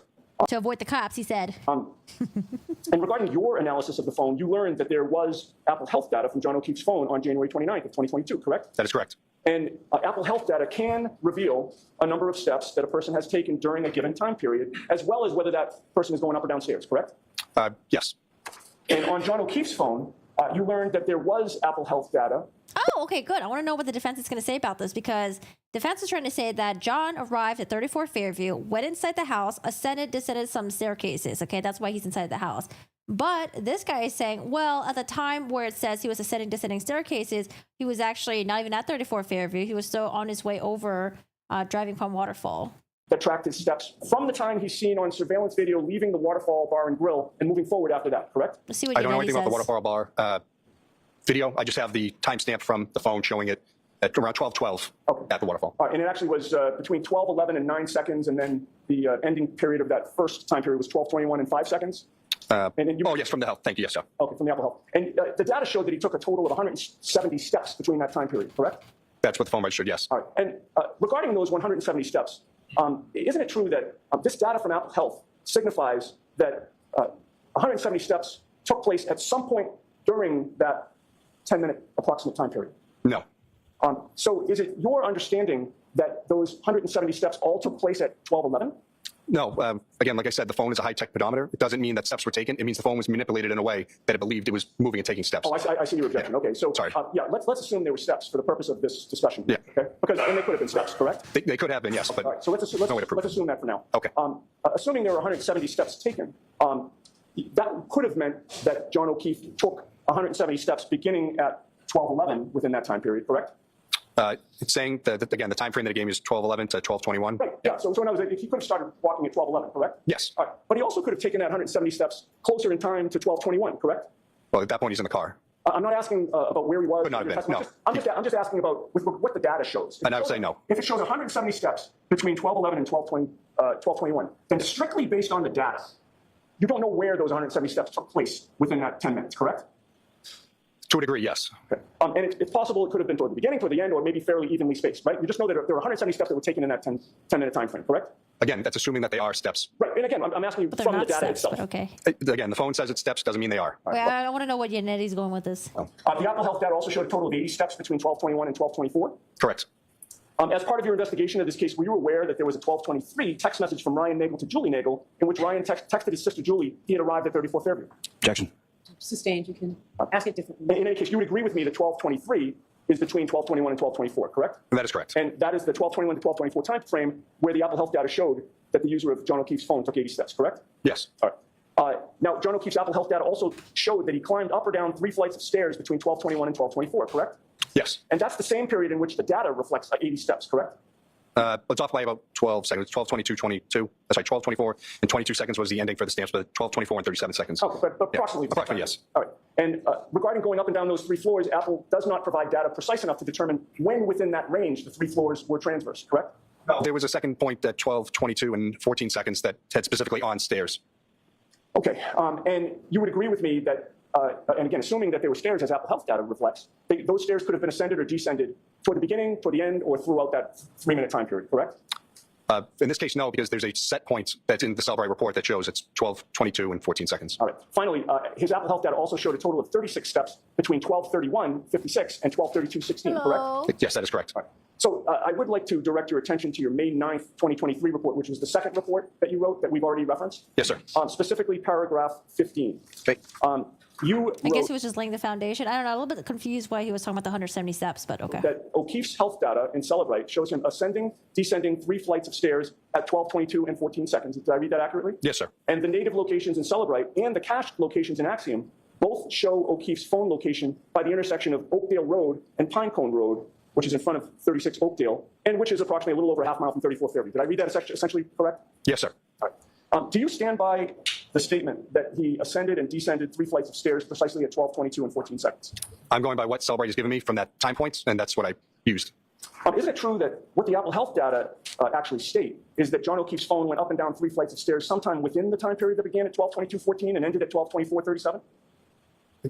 I can't speak to it. I don't know. This is what, again, I'm looking at the report. This is what the information that is parsed out of the phone is giving me. Right. I'm just asking about the data itself. It gives you that time period and tells you 3 flights of stairs, correct? Yes, that is correct. All right. Assuming that those 3 flights of stairs were ascended or descended closer in time to 12:22:14, which was within that time period, that would still give him time to arrive at 34 Fairview within a couple minutes. Oh, so he's trying to say the ascended, descended. Okay, that's where Yannetti was going with 170 steps. So before, Yannetti was like from 12:11 to 12:21, it says 170 steps. But couldn't you agree that 170 steps could have taken towards the end? And he wanted him to say yes. He's like, oh, not possible because, the car is moving. Yannetti was like, well, let's just pretend there were steps and not, moving in the car. He's like, you wouldn't know where those 170 steps were taken. It could have been dispersed evenly, could have been more heavy towards the beginning, less at the end, vice versa, right? Now, where Yannetti is getting at is when the climbing of stairs happen, it's in a time frame of 12:21 to 12:24, but Yannetti's trying to say, well, couldn't the climb of the stairs happen 12:24, like towards the end? And that would have been when John could have already arrived at 34 Fairview. But he's saying, no, it happened at 12:22. Minutes later, would it not? I'm sorry, at the time? Yeah, so we have a time period that you've agreed with, which is 12:24:14, ending at 12:24:37, right? A little over a couple of minutes, like 2 minutes and 23 seconds? Yeah, about that. All right. So the 3 flights of stairs, again, just according to the data, could have been ascended or descended at the start of that time period, correct? No. I'm confused what you're trying to say. So you're saying that he's at the house already at 12:22? I'm not asking about the house. I'm asking about the data. No, I know. Yeah, he's trying to say he's at the house. That's what he's trying to say. But Yannetti's like, no, let's just don't worry about the at the house thing. Let the jury figure that part out. And I'm asking about that when you're saying he arrives in that data range.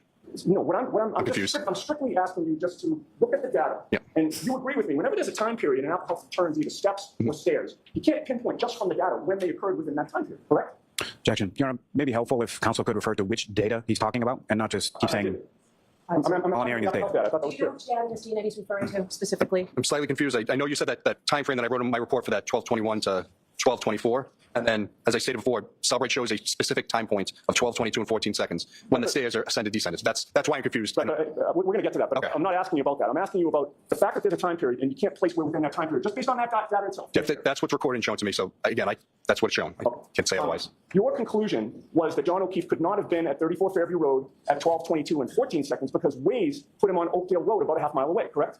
Yes, correct. All right. And that caused you to disregard the Apple Health data or to attribute it not to steps or to stairs because he was a half mile away between that 12:22 and 12:24 time period, correct? Yes, I attribute it to movement. All right. So I want you to assume for a moment, Trooper, that John O'Keefe's phone location actually showed him on Oakdale Road 3 minutes earlier at 12:19 a.m. Okay? Do you have that in mind? You okay? All right. With that assumption, would you agree with me that the Apple Health data about him taking 80 steps and climbing up or down 3 floors at 34 Fairview Road would make more sense? Objection. But he's saying that's not what the data says. May we approach her? Sure. We're throwing hypotheticals at him, but he's like, no, I'm just going to go by with what the data is telling me, not your hypotheticals. Hi, Sarah. Location data may pull data from 3 different clocks when they're timestamping location data. You mean like Mac absolute time or Apple I'm Cola asking time? you, are you aware? Multiple timestamps that are in an iPhone, correct? That's not my question. My question was, are you aware that an app on an iPhone may pull data by choosing from 3 different clocks when it timestamps location data? Yes. What are those 3 separate clocks? Depends on the program. It could be Mac absolute time. It could be the Unix epoch time. And sorry, there's like 2 others. I don't remember them all off the top of my With head. regard to John O'Keefe's actual iPhone, did you research what clocks were available for apps to pull data from? 3 No, I different didn't. clocks? What? Are you aware that those 3 clocks can vary in time? Yes. Sometimes for a matter of seconds. What do you mean? So In other words, the 3 clocks could be seconds apart, correct? I would have to see the data. And you would agree with me that sometimes the clocks Hi, could Patty. be off by 3 minutes, correct? No, again, I would have to see the data. May I approach? Yes. Mr. Lally, did you get What? Wait, now I want to know about this iPhone and 3 different clocks thing. Hello? a chance to look at that? Process 3434. Okay.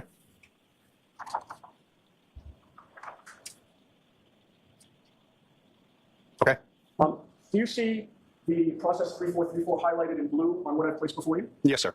And with regard to the right side of that exhibit, you also see process 3434 with more information on the right side.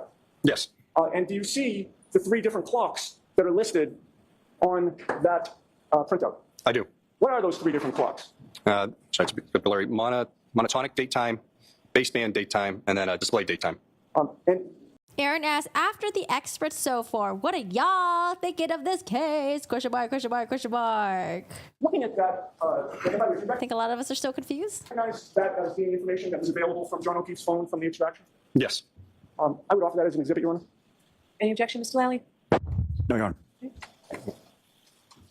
What are we going to call that, Mr. Yannetti? How are we going to refer to that? Or print it. Now, those 3 clocks were not in sync regarding that one process number. Yes. In fact, the monotonic clock regarding this particular Waze artifact from John O'Keefe's phone says 2:22 a.m., while the baseband and display clocks have timestamps 3 minutes earlier, correct? Yes. So if there's a 3-minute difference between the clocks, well, strike that. Do you know, with regard to that 2:22 a.m. location data on Waze, do you know which clock Waze was using for that? Or the iPhone was using with Waze? I don't. I didn't look through Axiom. I was using Cellbrite for that. Okay. But certainly that would have been available to you had you looked at it, correct? Well, this is the artifact you showed me is from the power log. It has nothing to do with the GPS, so it's not correct. You could have looked at that exhibit, right? Yes, The information in that exhibit to see the 3 different clocks, sir? Yes, but I can explain why this is incorrect. All right, maybe Mr. Lally will ask you. Sounds all right? But you would agree with me if there's a 3-minute difference between the clocks and you don't know which clock was used to put John O'Keefe's phone on Oakdale Road at 2:22 a.m., that could explain. Let me just It's not 2:22. I know what you meant. Mr. Jackson, thank you. I'm sure everybody else did. With regard to the 3-minute discrepancy between the clocks, and you said you don't know which clock Waze was using to put John O'Keefe's phone on Oakdale Road at 12:22 a.m. That could explain the discrepancy between the Apple Health data and the Waze data, could it not? No. But as you sit here today, you don't know whether Waze was relying on the baseband, display, or monotonic clock, correct? Again, that's not can be used for that. Now, you're aware that Jennifer McCabe signed a consent form on February 2nd of 2022 for her cell phone to be imaged? Yes. This clock thing is so weird. I'm so confused and I need to know more about this clock thing. What? And a full forensic extraction was performed on that phone sometime shortly after February 2nd of 2022? He didn't do it. I don't remember the exact date. I didn't download her phone. But in any case, you generated a Celebrite full file system extraction report on May 31st of 2022, correct? Yes. And you were aware that that Celebrite report was the one that was turned over to the defense in this case, correct? That is correct. But you'd agree with me that that extraction report didn't contain anything close to the full file system, despite the name on it, correct? It did. Well, that report was filtered to return only Jen McCabe's communications with Karen Reed, Kerry Roberts, John O'Keefe, and Kaylee Furbish, correct? That is not correct. Did Michael Proctor instruct you to pull only those communications? Objection. You didn't seek to obtain any of Jennifer McCabe's communications with her sister, Nicole Albert, did you? I didn't go through, as I said, didn't go through Gemma Cave's info. And you didn't seek to obtain any of her communications with her daughter, Allie Albert, did you? I'm sorry, Allie McCabe. Objection, may we approach? Sure. Yeah, I'm confused. Why are we asking him about this if he wasn't the one that did it?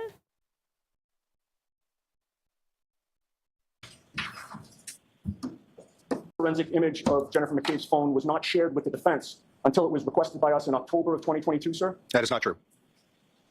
When you wrote your report on April 24th of 2023, in response to an affidavit provided by Rick Green, the defense forensic computer expert, it was in that report that you finally disclosed for the first time the existence of 3 Google searches by Jennifer McCabe, correct? Objection. All right, so ask that differently.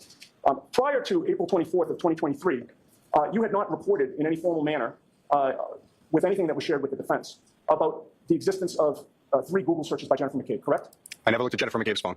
And so was there anybody else from your unit or anybody else that you worked on that provided that material to us? Not that I know of. All right. Page 2, I made some more.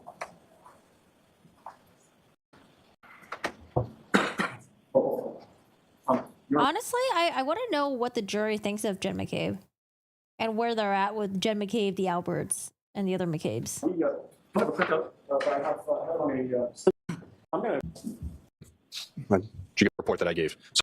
So this isn't one I gave to you. This is a PDF version of the UFED reader report that I gave. So I gave a portable Cellbrite version to you. This is a copy of it, and I will not testify that anything in this is correct, because this could have been filtered. But your name is on there, is it not? Yes, it is. All right, and what's the date? May 31st, 2022. Thank you. So who made this report then? Okay. You'd agree with me with regard to that April 24th of 2023 report. On page 2, you state, quote, in my initial Celebrate UFED reader report, and then you put version 7.53.0.29, that was created on May 4th of 2022, the search history for Jennifer McCabe's phone had 2 Google searches in Safari, correct? Yes. And you list out how long TI die in CIKD at 6:23:51 and Hoslong to die in cold at 6:24:37, correct? That is Aaron, I think that's what a lot of us are thinking. Or he got injured some other way. correct. And by the way, with regard to the timing of those 2 particular searches, you are aware, are you not, that Jennifer McCabe placed a call to Brian Albert at 6:23 and 0 seconds? I don't have it in front of me. I don't.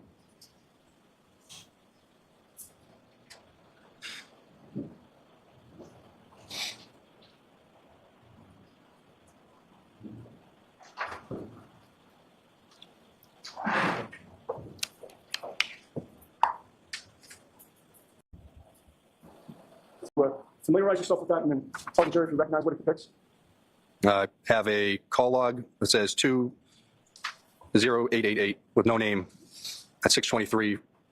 That's incomplete because there should be 3 other records accounting for this call. Okay, but that record itself reflects a call from Jennifer McCabe's phone at 6:23 and 0 seconds? I don't know. There's no number on here, so I can't tell. It just says it's a call log with 1 call that's not answered at 6:23 in the morning with doesn't say who it's from or who it's going to. Okay. It also is incomplete because there should be 2 other records with this. This is from the call history stored data wall marked as deleted. It's marked as deleted. Does it give a duration? It just says duration 0 seconds. Okay, and does it reflect that it was unanswered? Okay. May I have that mark for identification, please? But I think another expert already explained Jen McCabe's. Or was that only, no, was that only search history? Did they not explain the phone history? Sorry, I might be getting it mixed up. Yeah, I think we had a couple experts actually go over Jen McCabe's search history. I don't remember this if anyone talked about her cell phone shit though. Okay.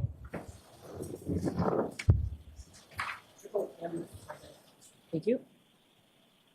Did you investigate whether a call was placed from Jennifer McCabe to Brian Albert at 6:23 in the morning and 0 seconds? I didn't look at any specific calls that morning. I created a Cellbrite report. That's about it. Did you ask either Ian Whiffen or Jessica Hyde to look into that issue? Objection. Sustained.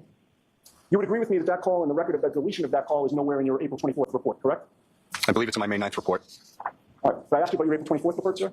I didn't address anything regarding phone calls in my April 24th report. All right. Now, going back to when you began your examination around May 4th of 2022, you were looking for information on, did you look on Jennifer McCabe's phone back on May 4th of 2022? Did I physically open the phone or did it? Did you review the data at all? I'm confused, on the cell phone itself or from the report? Either way. No, her phone was returned to her and then we had the extraction. I did not utilize the extraction at all. You never included the 2 searches that we discussed, the how long TI die in CIKD and how long to die in cold in the full file system extraction that was turned over to the defense. Did you? They were included.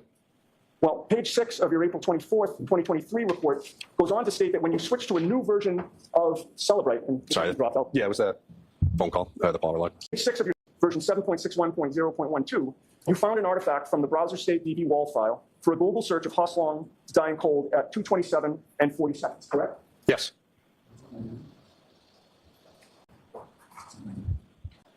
Exhibit 99, do you recognize that? Yes. And what is that? It's the searches that were done at 6:23 regarding the misspelled how long to die in the cold. Okay, and it's actually Hoslong to dying cold, Yes. right? HOS? Yep, that was. And that was marked by Celebrite as deleted, was it not? Yes. All right.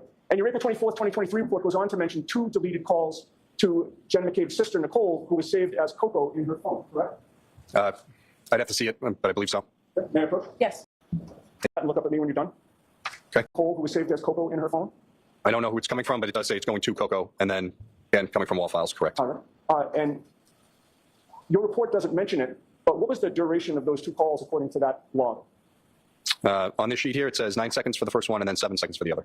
All right. And those calls, both of them, which actually had durations, were marked answered by Celebrate, correct? Yes. May I offer that, Your Honor?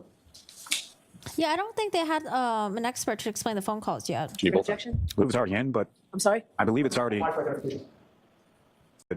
months ago. All right, I'll let you display it if it's already, Mr. Lewis. Thank you. All right. Mr. Bates, if you could display what was marked Wi-Fi. With regard to what is displayed on the screen now, is that consistent with what I had just handed to you? Yes, it is. All right. And with regard to the first entry there, you had stated that it doesn't say.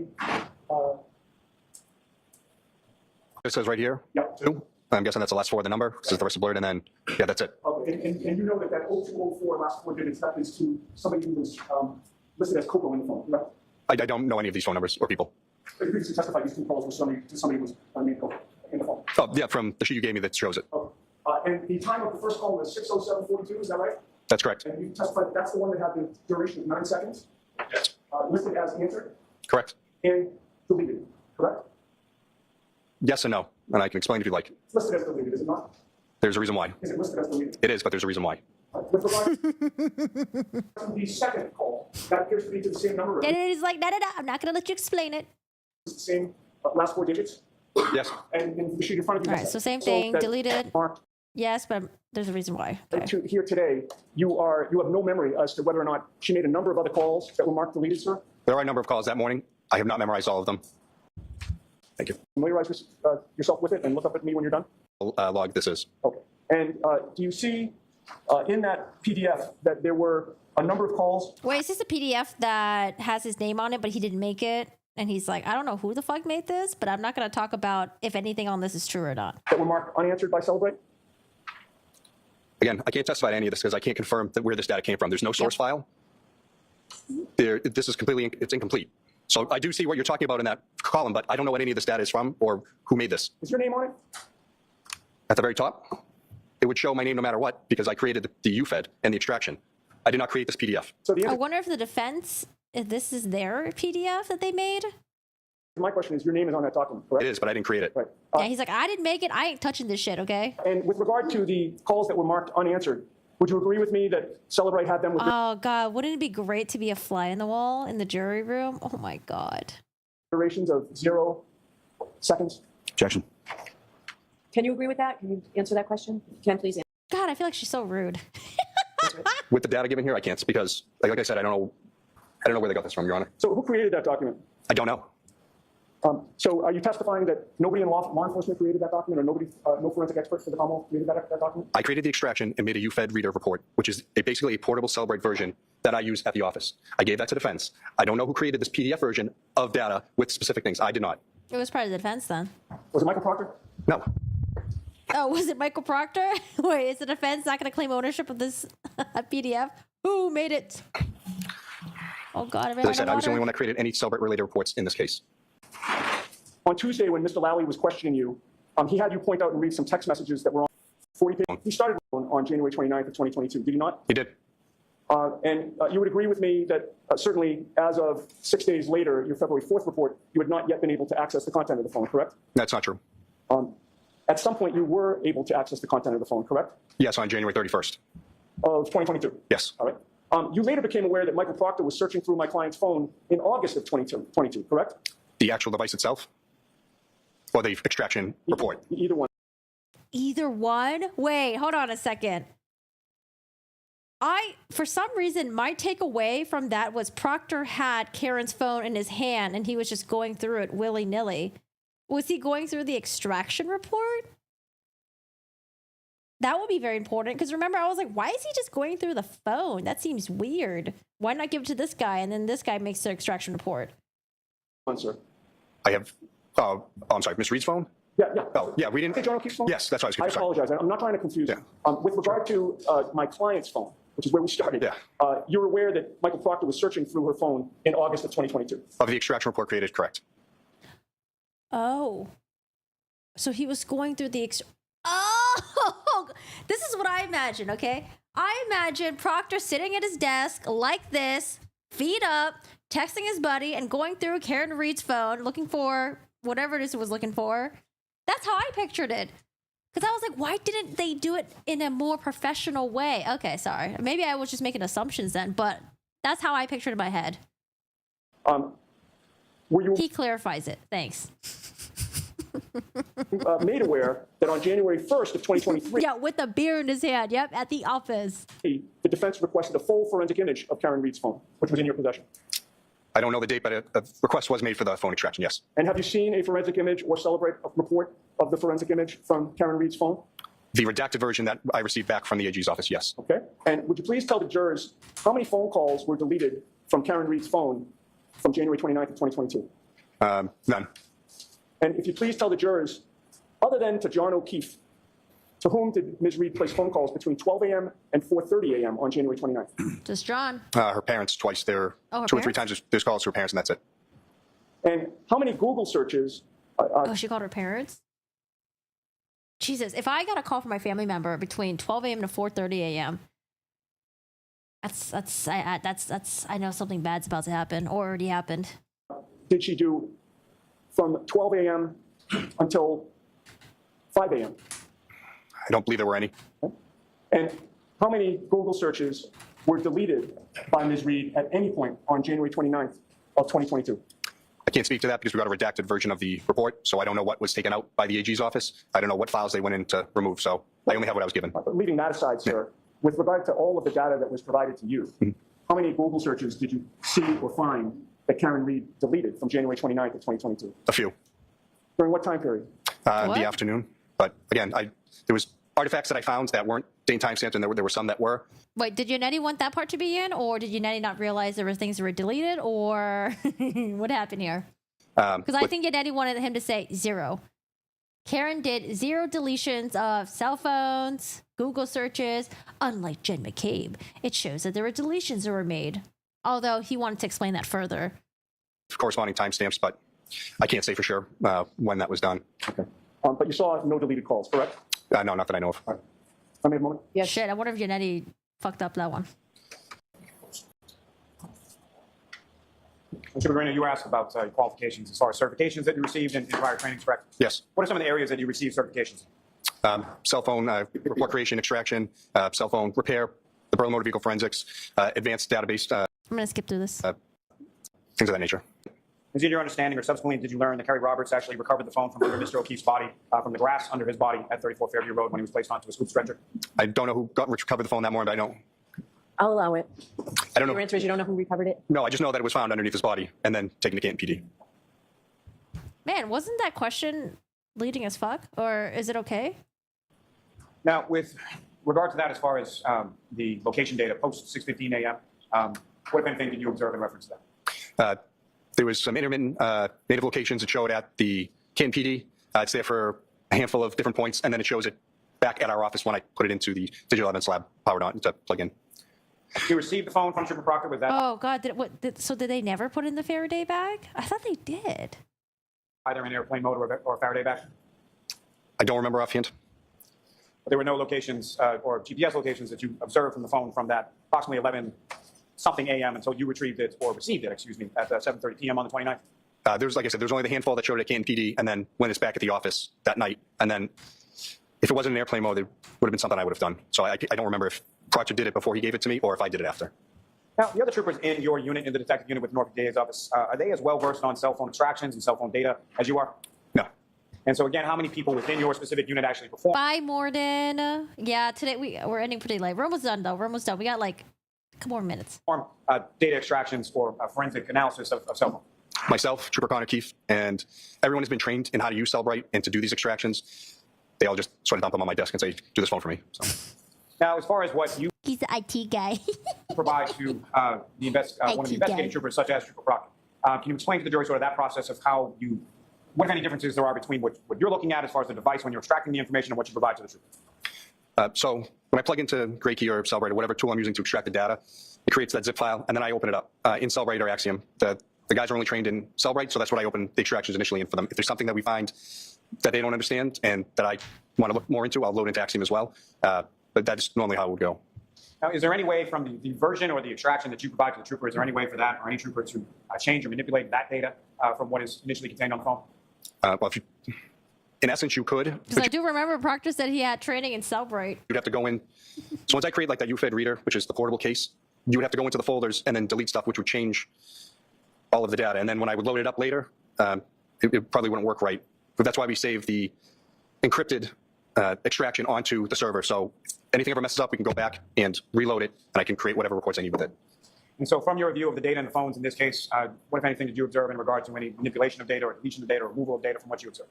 From the encrypted files that we have, none. And then we didn't have passcodes for the phones for John O'Keefe's until the 31st, and then again for Miss Reed's until, like I said, August, once the program was able to open it. Now, you were asking questions about Mr. Green's affidavit. Following your review of Mr. Green's affidavit, what, if any, steps did you take in relation to what was indicated in there? So as I said, I didn't really go through the phones much when we first got. Am I following the White Cell trial too? No, I'm not. I did watch the clip of the judge yelling at the defense's attorney and then held him in contempt, and they like dragged him away or something. I watched that portion. That was wild. Got them. I don't know everything about the cases the investigators do, so I got his report and I went through it and basically just went step by step. So he says this happened, I went to confirm it. If it didn't, then I need to find out why he was either incorrect or slightly off and either just completely wrong or just misinterpreted the data, and that was it. And in addition to yourself going through some of the data, who, if anyone, did you contact to assist or to also, in addition, go through the data specifically as it related to the searches for Mr. Case? So initially when I first found it, I spoke with Chris Vance of I know, right? You can't pause, re-listen. Oh, gosh. Magnet Forensics. He's their head technical guy for Axiom. He's like their forensic specialist. So he was at the cybercrime conference. I brought him. I'm going to allow this. I brought the extraction there and I said, hey, this is what I'm seeing. This is what it parsed out. Why are we seeing it marked this way? And he goes, well, first off, you have to look exactly where it's coming from. The browser state. Sure. So I'll strike that last part, what he told you. Okay. Reviewing the data, we saw that it came from the browser state DB file and .wall file, I should say, at the end. So it set off a lot of red flags. And then from there, we contacted Cellbrite and ultimately Jessica Hyde. And ultimately, Mr. Whiffen as well, is that correct? Yes, he came in after Cellbrite. I reached out to them and they escalated it up, and he reached out to us to help us. Now, with respect to the health data that you were asked about, again, if you could explain to the jury when something in there in the health data says steps, what exactly does steps mean? As I said before, the phone is seeing movement. Doesn't necessarily mean you're taking steps. If you have the iWatch paired to it, you're going to get a greater level of accuracy, and I would be more apt to believe that steps are being taken because it's going to also bring your heart rate. So if you're taking a large amount of steps, it's going to correspond. Now, you were asked a lot of questions on cross-examination about just the health data and just the health data. Why is it that you look beyond just the health? Well, you have the GPS points as well as the health data. We're trying to look at everything together as a whole. You take one artifact and say, well, this means this, but you could have 5 others that disclaim it. So that's why we look at all of this stuff. Now, from that same information as far as the GPS data, that indicated that Mr. O'Keefe's phone arrived at 34 Fairview. I think the medical examiners, the 2 of them that testified today, I think they were okay. I didn't get any like red flags from them. You wrote at 12:25 a.m., correct? Yes. Now, as far as the clocks or the 3 different clocks, I feel bad for them. Yeah. Can you imagine sitting in this jury for how many weeks now? 4, 5, 6+ weeks. And possibly feeling like, the person that is on trial, you know what? There might be a fuck ton of reasonable doubt. Box that was presented to you. This has now been marked for identification. And especially if you feel like you didn't, if you don't know what really happened to the victim. Does the heart rate necessarily need to be raised by those movements? Wait, sorry, I must have missed something. But their health data, whatever that was on John's phone, I don't think it showed like heart rate or any of that stuff. I wish he had an, what's it called? The Apple Watch? The Apple Watch? Because that shows a heart rate and all those, you know, metrics. Lesson of all these trials we watched recently, tech advancement is so crazy amazing, but clearly also has, yeah, definitely flawed, yeah. You indicated that those were not accurate, is that correct? Well, the file that's coming from... I mean, like, you guys ever, like, track any of your friends or family members on, I don't know, Find Friends or what other app that you guys might use? And sometimes it shows them, like, in one spot, and then when you look at it again, they're, like, zooming around the map, depending on, like, how bad the data is, or sometimes there's, like, lag. It's not accurate. So it came from a power log file that's the database it pulled from. So it's telling you the power of the phone. So when I looked at that, that also shows the battery level, and that's how I was able to show that, or see, I should say, that John O'Keefe's phone never turned off. It dropped down to about 17% battery level. From being under his body, it was actually saved it from dying overnight. Oh, yeah, because I was thinking, wait, wouldn't the phone have died from being cold? But yeah, I forgot that, you know, he was laying on top of it. And it also shows the timestamps of when it gets plugged in and as it goes up. That has 3 different timestamps. That's what that is from. That is not when Waze started. That is not when the address is put in. That is strictly for the power log. There's nothing to do with anything else. Oh, does anyone in my chat have any experience with Honey Leather? I just bought their products. Honey Leather! And so, again, sort of to that point, what if any connection to those timestamps in the We're almost done. the document marked for identification Mr. Genetti showed you, what if any relationship does that have to the timestamps contained within either the Waze or GPS native locations or anything else that you were testifying about before? It's literally showing that Waze has been opened and that it's pulling power from the phone, and that is it. There's nothing else. Now, with regard to, you were asking questions about Ms. McCabe signing consent for extraction on February 2nd, 2022, correct? Yes. And Ms. Kerry Roberts, she did the same on the same date. Is that also correct? Yes, I believe so. Oh, they had Kerry Roberts' phone too? Now, the entirety of those extractions from both Ms. Roberts, she did the same for extraction on February 2nd, 2022, correct? February 2nd. The entirety of those extractions from both Ms. McCabe's phone and Ms. Roberts' phones, those were both provided well in advance of the dates the council was indicated, correct? That is correct. Now, in regard to the Celebrite extraction, in regard to Mr. Green's affidavit, Celebrite has... Man, I bet Jen regrets it now. Because how the information was initially extracted, how it made her look so bad. Oh, God. I wonder if she should have just been like, no, I'm not giving you guys my phone. periodically updates the versions of their software, correct? That is correct. And if you could speak a bit about sort of the update in those versions and how that pertains to this case and specifically Ms. McCabe's. Oh, I think they're delivering the TV stand today, so we should unlock it. Right? I thought that's what you went to go do. Huh? I don't think they're already they're on their way to deliver, it says. Today. So they probably couldn't deliver it yesterday because the gate was locked. Searches.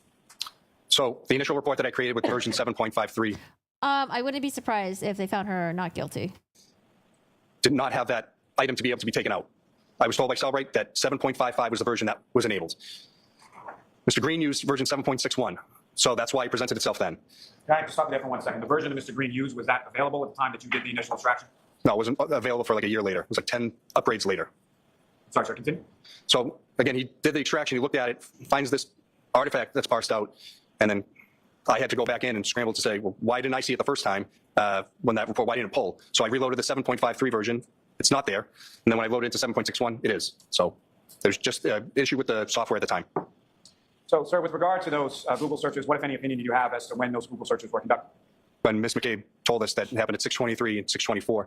And then there was a third one later at 10:35 that, again, if she reopened that browser window, it's going to reload the search. And then that was it. Those are the 3 times that I saw in the phone extraction that were real searches.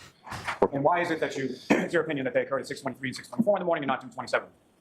Well, it's physically impossible to search 2 things at once. Her phone, she's searching the daughter's basketball at 2:27, and then she's searching It's Raining Men and a few other things on her phone, listening to music. And I think then she goes to bed a few hours later. So I was told as the defendant asked her to search for those terms, that's when we believe that they were done. Now, as far as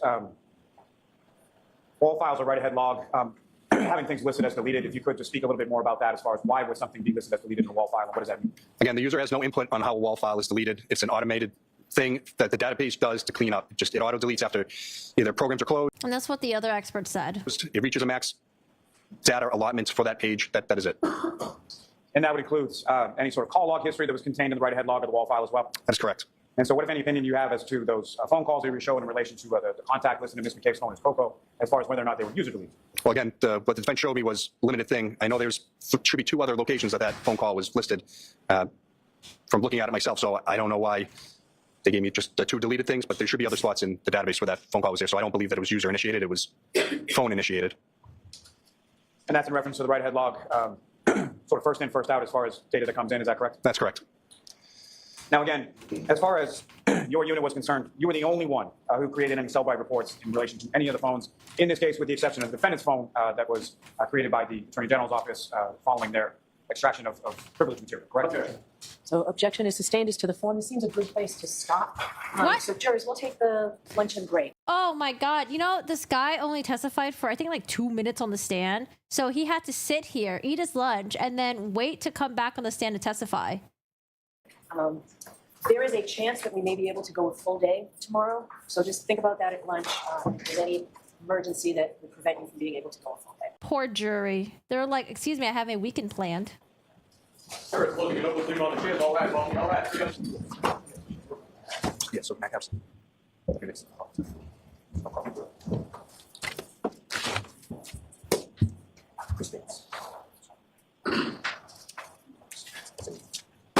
I mean, what do you guys think? What do you guys think about the voice messages? What do you think about the phone calls? Do you guys think that it made Karen look bad? Because I was like, oh, I can't wait to hear these voice messages. I can't wait to see these text messages. And then when we finally got there, I was like, I don't know.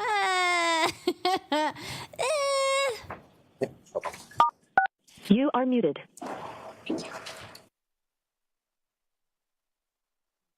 You are muted. Okay, and then it goes back here. It's only like, I think like a minute long. Poor guy. Comes back to testify for like 2 seconds. Oh boy. It was just myself. Cellbrite reference. Poor guy. True, the same thing, just provide them stuff up, and you remain unemployed.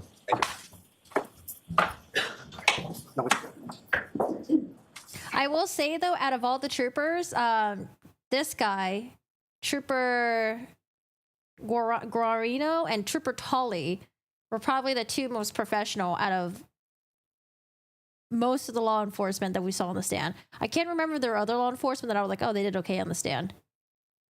I feel like everyone else is kind of like, eh.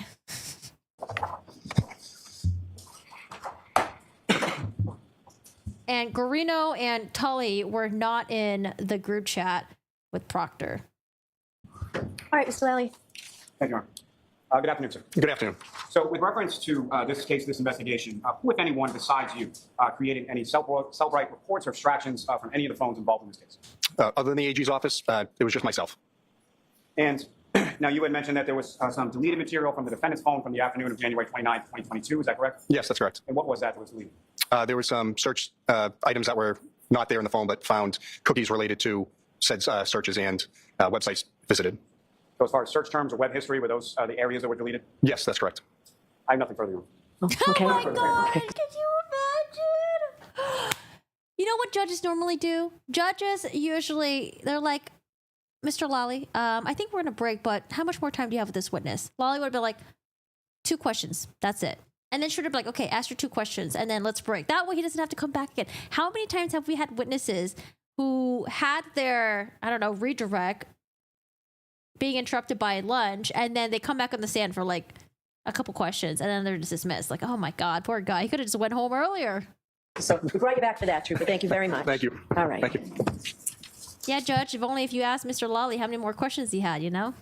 Your next witness, Mr. Lally. Oh, gosh. All right. Yeah, so the voice messages, I was, in my mind, I was like, I can't wait to listen to these voice messages. And then we got there and I was like, why would she leave voice messages like this if she knew she hit him, drove off from the scene? Especially saying, go fuck yourself. I fucking hate you. You know what I mean? Like, I feel like you would be trying to cover your tracks and be like, hey, John, I'm at home, you know. Let me know when you're going to leave 34 Fairview. I'm about to leave soon. Your kids are here. All right, bye. You know what I'm saying? Okay. Anyways, so the scratches. Yeah. Okay. I do need to go, but I do want to talk about the scratches with you guys because I am confused about the scratches on the arm too. Do we have a picture of John's arm?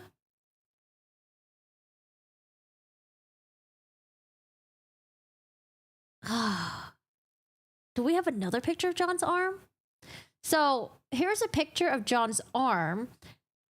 And I was trying to figure out, I'm going to show the picture on the screen. I was trying to figure out why it looks like that. And I was like thinking, okay, like say he was holding the glass, right? Like this. And the taillight / the glass somehow cut his arms. No, because I feel like if the glass cut his arm, it would be cutting like the inner side of the forearm, not the outside. So this must all be taillight damage. But wouldn't... I feel like they're all the direction, it's all going in one direction, with the exception of this middle part right here. Because if you're holding it... let's see, do I have something to draw with? Because if you're holding... Let's say if you're holding a glass, right? Wouldn't you be holding it like this? So wouldn't the taillight, wouldn't this kind of be like, wouldn't the scratches be going almost like in a straight line?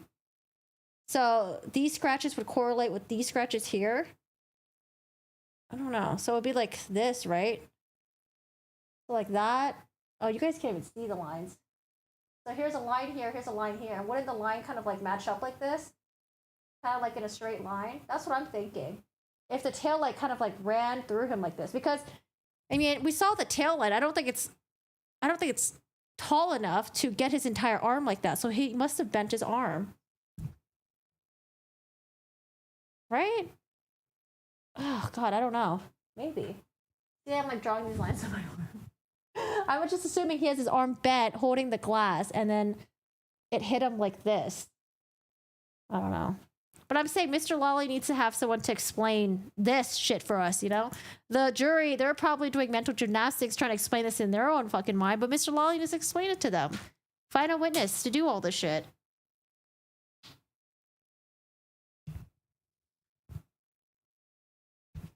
Looking at it again, I don't think they're dog bites. You know, honestly, I can see why people did believe that it was dog bites because we've all seen someone probably get bit by a dog before, or we probably got bitten ourselves. But how many of us has been hit by a car, by a taillight? You know, I don't know what car taillight injuries look like, but I've gotten bit before. So when I first saw it, I was like, oh, it could look like it. I don't know. I wasn't sure. But I guess the reason why I'm already dismissing the dog theory is because they didn't find dog DNA. So if there's no dog DNA, there's no dog DNA, right? So the next theory is like, okay, well, what else could it be? How would the taillights match up? Like the height of John O'Keefe, how would it match up with the height of the taillight? So I think I'm going to go back and re-listen to the crash reconstructionist guy's testimony. Because I feel like it wasn't super clear to me, but maybe I just missed some stuff. If the arm was bent, though, the scratch wouldn't be in the same direction. That's what I was trying to figure out. That's what I was trying to figure out. Because isn't it weird how these scratches, they're all in the same direction? If his arm was bent, the scratches is... Okay, actually, hold on. You guys can't see my arm. Let me get my paint. Okay, here's my paint. So this is my muscular... Actually, this is John's arm. Because we're not using my arm anymore. So this is John's arm, right? Holding the glass. I'm assuming his arm is bent. Let's say the taillight came in, right? Or, yeah, the taillight and the bumper. Wait, sorry. Let me zoom out. Let's say the taillight and the bumper. Can I just selection this and move this aside? No, I can't. Aha! Okay. Let's say the taillight came in. So here's the taillight. And at some point, I think there was a dent right there because they think his arm or the glass may have punched that, right? So that would make sense why he might have injuries, like scratches on his hand. I think it was near his knuckles. His knuckles look like it had some redness. So he was holding the glass with his right hand, dominant hand. That's why there's injuries on the knuckles, I guess. But I would assume his arm was bent in a way, or maybe his arm, yeah, I would assume his arm was bent in a way where the scratches would be going like this. Like that. But when you look at John's arm, let's say you straighten it. If you straighten out John's arm, the scratches, some of them would be going this way. And then some of them would be going... Oh, did I not draw that right? Hold on. I might not have drawn that right. So this is his arm. I'm so bad at drawing this. So some of it would be going like this way, and then some would be going like this way, right? I feel like, wouldn't they look like this? Like this would be going more downwards, and then this would be going more upwards. I don't know. But these kind of look like they're all going in... Oh, it's a bad arm. These look like they're all going in the same direction, like this. Not like sideways and then like that. Does that, can you guys see better? Does that make sense?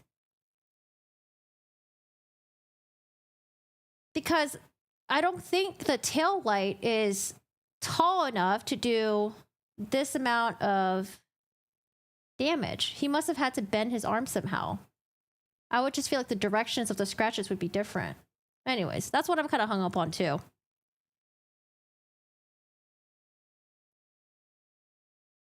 Trooper Paul? Well, I want to go back to Trooper Paul because I want to know if he explained it or not, or if I missed it, or if I didn't miss it and it truly was as a little bit confusing as what I thought it was.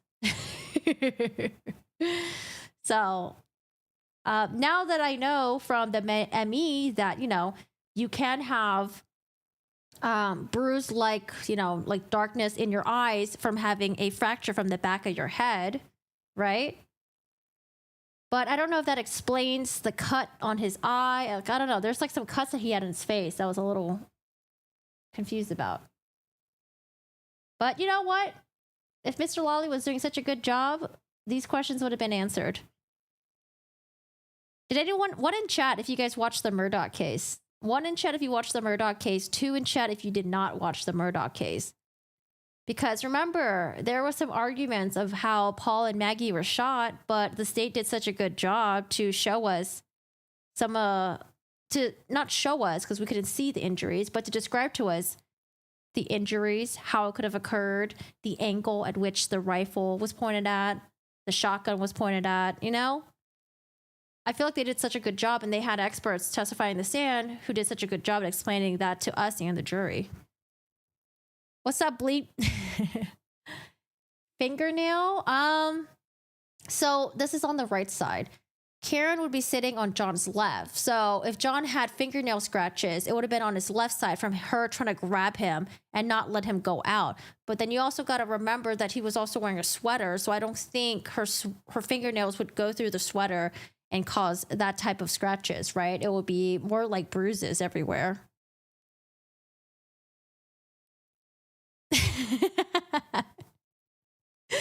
Yeah, Trooper Paul, I think that's why he got really nervous Monday morning. So Trooper Paul, I think, did so on direct, right? I was like, okay, he's whatever. But then when Jackson did a voir dire, oh my God, I think something happened to his confidence, because the next morning or after the weekend, Trooper Paul came back on the stand and I felt like he seemed so nervous.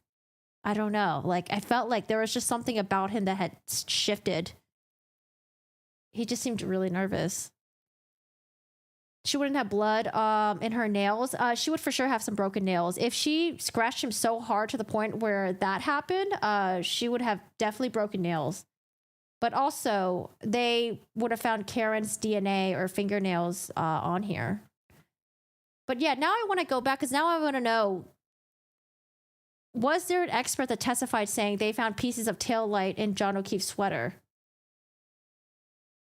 Because I think I heard that, but I don't think I heard them finding pieces of tail light in John O'Keefe's injuries, his arm right here. anyways, yeah, I don't know. That's kind of where I'm at, you know, and I'm sure the jury might be thinking what we're all thinking. I'm sure they are, because they probably want answers too. It's like, if I'm going to sit my butt here for X amount of weeks, I want to know the answers to all this shit. I don't want to sit here and then still not know what the hell is going on. So they're going to do a full day tomorrow on Friday, and oh God, I don't know. If I was a jury, I'd be pissed at the judge. Initially, it was supposed to be a half day, and then she's like, oops, just kidding, guys. We're going to do a full day tomorrow. And she only gave them, what, like half a day notice for that? So they're going to do a full day on Friday, and next week, defense will present their case at some point. And I think hopefully the jury will deliberate by then. And yeah, Karen will find out what her fate is in the next couple of weeks. All right, guys, that's it for today. Today was, we went a little bit long. It's almost, oh my God, it's almost 5-6 o'clock. I need to go eat. Or do you guys know when you're so hungry that you just don't eat, and then you just end up not being hungry? I hate it when that happens, because I'm like, I know my body's hungry, but my mouth just doesn't want to eat right now. Good night, guys. I appreciate you guys being here. Thank you so much for chatting with me. I appreciate all your guys' input. Thanks for being super chill with each other. And tomorrow, I don't know. Tomorrow I might just stream this live tomorrow. If they have a full day tomorrow, I might stream it live. Or at least maybe during the lunch break. We'll see. Because I think on Saturday, I think I'm going to do something else on Saturday instead of streaming the trial. So I might stream this live tomorrow. Or a couple hours in. So thank you so much for you guys for being here. I appreciate all y'all. I hope you guys have a good one. Take care, and I'll see you later. Oh God, okay, yeah, I'm gonna end my stream on YouTube. For Twitch though,